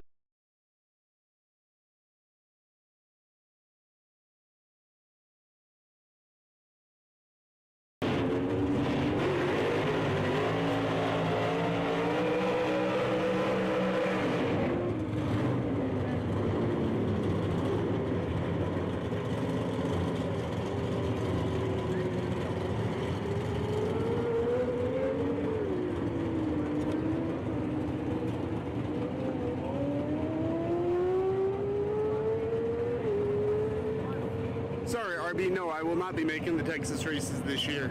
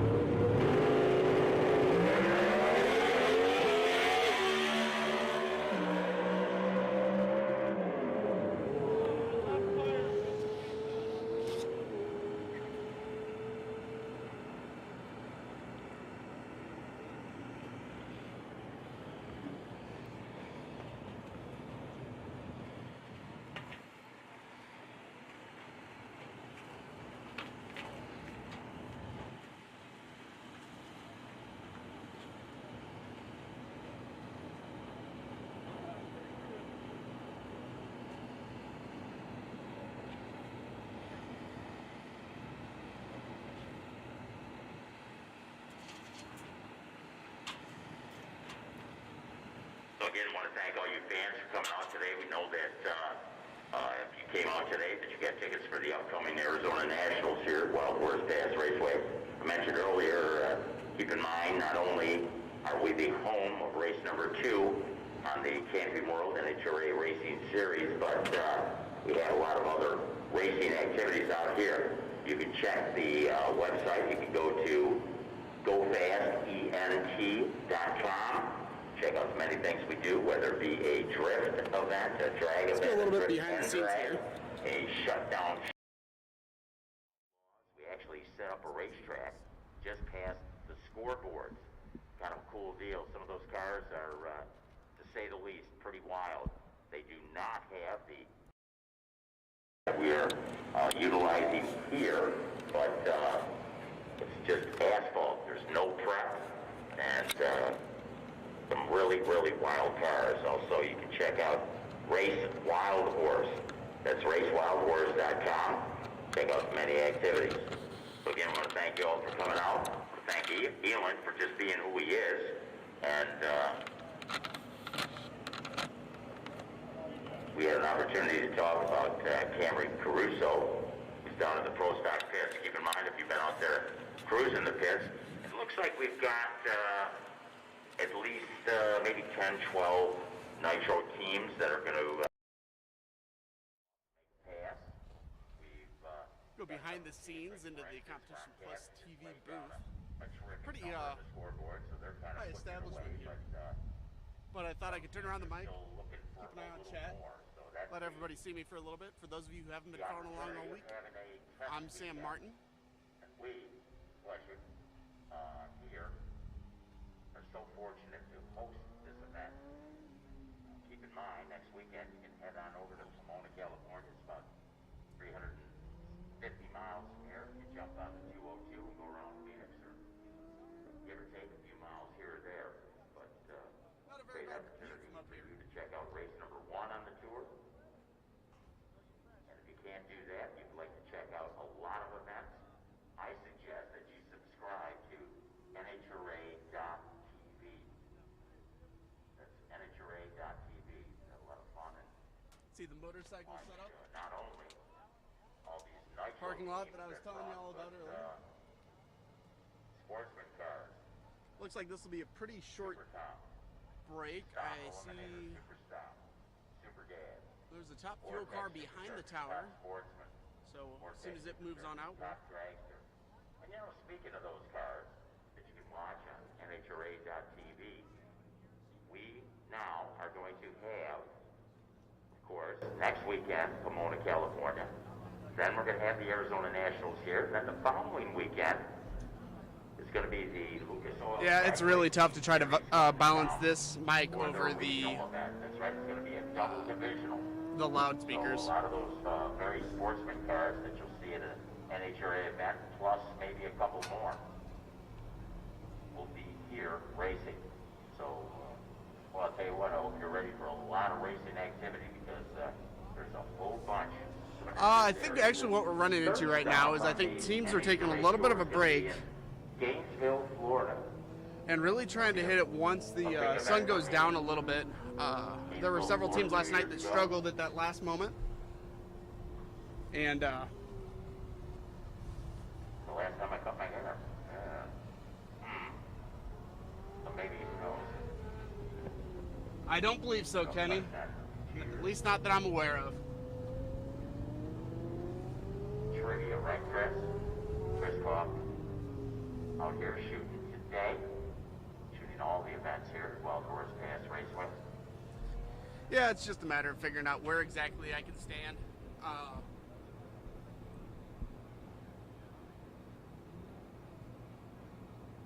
Got Coletta race team down here taking a close look at the racetrack, checking out the conditions. I've got a feeling just like last night, it's going to be very, very busy when that sun gets down. Put chalk down, teams trying to make sure they've got everything lined out for those hero night sessions that we so often see on Friday nights at NHRA qualifying. Coletta race team.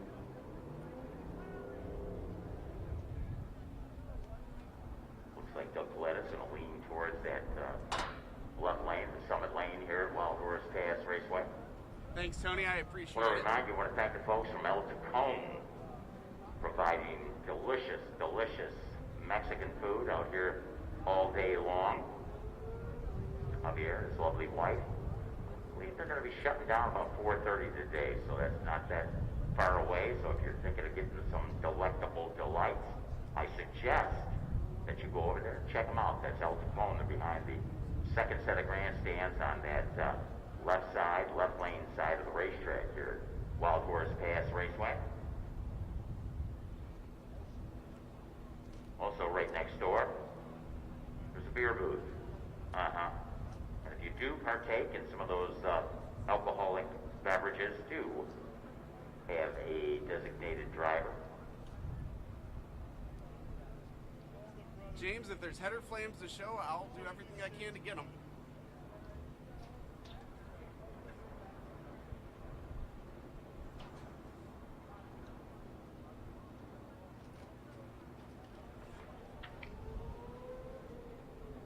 Get a shout out to all our safety safari.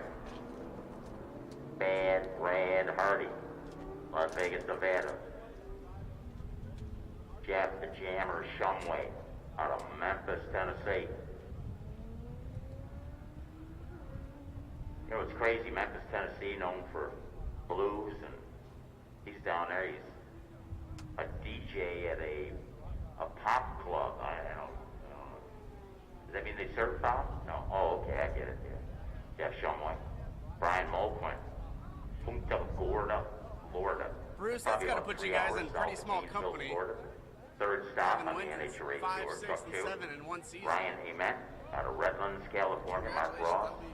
Another Las Vegas, Sin City-based Safarian. Is that what they call them, Safarians? Randall Carrington on Truck 3 from Charlotte, North Carolina. Kenny Money Germs, also from Las Vegas, Nevada.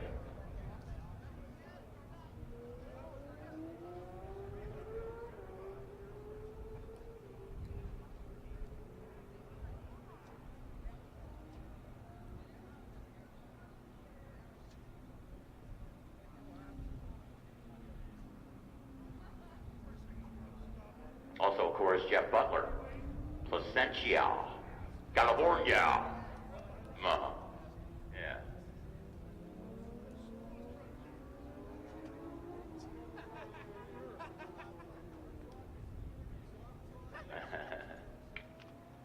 It would be going back, of course, because I was there for the first. So those are some stories. Just a minute, let me. But. Of course, you know my mom took me there in a little basket of rights.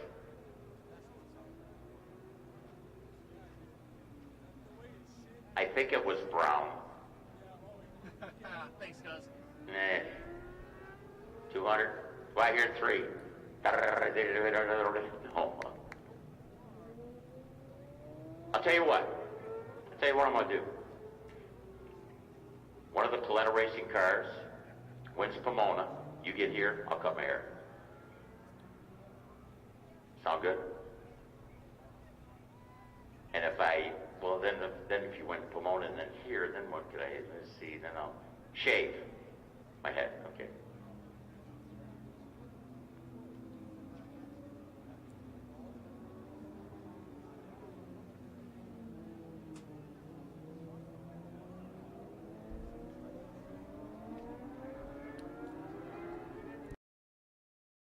Quite an offer I just got, though. $200 to cut my hair right now.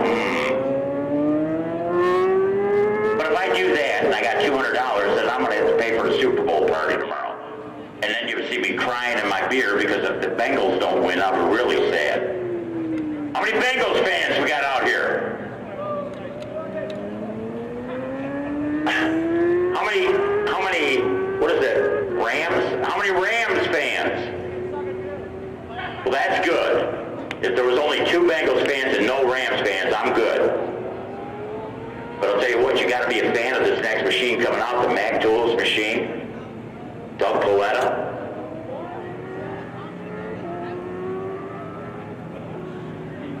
Got to be a favorite this year. There's no doubt about it going into this 2022 season. Connie Coletta making some big changes in the team, and well, I'll tell you what, they got some really high hopes here.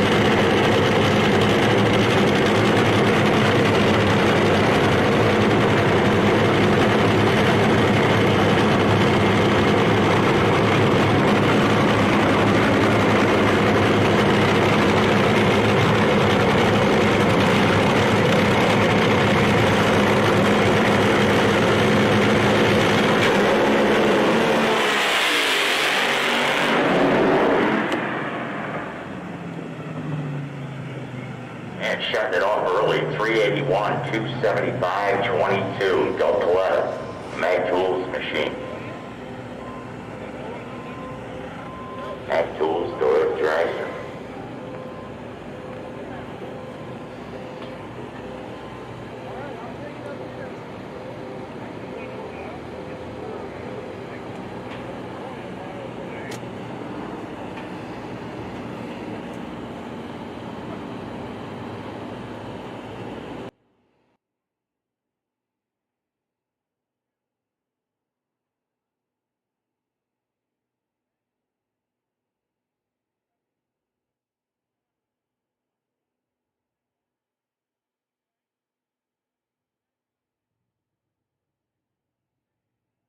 This episode of Storytellers brought to you by Bonifonte Friction, high-quality bell housings.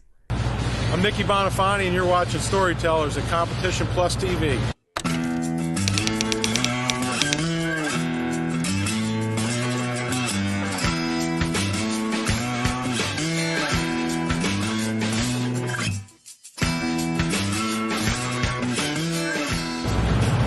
Like, I believe when I told this story on the Storyteller Christmas program, you know, we brought up one of our good friends. He worked with us here at Coletta's. You know, he worked, you know, and he worked here for a long time. And I went to work for Doug Herbert for a while, and Joe went over there too. You know, Joe was a good stand-up man. He drank a lot of Jack Daniels. Always drank it out of the same roadkill cup that he had. He did shots, and he drank Diet Coke. And he drank a lot of shots of Jack Daniels and a lot of Diet Coke. And so we were in Reading at Maple Grove, my favorite track, home track. You know, at the time I was staying at my house, and so I wasn't staying at the hotel with the guys. And Joe was on one that weekend. He was definitely drinking a lot of Jack. He kept it right in his locker with all his piston racks and his toolbox. And as soon as the day was over, we'd load the car up. Good old Joe go in there and he'd start doing shots. So this one particular night, it's Saturday night, and we're sitting there. Guys are having a few drinks. I got to drive back to my house about an hour away, so I'm getting ready to leave, and Joe pulls out this, had to be a half stick of dynamite, and he had a bunch of them. He had a whole bag of them in his locker, and he says, I'm going to blow something up with this. And I said, Joe, you don't need to blow anything up. You just need to go back to the room and go to sleep. So Joe didn't take my advice. He went back to the room, proceeded to probably finish off his fifth of Jack Daniels, and he decided that he was going to test out that dynamite. So I don't know, a few hours later, the story be told, my old buddy Doug Dragoo, who's his roommate, comes back from the bar, and he comes in there, and Joe's sitting there. He's sitting there on the edge of the bed, and he's got his hands over.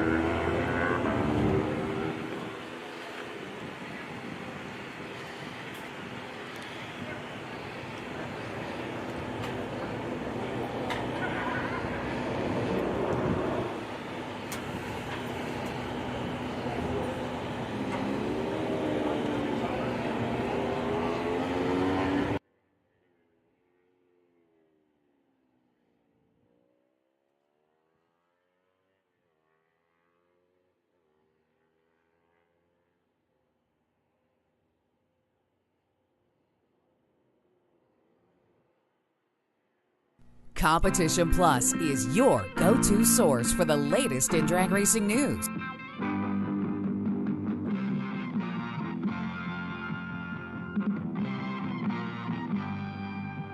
For over 20 years, CompetitionPlus.com has provided news you can trust, thoroughly researched and delivered as quick and fast as it can be uploaded. Whether it's Nitro or stock, drag radial or pro modified, our writers are trained to bring you the inside story time and time again. We have it all from in-depth news articles to the latest in high-performance products to the scuttlebutt making its way around the pits. Original video content from the stars in drag racing also makes CompetitionPlus.com the ultimate one-stop shop for die-hard drag racing fans. Don't make CompetitionPlus.com your only stop on the information superhighway. Make it your first. For news you can trust and have trusted for 20 years, visit CompetitionPlus.com. Be sure to download our mobile app. It's a free download on the Apple Store and Google Play.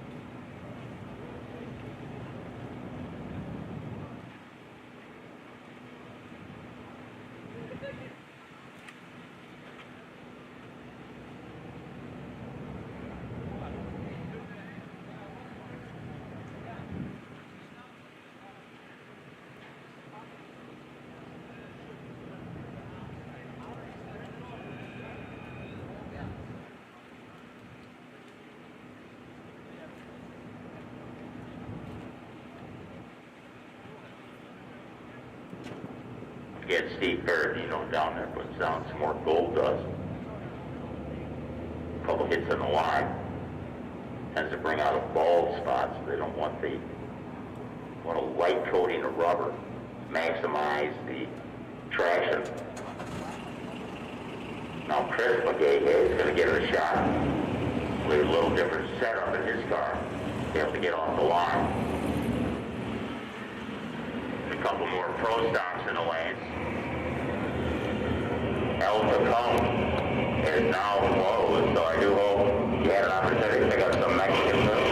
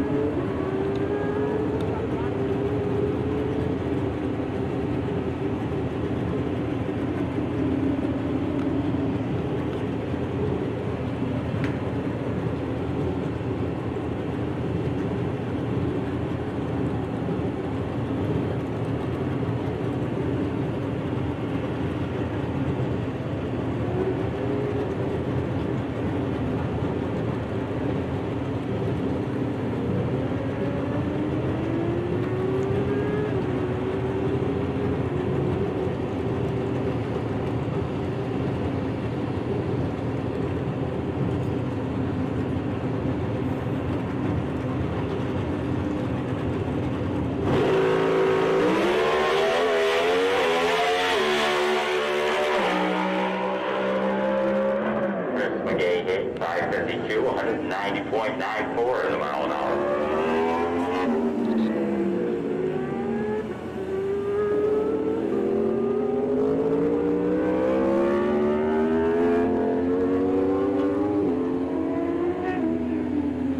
Derek Kramer going to be up next to get biofuel.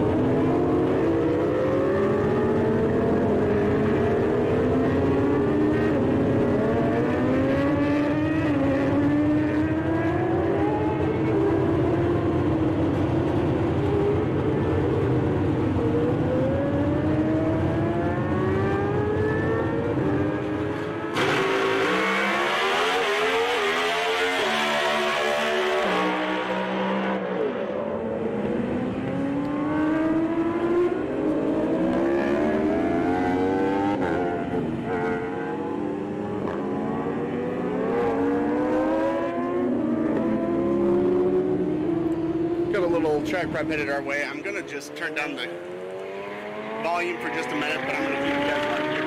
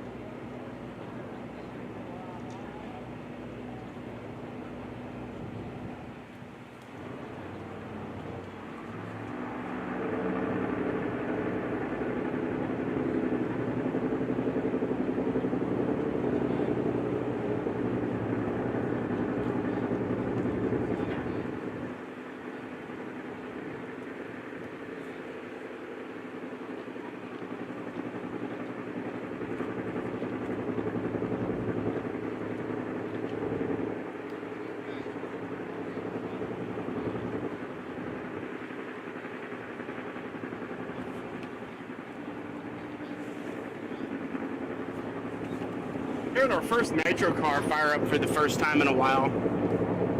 Waiting to see kind of how this goes. I'm expecting to hear a few more fire up. Shadows are getting long.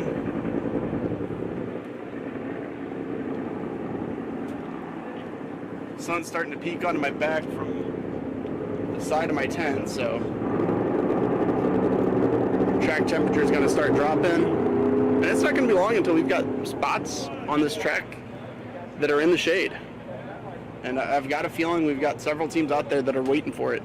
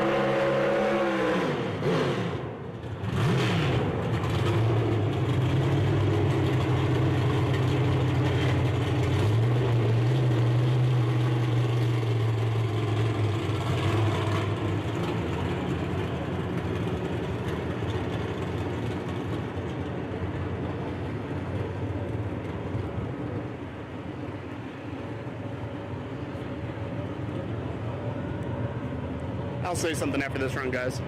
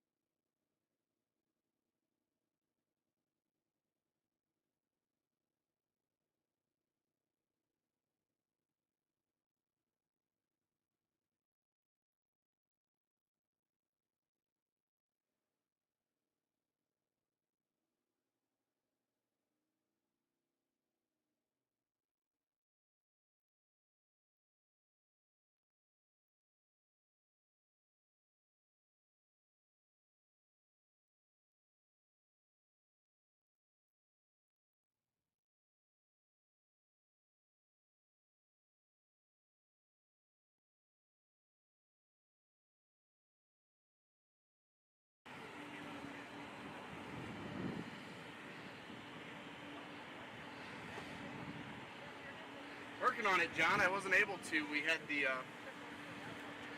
tractors out there dragging, and try as I might, I have not found a combination that can get me over that.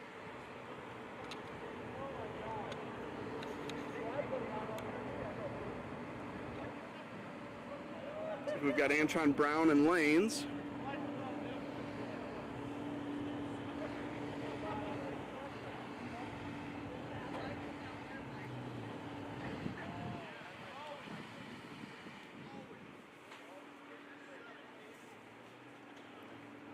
Gotta say, I'm proud of how many of y'all have been hanging out with us. Still at over 800 viewers. I think it was about 9 we broke the 1,000 mark. Or I'm sorry, at about noon we broke the 1,000 viewer mark.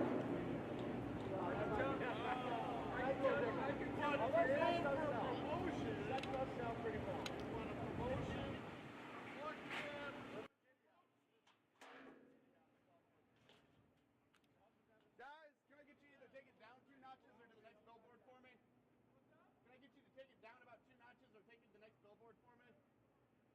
I'm picking you up on my live feed. Thank you. You're good. I appreciate it. I'm set up to catch the engines on the starting line, so you guys are...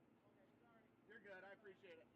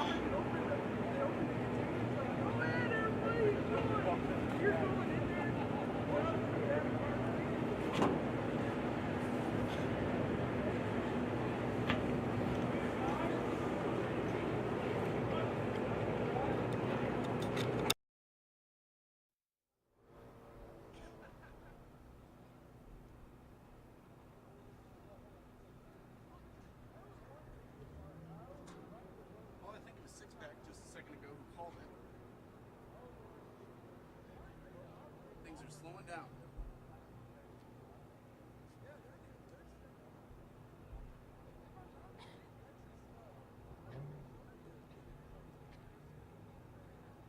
I believe there are 2 cars in the pits that have warmed up that I have yet to see pull into staging lanes.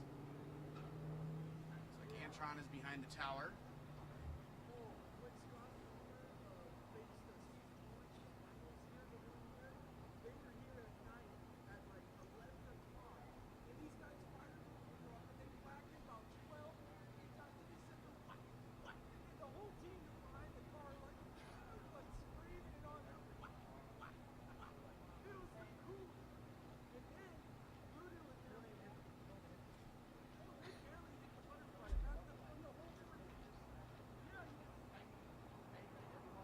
WFO Joe stopping by to say hi, getting everybody hyped.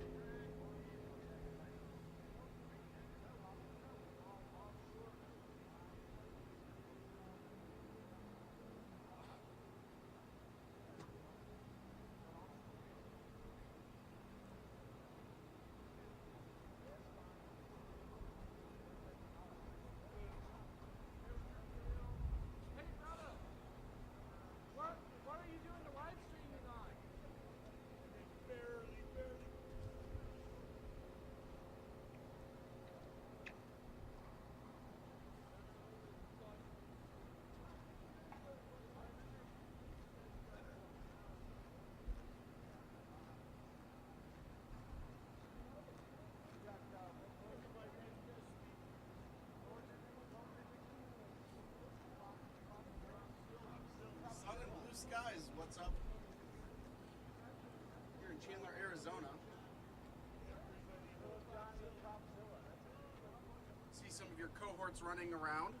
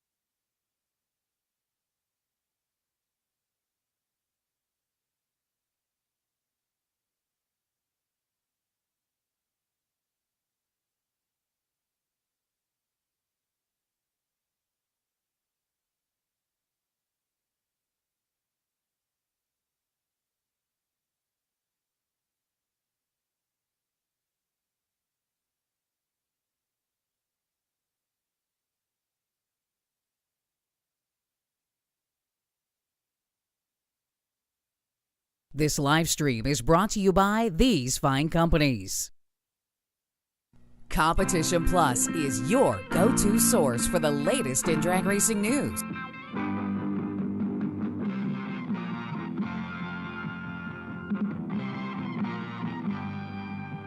For over 20 years, CompetitionPlus.com has provided news you can trust, thoroughly researched and delivered as quick and fast as it can be uploaded. Whether it's Nitro or stock, drag radial or pro modified, our writers are trained to bring you the inside story time and time again. We have it all from in-depth news articles to the latest in high-performance products to the scuttlebutt making its way around the pits. Original video content from the stars in drag racing also makes CompetitionPlus.com the ultimate one-stop shop for die-hard drag racing fans. Don't make CompetitionPlus.com your only stop on the information superhighway. Make it your first. For news you can trust and have trusted for 20 years, visit CompetitionPlus.com. Be sure to download our mobile app. It's a free download on the Apple Store and Google Play.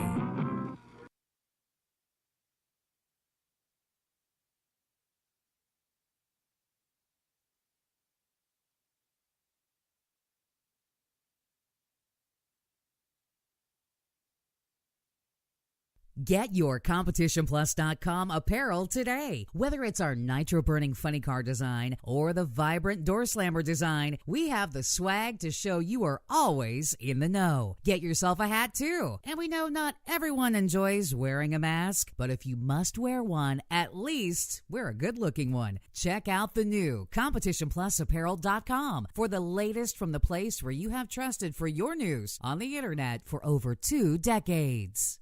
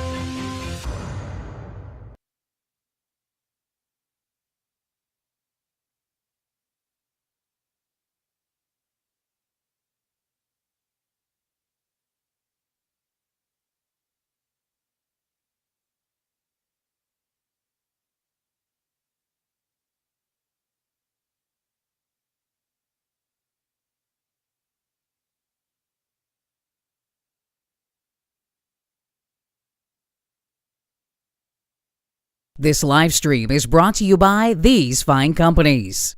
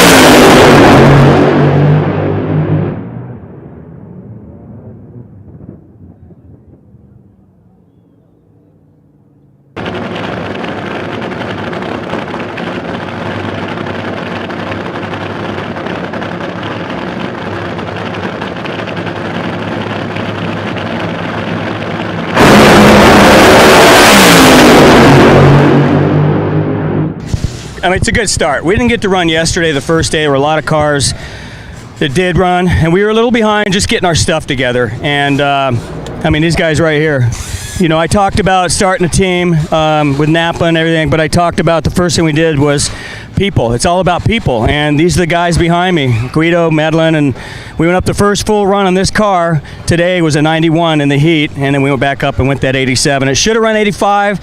I felt like I was Wolfgang out there in a sprint car, though, man. It was moving around a lot. So anyway, probably should have run 85 if the driver could have kept it a little more straight at the top end, but we'll take it.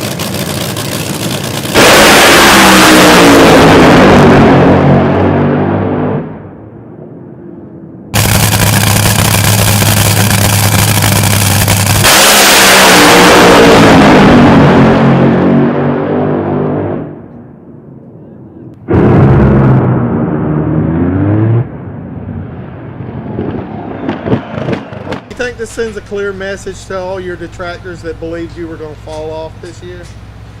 Never get involved with naysayers.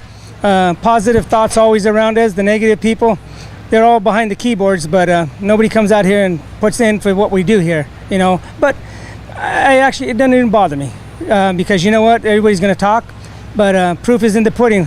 Let's go see if we can do good at Pomona, run good tomorrow, and you know, we have some good stuff planned on this car, and this is only the beginning. So we're very confident in what we're doing.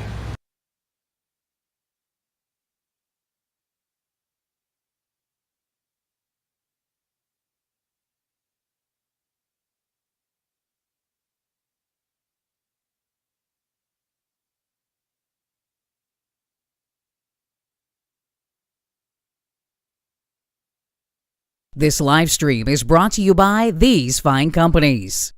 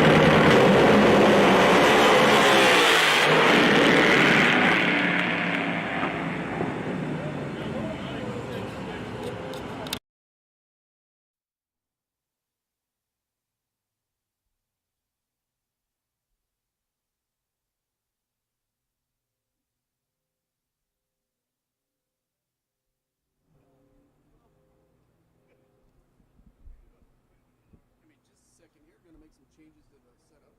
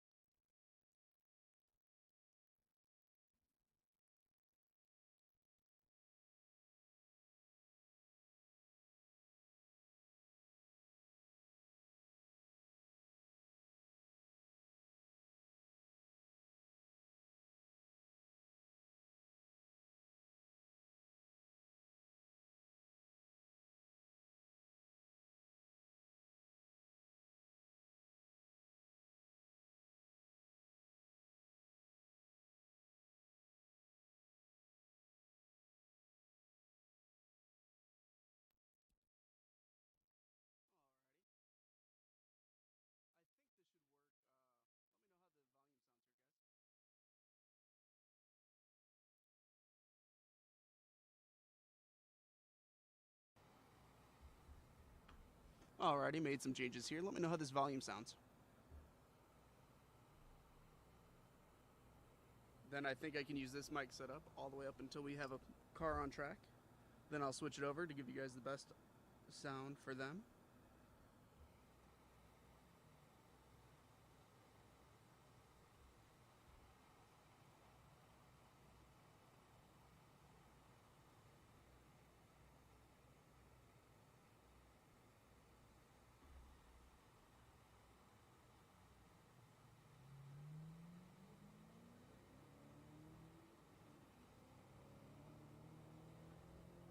And this should be also,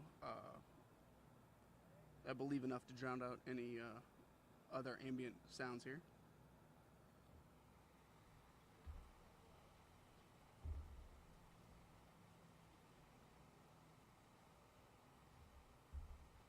Gary, Con, appreciate you guys hanging out to the end with me here.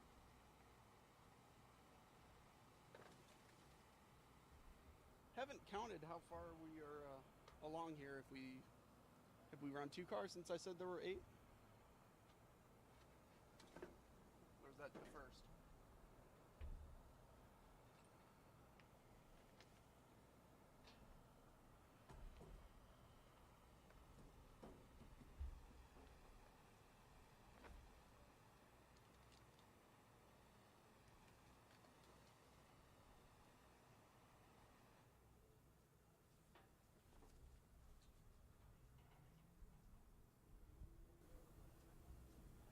Con, I don't know if there's going to be a whole lot I can do about that, unfortunately.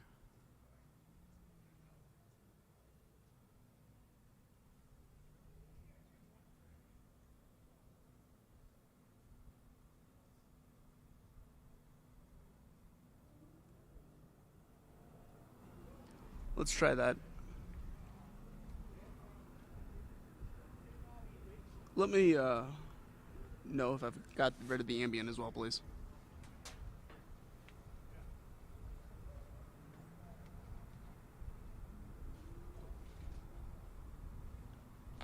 Because it's got to do both. It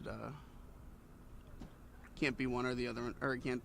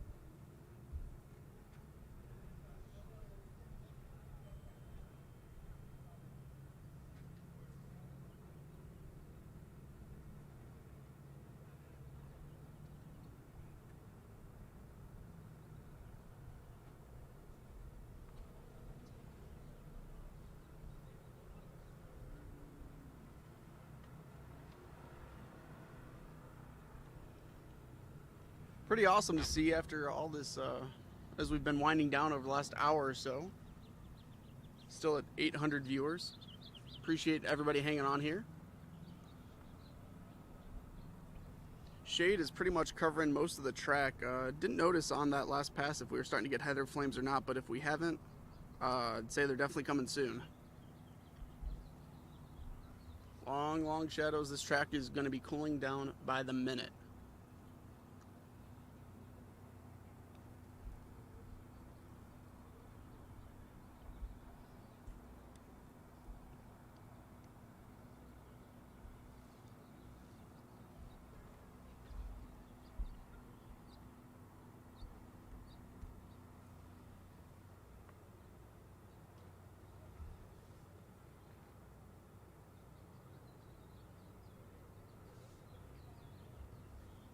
RB, I'd double down on that and say most people love dinosaurs.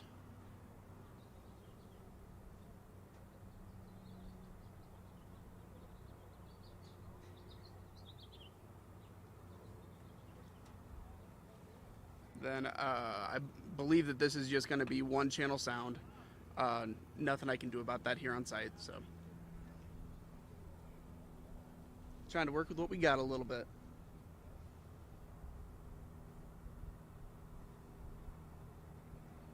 Looks like we've got at least 3 in lanes.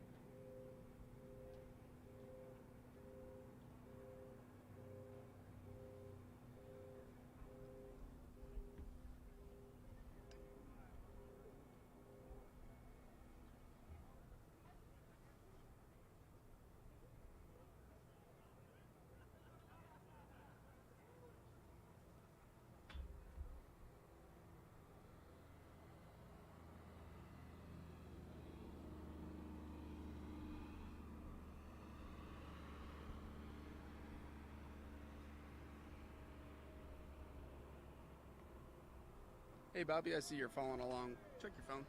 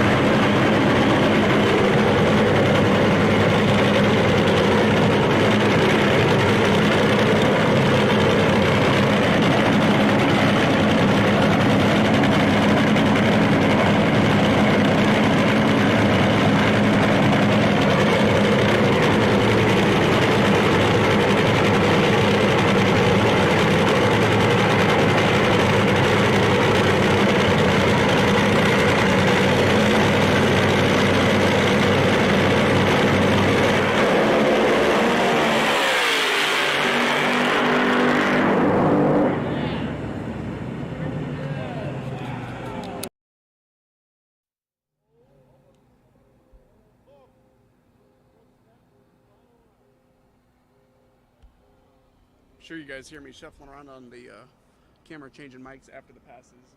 Apologies for that, but I cannot fix that at the moment.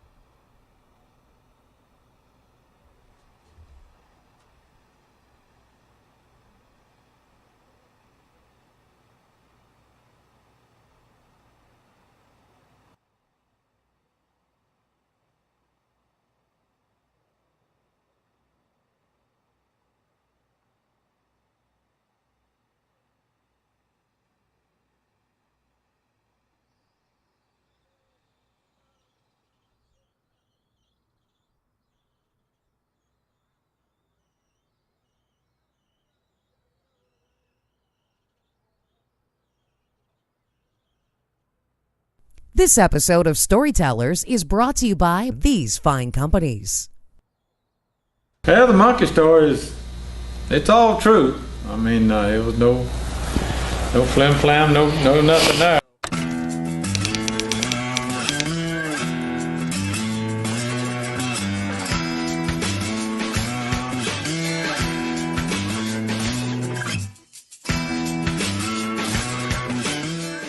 there's plenty of people who went to high school with me knew.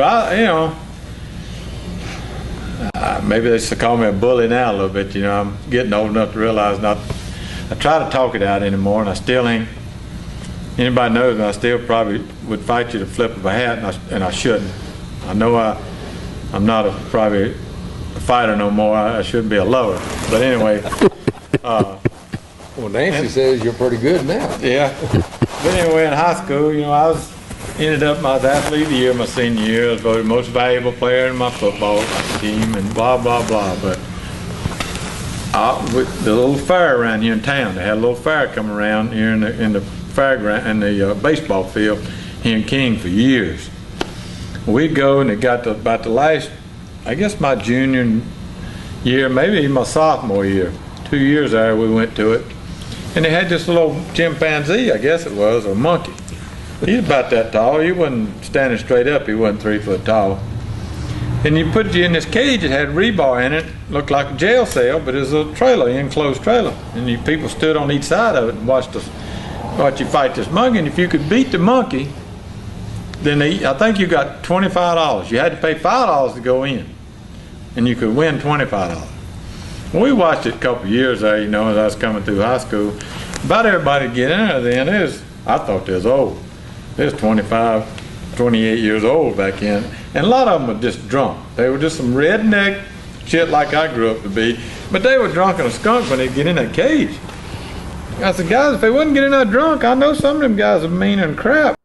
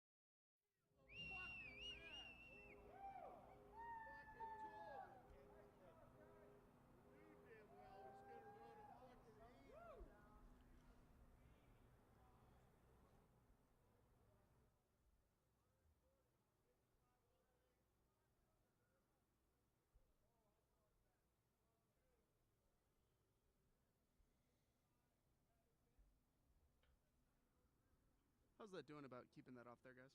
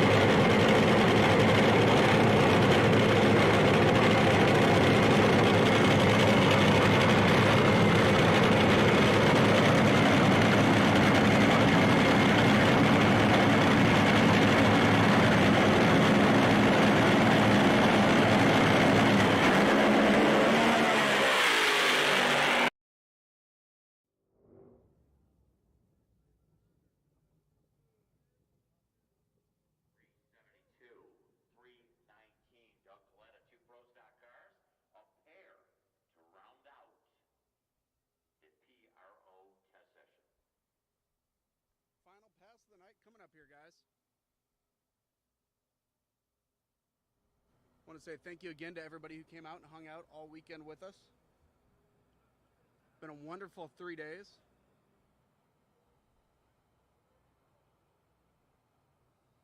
Derek Kramer, get biofuel, coming out the summit side of the racetrack. On the total seal. Machine Matt Hartford will be in that right lane. The MAV TV Lucas Oil side.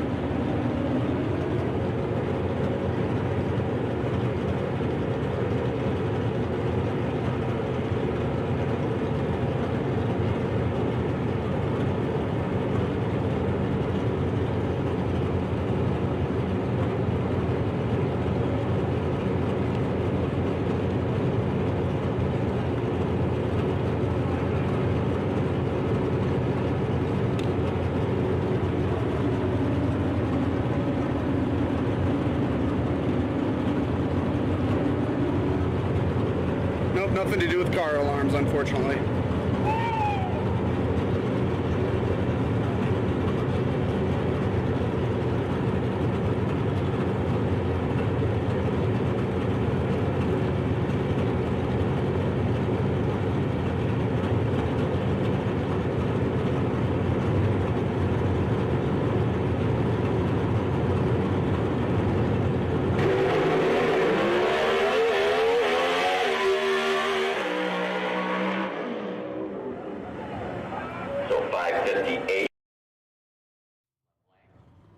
Matt Hartford's going to back it up, take another shot at the racetrack.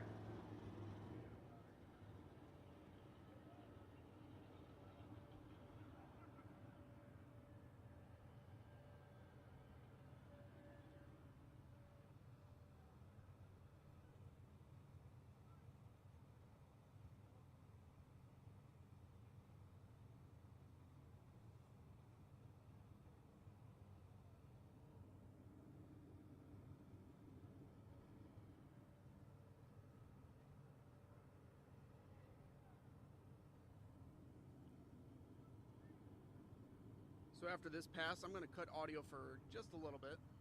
I'll come back, say goodnight to y'all here in just a few minutes after this pass. Thanks again for everybody hanging on with us.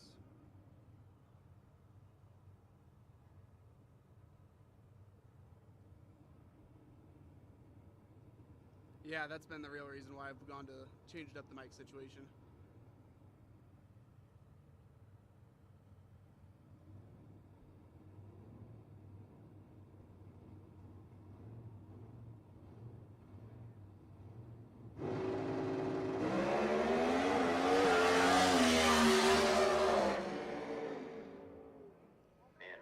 Clicks it off, 581, 144 in a mile an hour. I want to thank you all for coming out. Don't forget Arizona Nationals.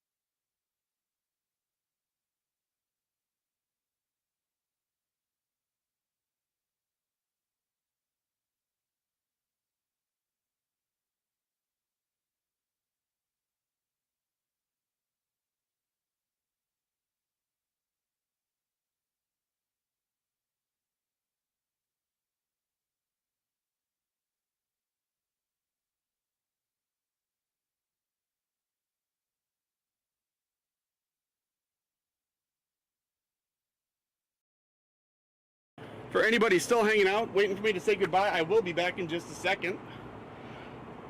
I have not forgotten about you.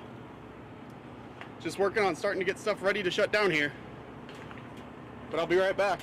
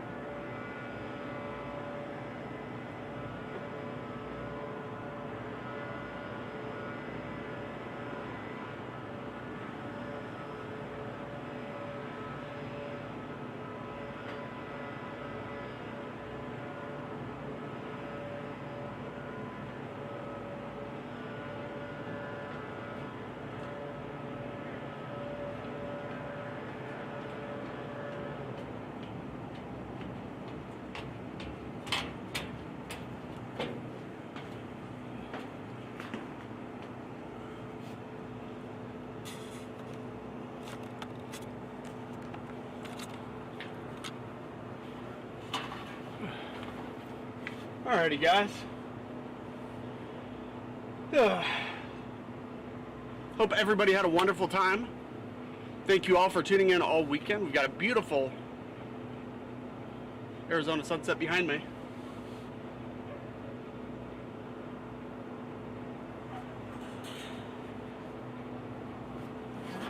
Keeping an eye, see what comes through.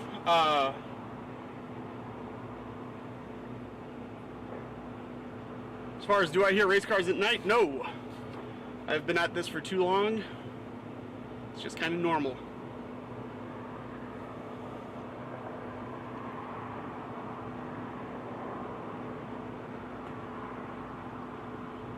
I guess I didn't check my levels. I hope you all can hear me.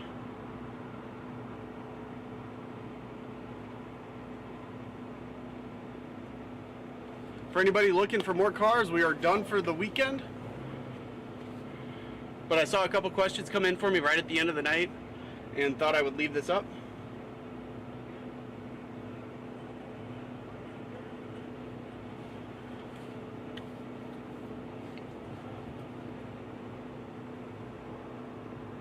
I agree, Mopar man. You buying?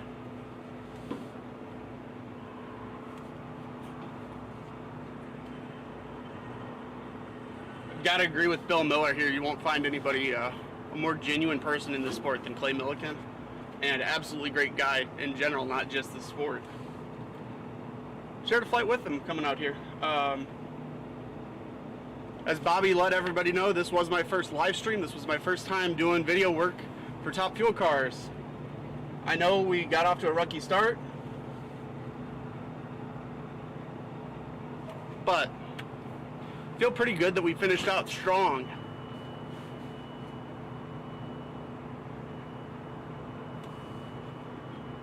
It was awesome seeing some of my former racers, some other people I've met, Scott Abramson, Tom Ewing, Lee Hubbard was with us for a while.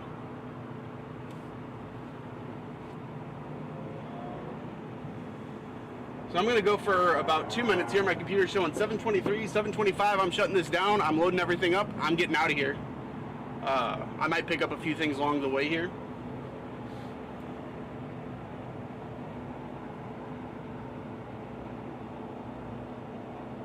Thanks, John. I did see right at the end that you were asking about sound. That was unfortunately due to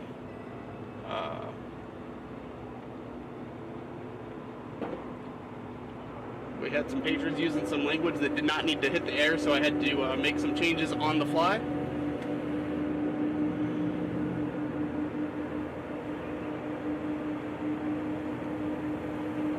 I want to say on behalf of myself and everybody from the Competition Plus TV and CompetitionPlus.com teams, thank you for tuning in. Thank you for hanging out. Saw a lot of you pumping us, making sure you mentioned the like, subscribe, share stuff for us.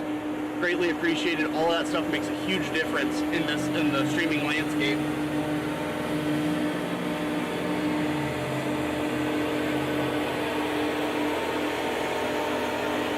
Hey Scott, you're still with us. Awesome. Oh, this would not be complete without the spot. The spam bot hitting us one more time. That is awesome. That is...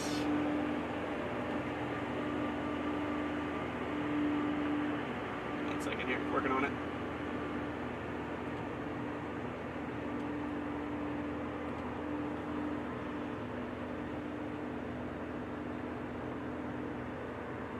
To everybody who's hitting a national event this year, have a ball, bring a new race fan with you. Bring somebody who hasn't been in the last 10 years.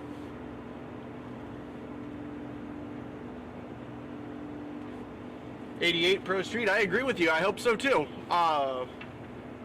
Working on a couple of deals. We'll kind of see what comes of it. This was a very lucky deal for me to fall into. Scott, tell everybody out there that I know. Tell them I said hi. Have a great time.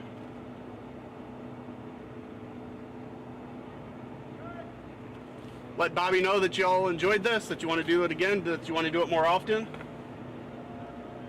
Tell them what races you want to see. NHRA is off limits. I saw people mentioning that NHRA TV is its own thing, and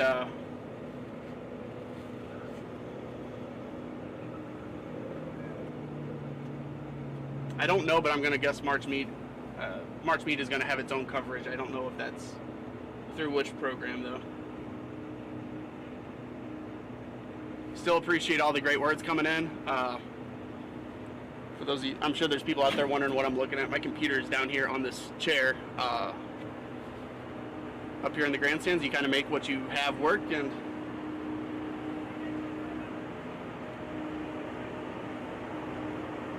oh, that's awesome. Hopefully she becomes a lifelong fan. Hopefully the next time we do one of these streams, she's watching along with you. So I've worked in motorsports for, gosh, 15 years now. Started at a very small track just outside St. Louis. Started working in the water box, moved on to Gateway International Raceway. I've worked with World of Outlaws. I've worked with NHRA, NASCAR, and Route 66 Raceway. Most recently, I was at Memphis International Raceway. Done just about everything there is to do at one point in time or another. I've never had a video camera, so this was a first-time experience for me. If I get lucky, maybe I'll do a few more of these.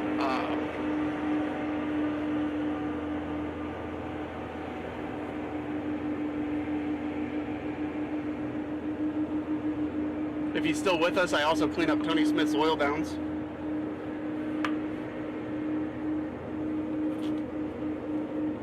I'd make fun of TJ for that, but I didn't see TJ with us all day.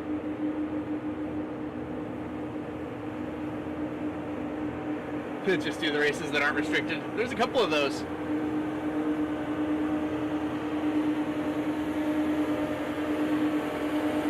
So you're originally from Byron area, SP, and now you live down here? Is that what I'm gathering?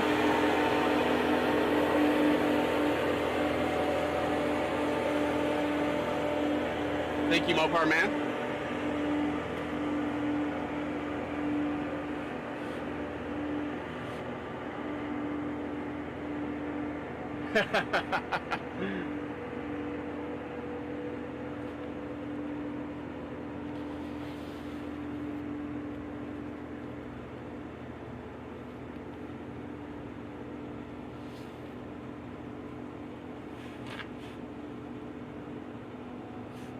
I think Funny Car Chaos has a partner. I'll look into it though.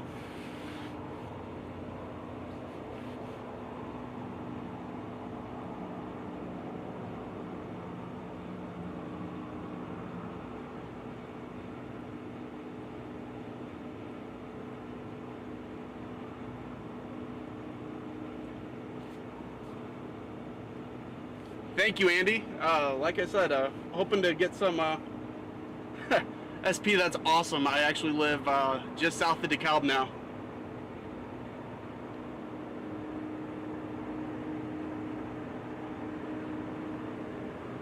Everyone, John.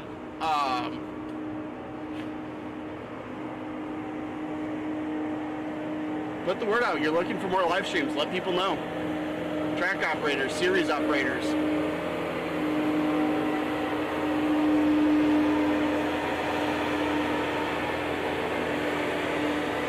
Say those are probably going to be your two big decision makers.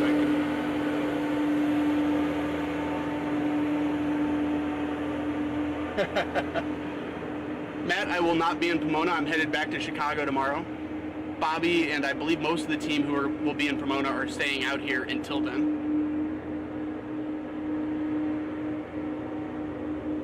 John, a lot of those are private. But there are a couple that might work for me, and we'll see if that's an option.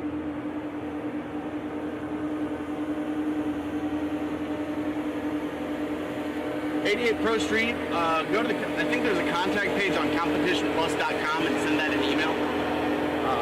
I'll try to remind Bobby of that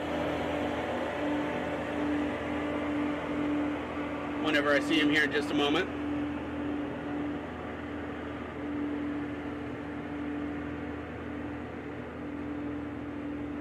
Glenn, call the track, let them know. Tell them you've got a guy.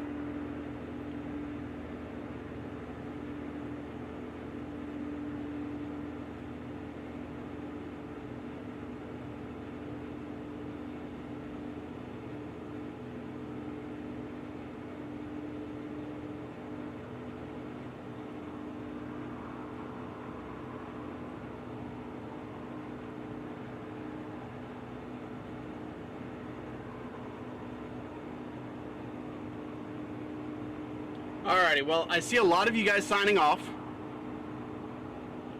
And I'm rapidly losing daylight here, so I think I'm going to let you go.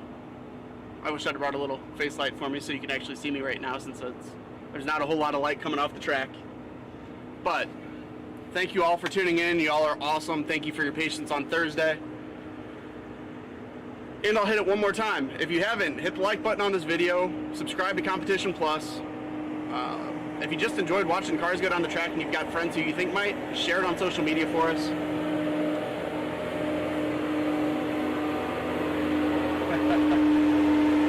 And you all be safe. Thank you. And enjoy the rest of the season. And Bobby's got all sorts of other stuff on Competition Plus TV. So stay tuned, subscribe, and we'll see y'all at the next one.